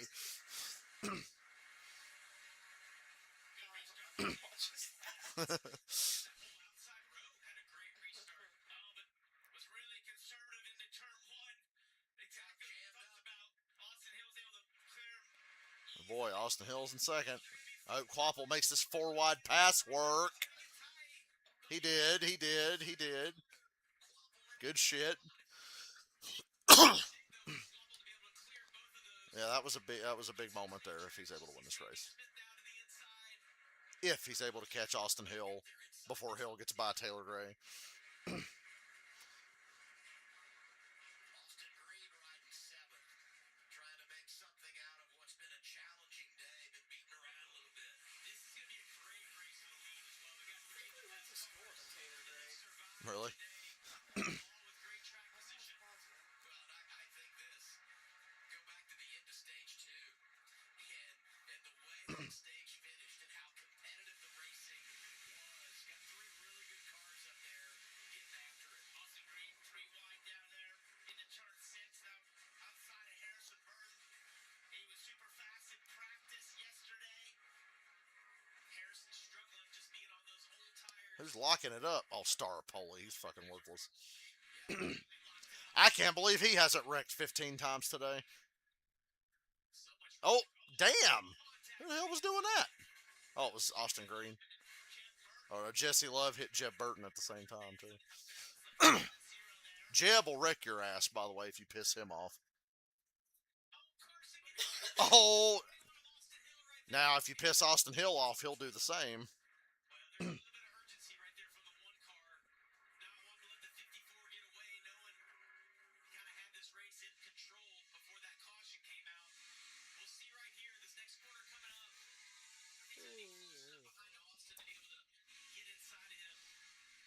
Pause.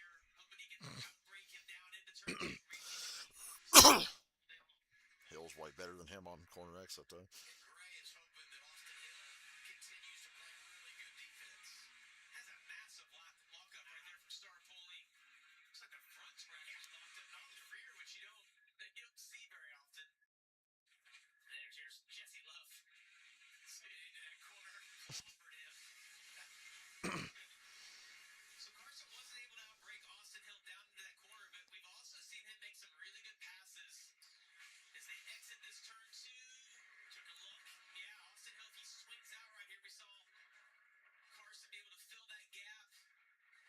You do that for 2 reasons. One, it puts a little cool air on the front of the car, cools your brakes, but also you just make sure you get inside the driver ahead of you where they don't quite know if you've gotten there or not. Sometimes you can force them into a little bit of a mistake. Well, the one thing for Carson is he talks about how good he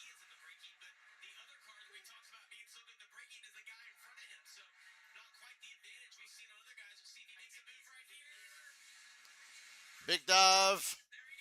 He ain't making that corner. Somehow he did. That car was locked up and going straight. I was like, there's no way that thing will make it.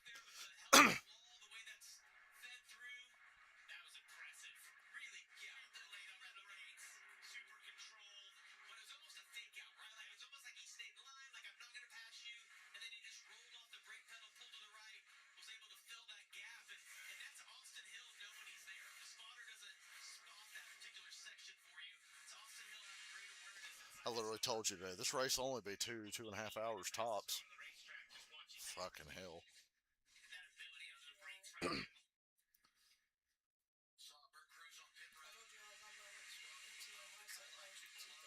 I got here at 5. So I think we're even.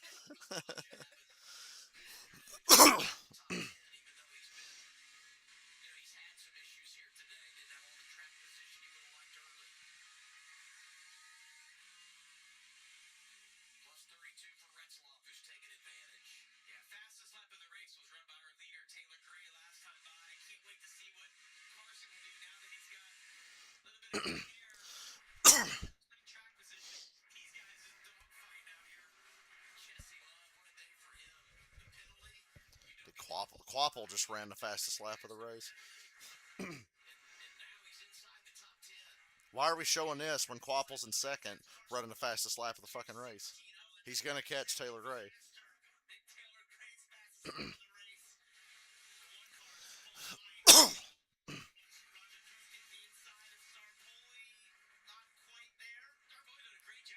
Whoa, damn.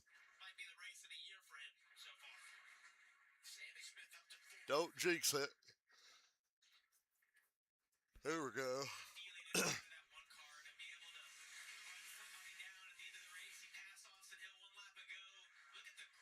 That 4 wide pass he made into that turn after the restart is what got him in this position.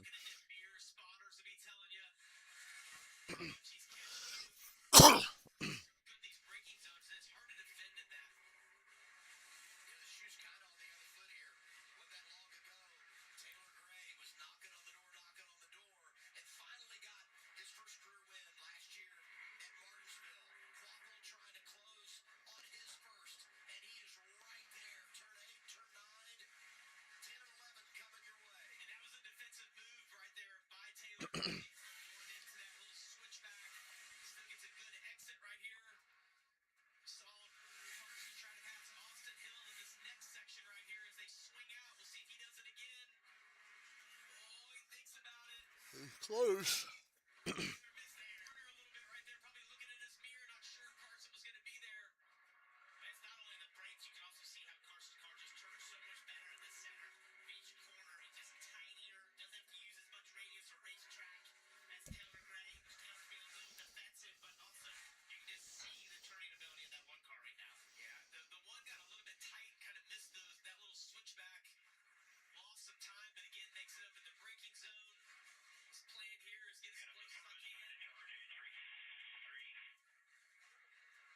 Turn 16 to the start-finish line, 14 laps to go. It's a long ways if you're the 54 car at this racetrack to try to defend. You gotta hope the one makes a mistake. You gotta hope he makes a mistake that's so bad it slows up the car behind him too, because they're both faster than him right now. Oh. Braking zone into 2. Doesn't feel like he has to defend here into 3. Carson's pulling out, just giving him a little fake out, trying to make him overshoot the corner. Watch how high the back of this car gets right here. God damn. That is the difference of like 2 feet at this racetrack. Just hitting that bump just wrong.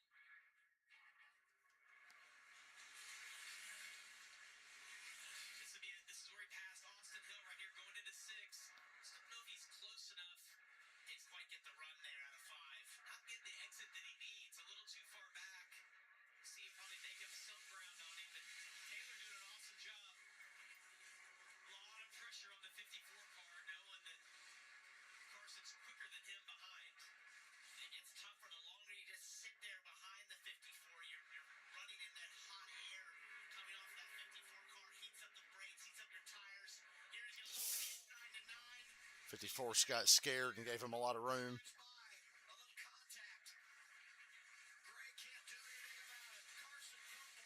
If it stays green, that's probably it. Laps to go next time around. Trying to defend that a little bit. Kind of a partial, kind of fade out, but the one's just so quick. You see, he's trying to get a little bit of a gap here, so he's not vulnerable as they get over here to the front or the backstretch chicane. We saw how fast Taylor Gray was through this section when he was in front of Carson. EO, you're restless today. He can think of any ground right here. I gotta think the one is in a great position right here. And the key here for Carson now is to get a little bit of a gap. You hear 5, 10 car lights back, and then just manage your race car. Take care of the rear tires, take care of the brakes. Don't hit the bumps like you just did launching in the air that way. Try to take care of it. Right to my legs. She came to Got this race under control right now. Look at our top 10. 13 more laps if everybody behaves. Two of the top four from Junior Motorsports going for their 12th consecutive win on road or street course. Corey Day, I mean, just a remarkable weekend for that team. Everything they've been through, he's in line for a EO. top 10 finish. Hard to believe that. You're so cute.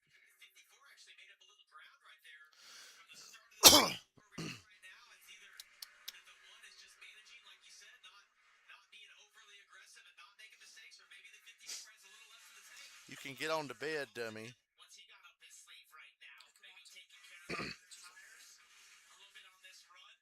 Could be looking at a long green flag stretch here that we haven't had all day. Last time by, matching the leader's pace. Austin Hill was. Yeah, so he's been watching these two. Just waiting in the wings right now. Obviously had a little damage from that massive wreck. It seems like he has some speed in that car. He's caught back up to the 54. Listen, it's not that the 54 is going quicker. It's that the one is not, because Austin Hill is narrowing that gap up. It's quite a bit this lap, throughout this lap. How much closer they're all getting together. Let's hear from Brent Cruz, Heather. Yeah, Brent Cruz out of the race. God, Cruz should have won this race easily. He should have won. What are the positives that you will take away from today's race? Yeah, it's just a blessing to be here. This was a really cool event and had a lot of speed today. Car was incredible and felt like we were really good as a group, and then just got involved in a bunch of different crashes. But yeah, unfortunately, with some tape on the grill to start, I think we lost a little bit of water, and then there at the end it just got hot. So unfortunate for everybody. Obviously, that's part of the day, and sometimes it just does not work out. But excited for Sonoma. Have a good couple places we're going to that I'm excited to shoot for, and rooting on my teammate. 12 more laps. Hopefully go track down the one and get a win for JGR. Fastest car last time by was the guy in third place you see right there, Austin Hill. Wily veteran lurking right there. How many top fives he's had in road courses? 16 in his O'Reilly racing career. But not a win. He always seems to be in the conversation at the front at the end of these road races. And he's a bit of a bulldog in some respects, where he's having track speed from the race car, but he also does a great job on the long fronts and taking care of her tires on these road courses. He finished top 10 on the street course last summer in a cup car in Chicago. So, I mean, that gives you an idea what he can do this style of racing against the best in the business. How about the guy out front, Dylan, Carson Quapple? Yeah, just want to do a quick through the field here and give Carson his flowers. It's so interesting. He talked to all the different crew chiefs he's driving for this Look year. at the water. 9 times out of 10, the first thing out of their mouth is, we just want to get a win for Carson. Everybody at Junior Motorsports, and even at group in the same direction, just to try to get this kid into victory lane. He's been so close. Rodney Childers, the one on top of the pit box here this afternoon. And Carson is a great road racer. We saw it last year. He nearly won at COTA. He has Trans Am experience, so he knows what it takes to run well on these type of racetracks. This is not a fluke performance, just 12 laps away from trying to get his first career win. And right behind him is Taylor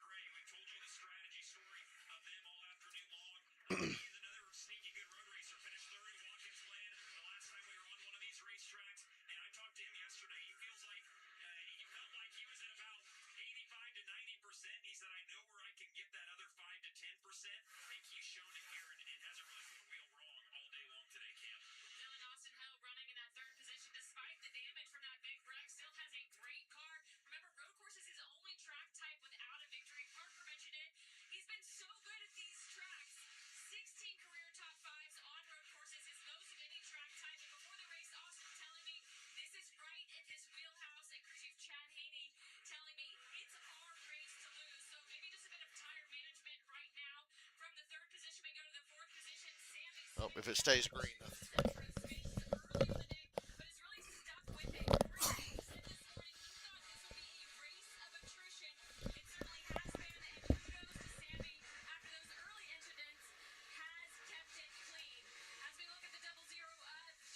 Just passing Sammy Smith there. You see that overtake. Well, Sheldon Creed in front of friends and family this weekend. His hometown of Alpine, California, just about 40 minutes away from the race course. Over 30 friends and family, he told me, were here. They're spread out all around the racetrack. And he finished fifth last weekend at Pocono. This team really hoping to string together a number of good races after what was a rough patch the last month. And Jesse Love running in the sixth position. A race of perseverance, man, for this team. Remember, started from the rear, performed a pass-through under green after a lug nut violation during inspection. And they got a piece of that big drag. They're still in it. Sixth position. Yeah, I mean, we talk about two guys from California that have been through a little bit of everything today and had good comebacks. Kim talks about the penalty for Jesse Love, but what about the guy riding eighth right now, and that being, well, we'll get to Corey Day in a moment. First, the 91 Jesse Awuji, turn two. They got into the barrier pretty decent there. Yeah, but so I stopped there yesterday. He did not have to throw a caution. If he can get that, actually get off the track right there. Get your fucking goofy ass off the track. Please.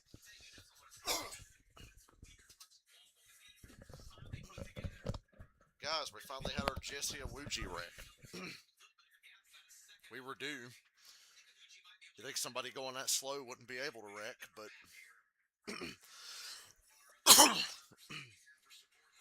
he's driving away. That's going to be a caution, probably.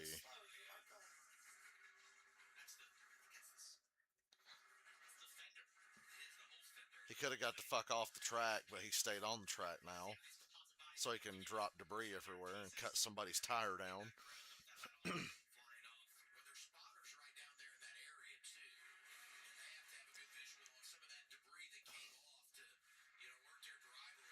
If there's no caution for debris there, I'll be shocked. But I think NASCAR's just going to be like, nah, no caution. We got to get this over with. Oh, never mind. They threw a caution. I thought NASCAR might swallow the whistle on that one, because all because his stupid ass didn't want to get the fuck off the track running 30th. He could have drove out that little exit there and been off the damn track, but That is not what Carson Quapple wanted to see. Not at all. Just building that lead.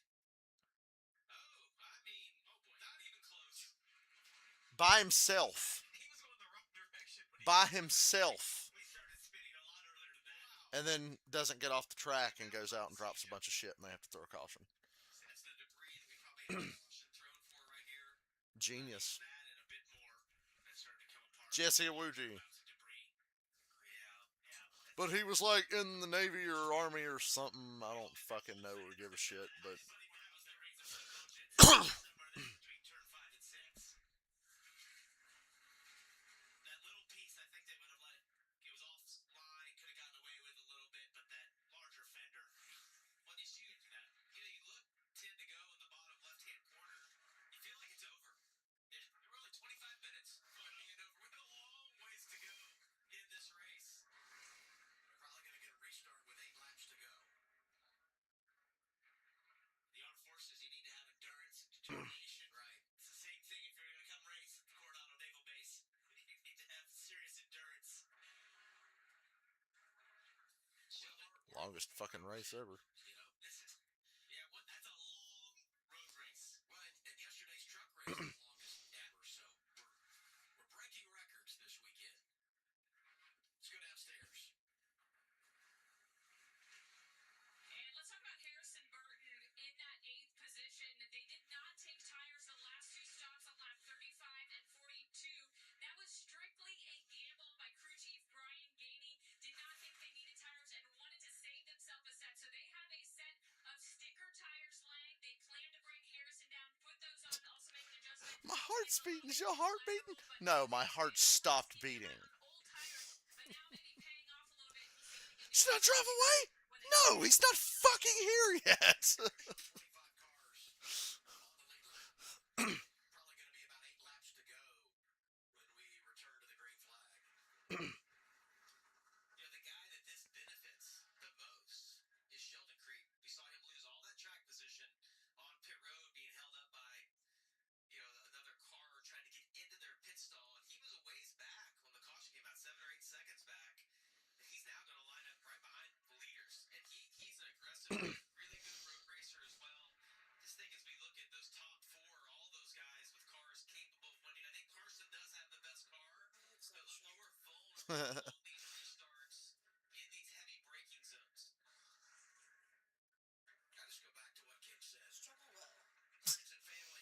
Never struggled well.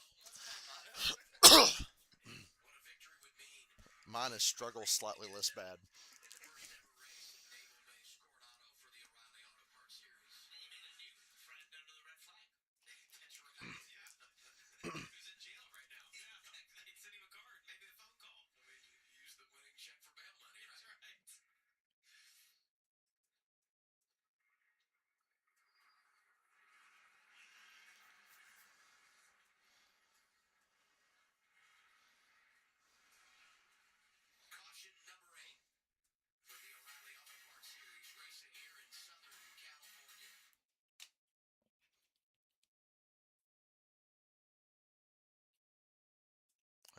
I missed that earlier. Look at this. We hit a fan. A fan jumped the fence and was trying to talk to Sheldon Creed. And got on track. What's Sheldon Creed thinking right here? Do you have a Sharpie? What is happening?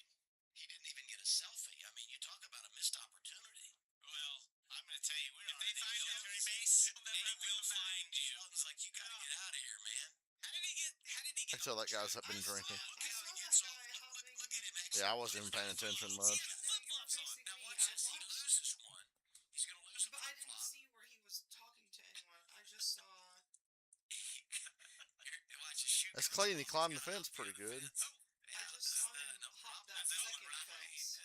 Oh, he's in a hurry. Yeah, he thinks he's letting in here, but I think I might take my hat off. There's cameras all around here. This ought to be good. Here's 00 radio. Did they get the guy? Look at how he's walking. He's got the He's wasted. he's got the drunk walk going.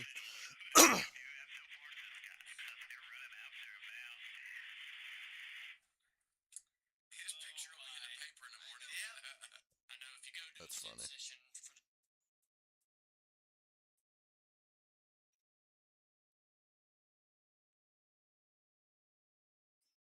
Oh my god, that's the slow-mo of the Sam Mayer wreck in the car. Hold on. Well, no, fucker, go back.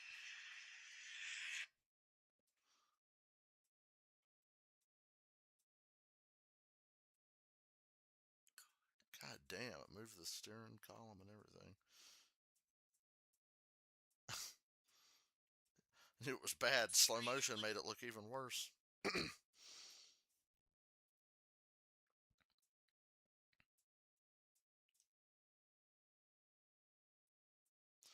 How long until porn pops up on Twitter?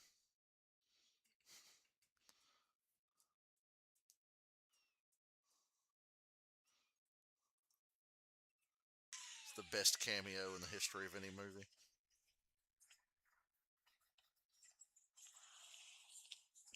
Fucking Wayne's World.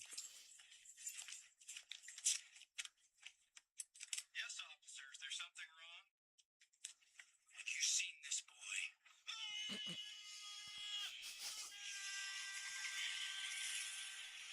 It's Peacemaker's dad. First of all, that was a brutal.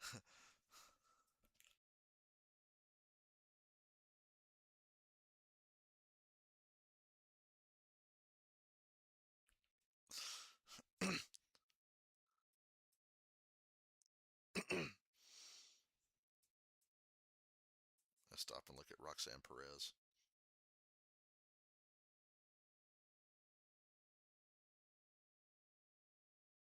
When they go to Saudi Arabia and they make the women wear the bodysuits, just makes them even hotter.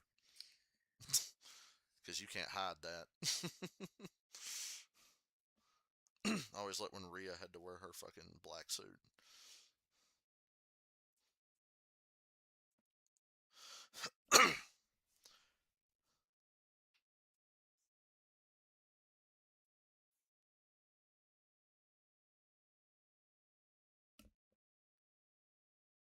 Jason Radcliffe, who calls the shots for Taylor Gray. Okay, what's it going to take? At least it's not a red flag. Back from the one and hold on to it. I think our car seems to hold on pretty good. If he's taking care of the rear tires, I think we'll have something for him at the end. He's done a nice job all day, working through the strategy, and obviously it put us in the position we're in right now. So he knows what he has. I think he's just keeping him in sight and have something for him at the end. Never know. Kim? Well, Dylan talked about Harrison Burton coming down for that pit stop. He was one of the guys running the top 10, but Sammy Smith also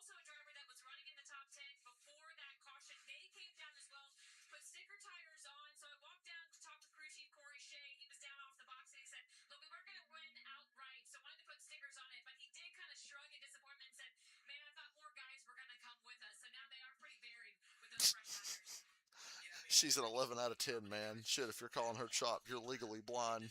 The girl from the GTA 6 cover. She's 11 out of 10. Is a very long time, but you're just going to have to pass so many cars. Who knows what the attrition rate will be the rest of the way, but hard to make it pay off. Well, it's hard to go lap down here. You have to really work that When somebody comes in my room and leaves the door open. for a long period of time. We're way behind the field. I knew you'd relate to that one.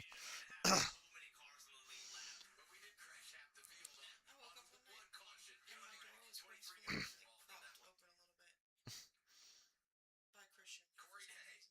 Gonna restart There was the porn. At least that's where he was I prior don't to know the if he's shoot. like trying to make sure I'm alive. I don't know what his deal is. Weekend. Splitters But on since the I've been staying up all night, I'll just randomly wake up to him creaking the door open to like peek in on me. Carson Quapple in charge. He's on the front. 8 laps to go. What's Austin Hill willing to do to win this fucking race?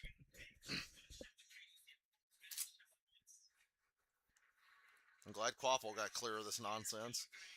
massive jump by Carson Quapple. Sheldon's going to send it, though, on the inside right here. Austin Hill got defensive. Wow, they all single file out. Turn 2 right there. Wow. Leaders. Fighting for a spot. Patrick Starpoli's in the top 5. Now you know a bunch of people have wrecked out. We tried to fill that Brandon Jones got spun. He's alright. That won't even be a caution. His primary yesterday in practice. and degrees on the track. It's just a piece of tape. Think there'll be any caution for that. You see Carson Quapple, our leader. Nice little lead right here. Won't have to defend out into this next heavy braking zone.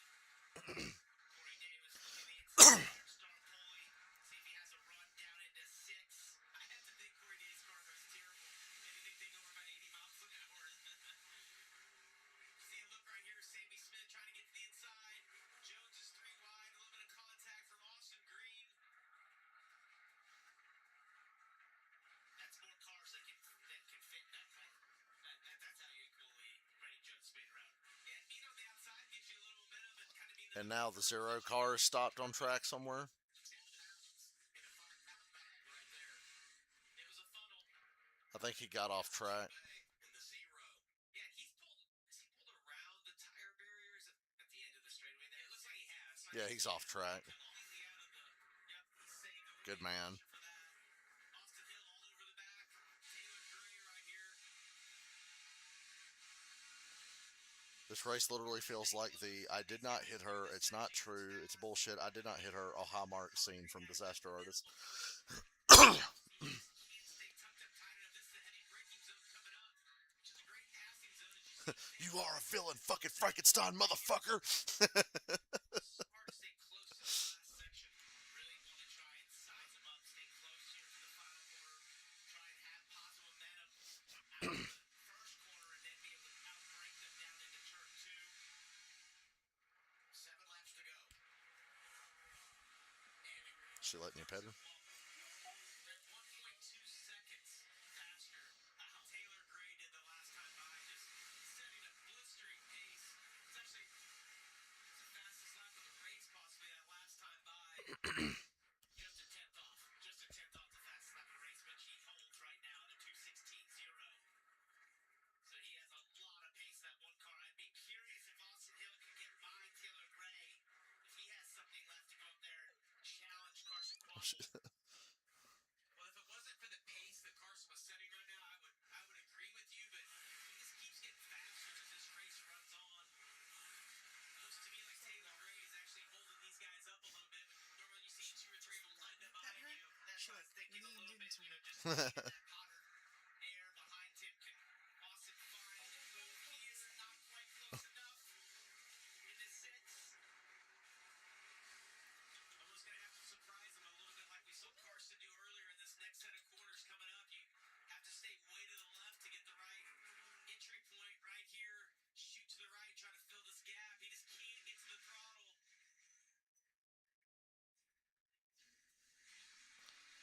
Surely Quapple won't win this easily, something bad always happens.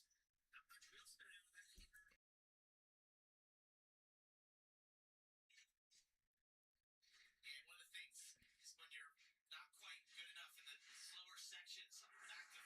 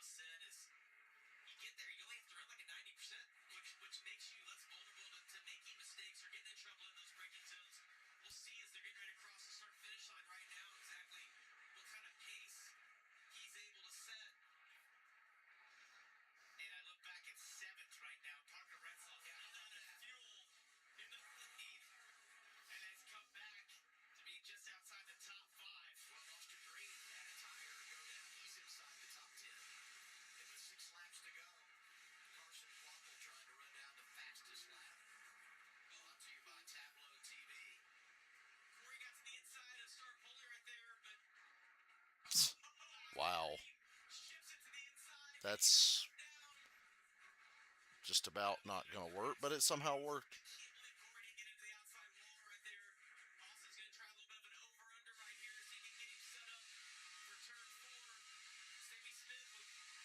Ooh.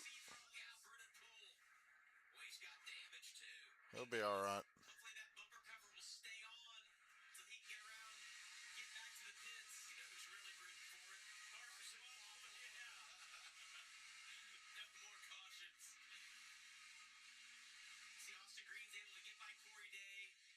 Surprised. I gotta think. Are they get my start pulling? Sorry. You know, there's some drivers, not just Carson Kloppo, are hoping this race also goes green to the end right now. Been in these race cars for a very long time. They are pretty tired and wore out. It's the most physical form of racing we do in NASCAR. Here's Brennan Poole. Probably just a wheel hop right there, getting into the corner. Just leading the race. You start to Then he backed up in front of somebody.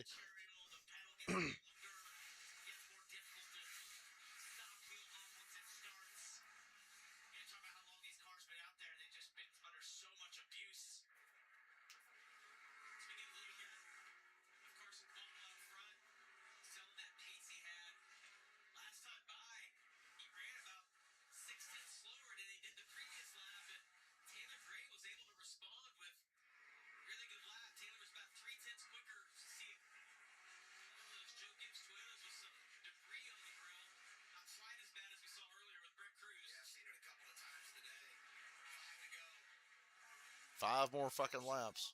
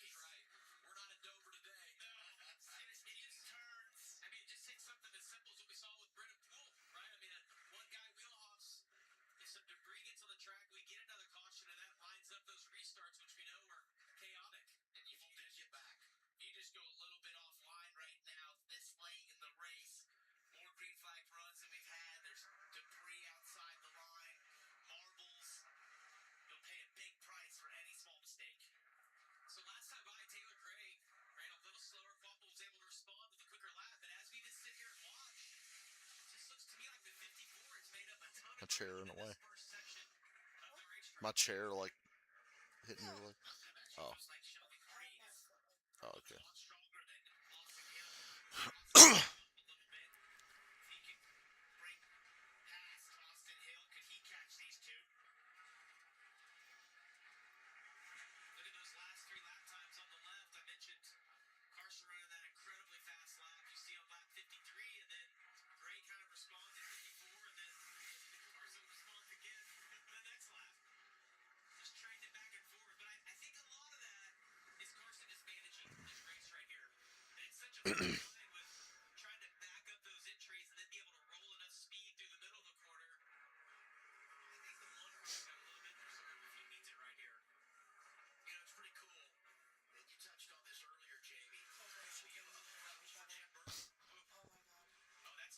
Whoops, Jeb hit that tire wall. Didn't move it though, so we're good.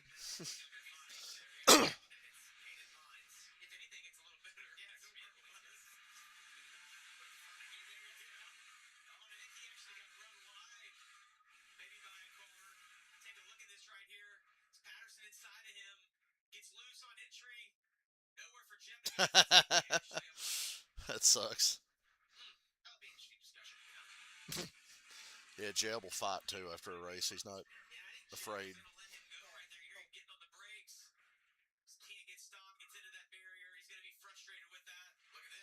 We'll have to watch a couple of minutes of post race to see if anybody starts fighting or yelling at each other after all this.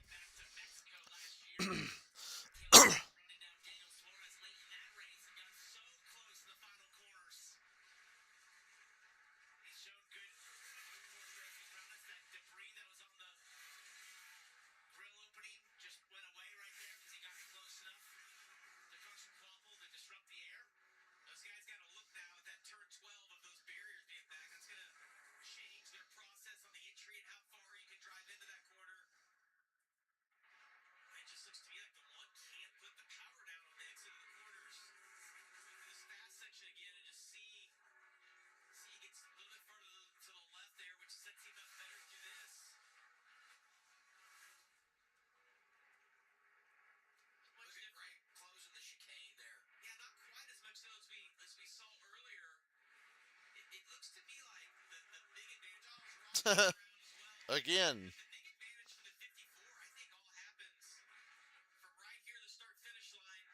Only 3 more laps.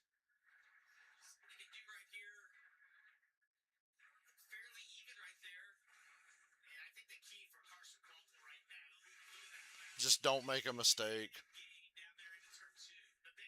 You don't even have to be the fastest. Just don't make a mistake. And Raja is not a road racer.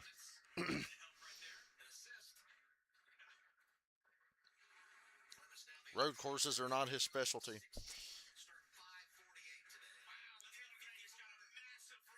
Wow.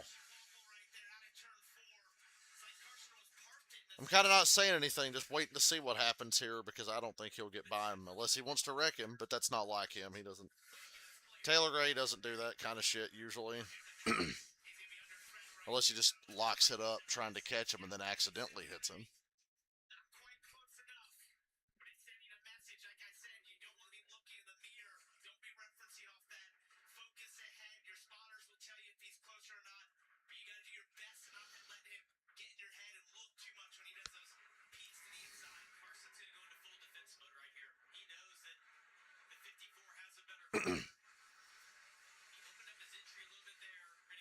Uh-oh.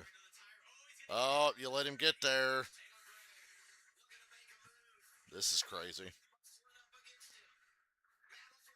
You gotta find something, Carson.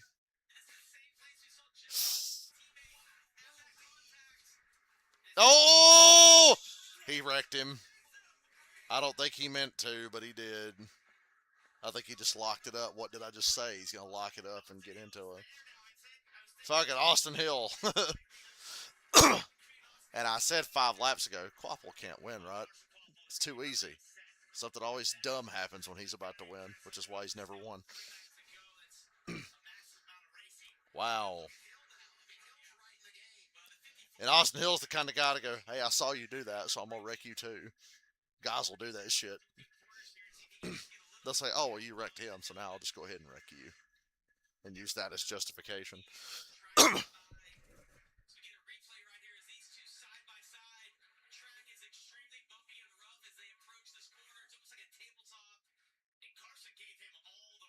Yeah. It's not like Quapple pinched him down. He did a really wide turn in, but...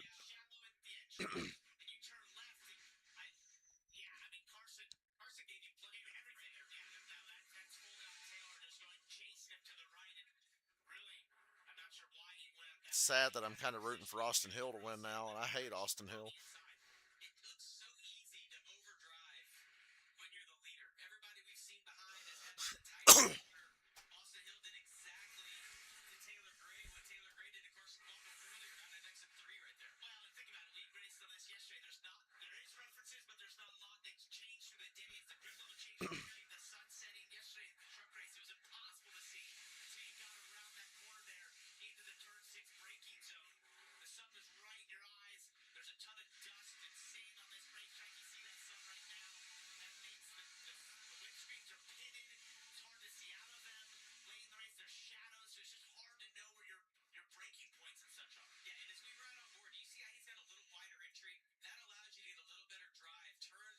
Oh, if only Quapple could get back to him, but he won't.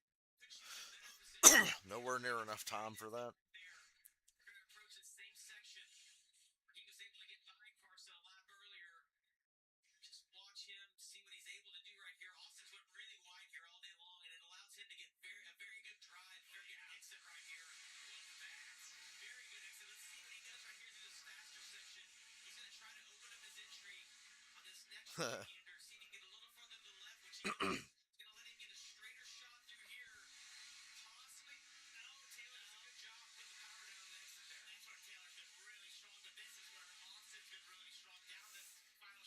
Austin Hill will move your ass.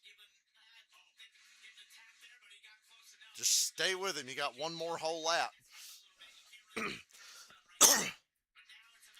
I know you want to win. You hear people like me talking shit all the time about how you can only win on one kind of track.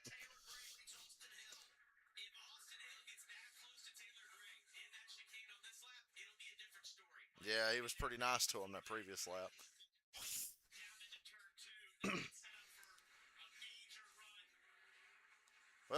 5 hours, but this is pretty good.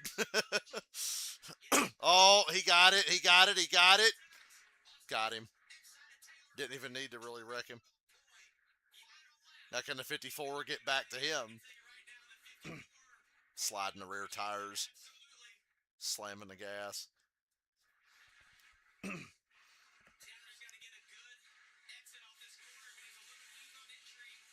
I think Hill's got it.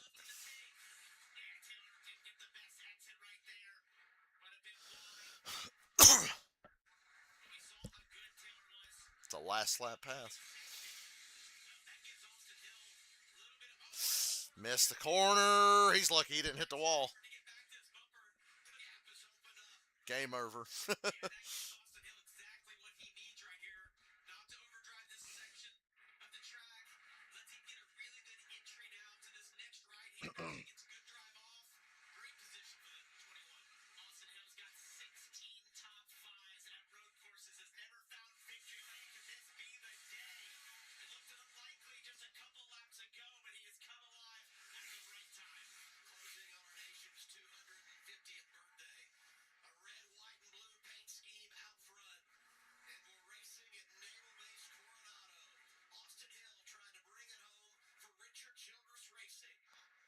This will be their first win since Kyle died.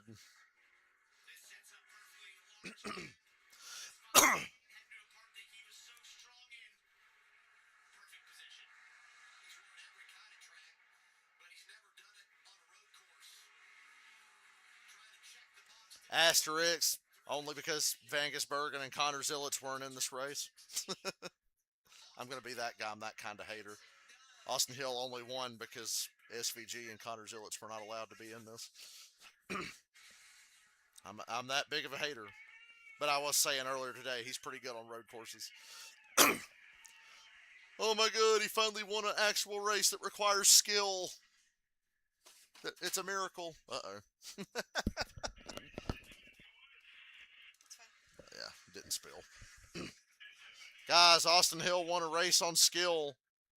That because Taylor Gray's a fucking choker.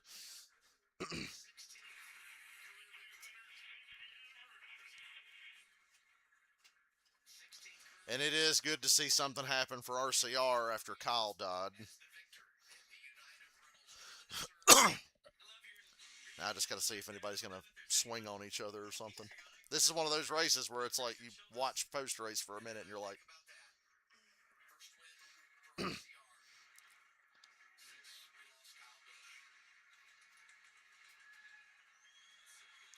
And he's driving Kyle's car tomorrow.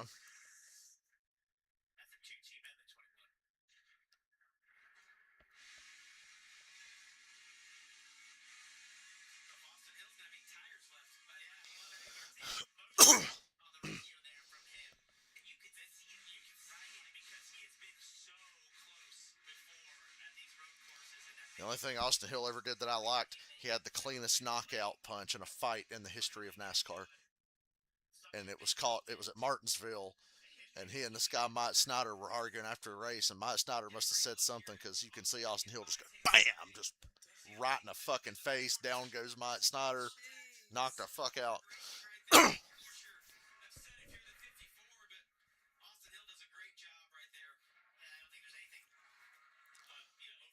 Well, yeah, Taylor's not going to say anything. He fucked up and spun Quapple out.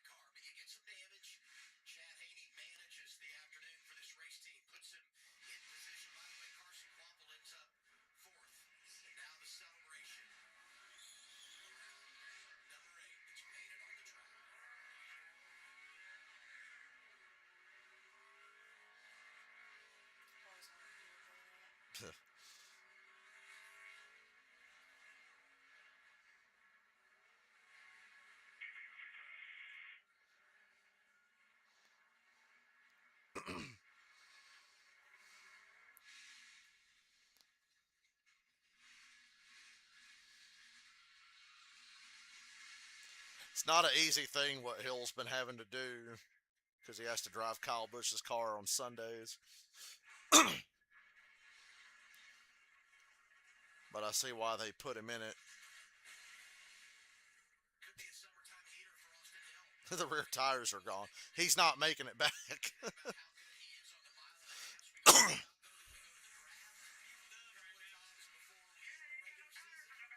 we go to the draft. We got a big issue here. We're on the opposite side of a 3.4-mile course. Turn 10. I'm stuck. You gotta tell Kim and Dylan to get in the truck. We got a ways to go through the interview.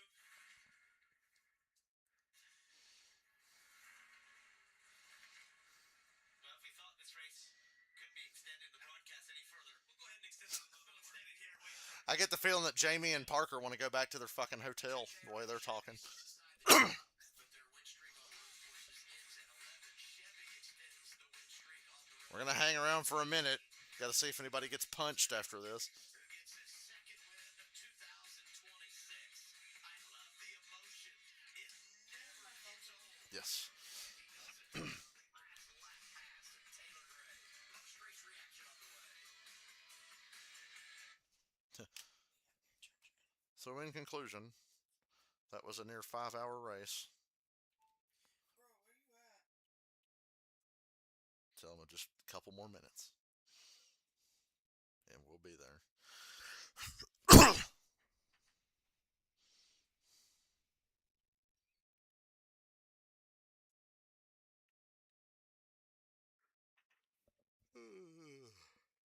Damn.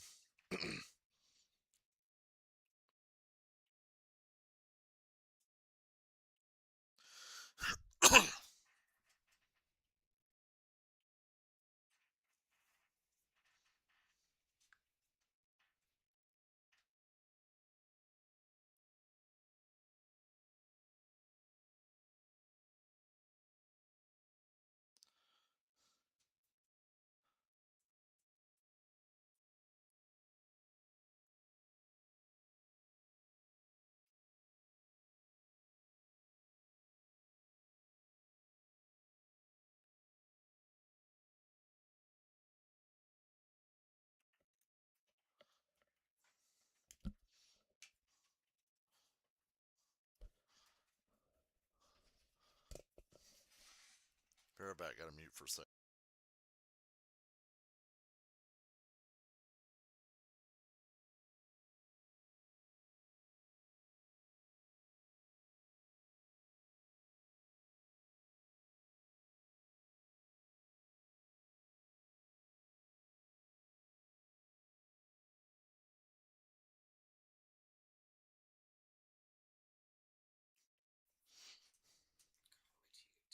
Can't wait till season 3, aka just mostly Sydney Sweeney.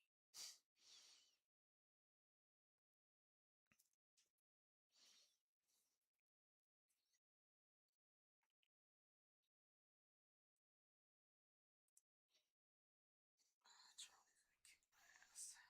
It's my fault.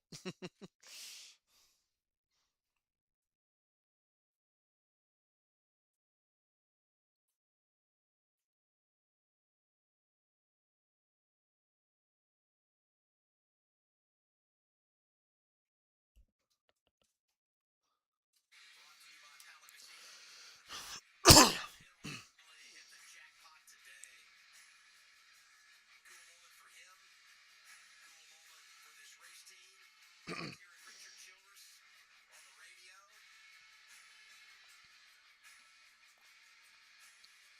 You know it's been a good celebration when you had to get towed to victory lane, right? Based on what we saw earlier today, what hasn't happened?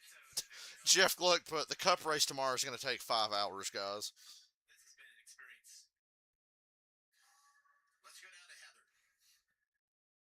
And Taylor Gray brings it home in the second position after leading 16 laps there today. And then Carson Quapple comes up and punches him. What do I speak to your inside? Was there anything different you could have done to defend there? Just had a really bad wheel hop there at my end of my run. I don't know. I need to go back and look at it and maybe shade lower on entry. I don't know. Just not get the car wheel hop, honestly. Yeah, pretty disappointed in myself. Really proud of everyone at Jughead's Racing, Toyota Racing.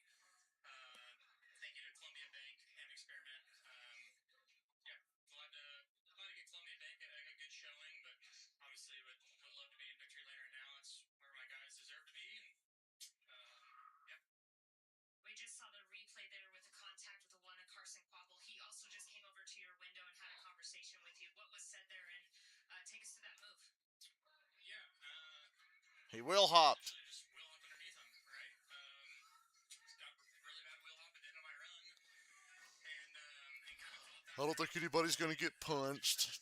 my runs, I would pick up. They'd say Quapple went over and just talked to him like, "What the hell, man?" Yeah, I mean, it's what it boils down to is he was racing me tight like he should, and I wheel up underneath him, and yeah, I hate it for JRM, but unfortunately, it's kind of is what it is. A second place finish here for Taylor Gray. Dylan?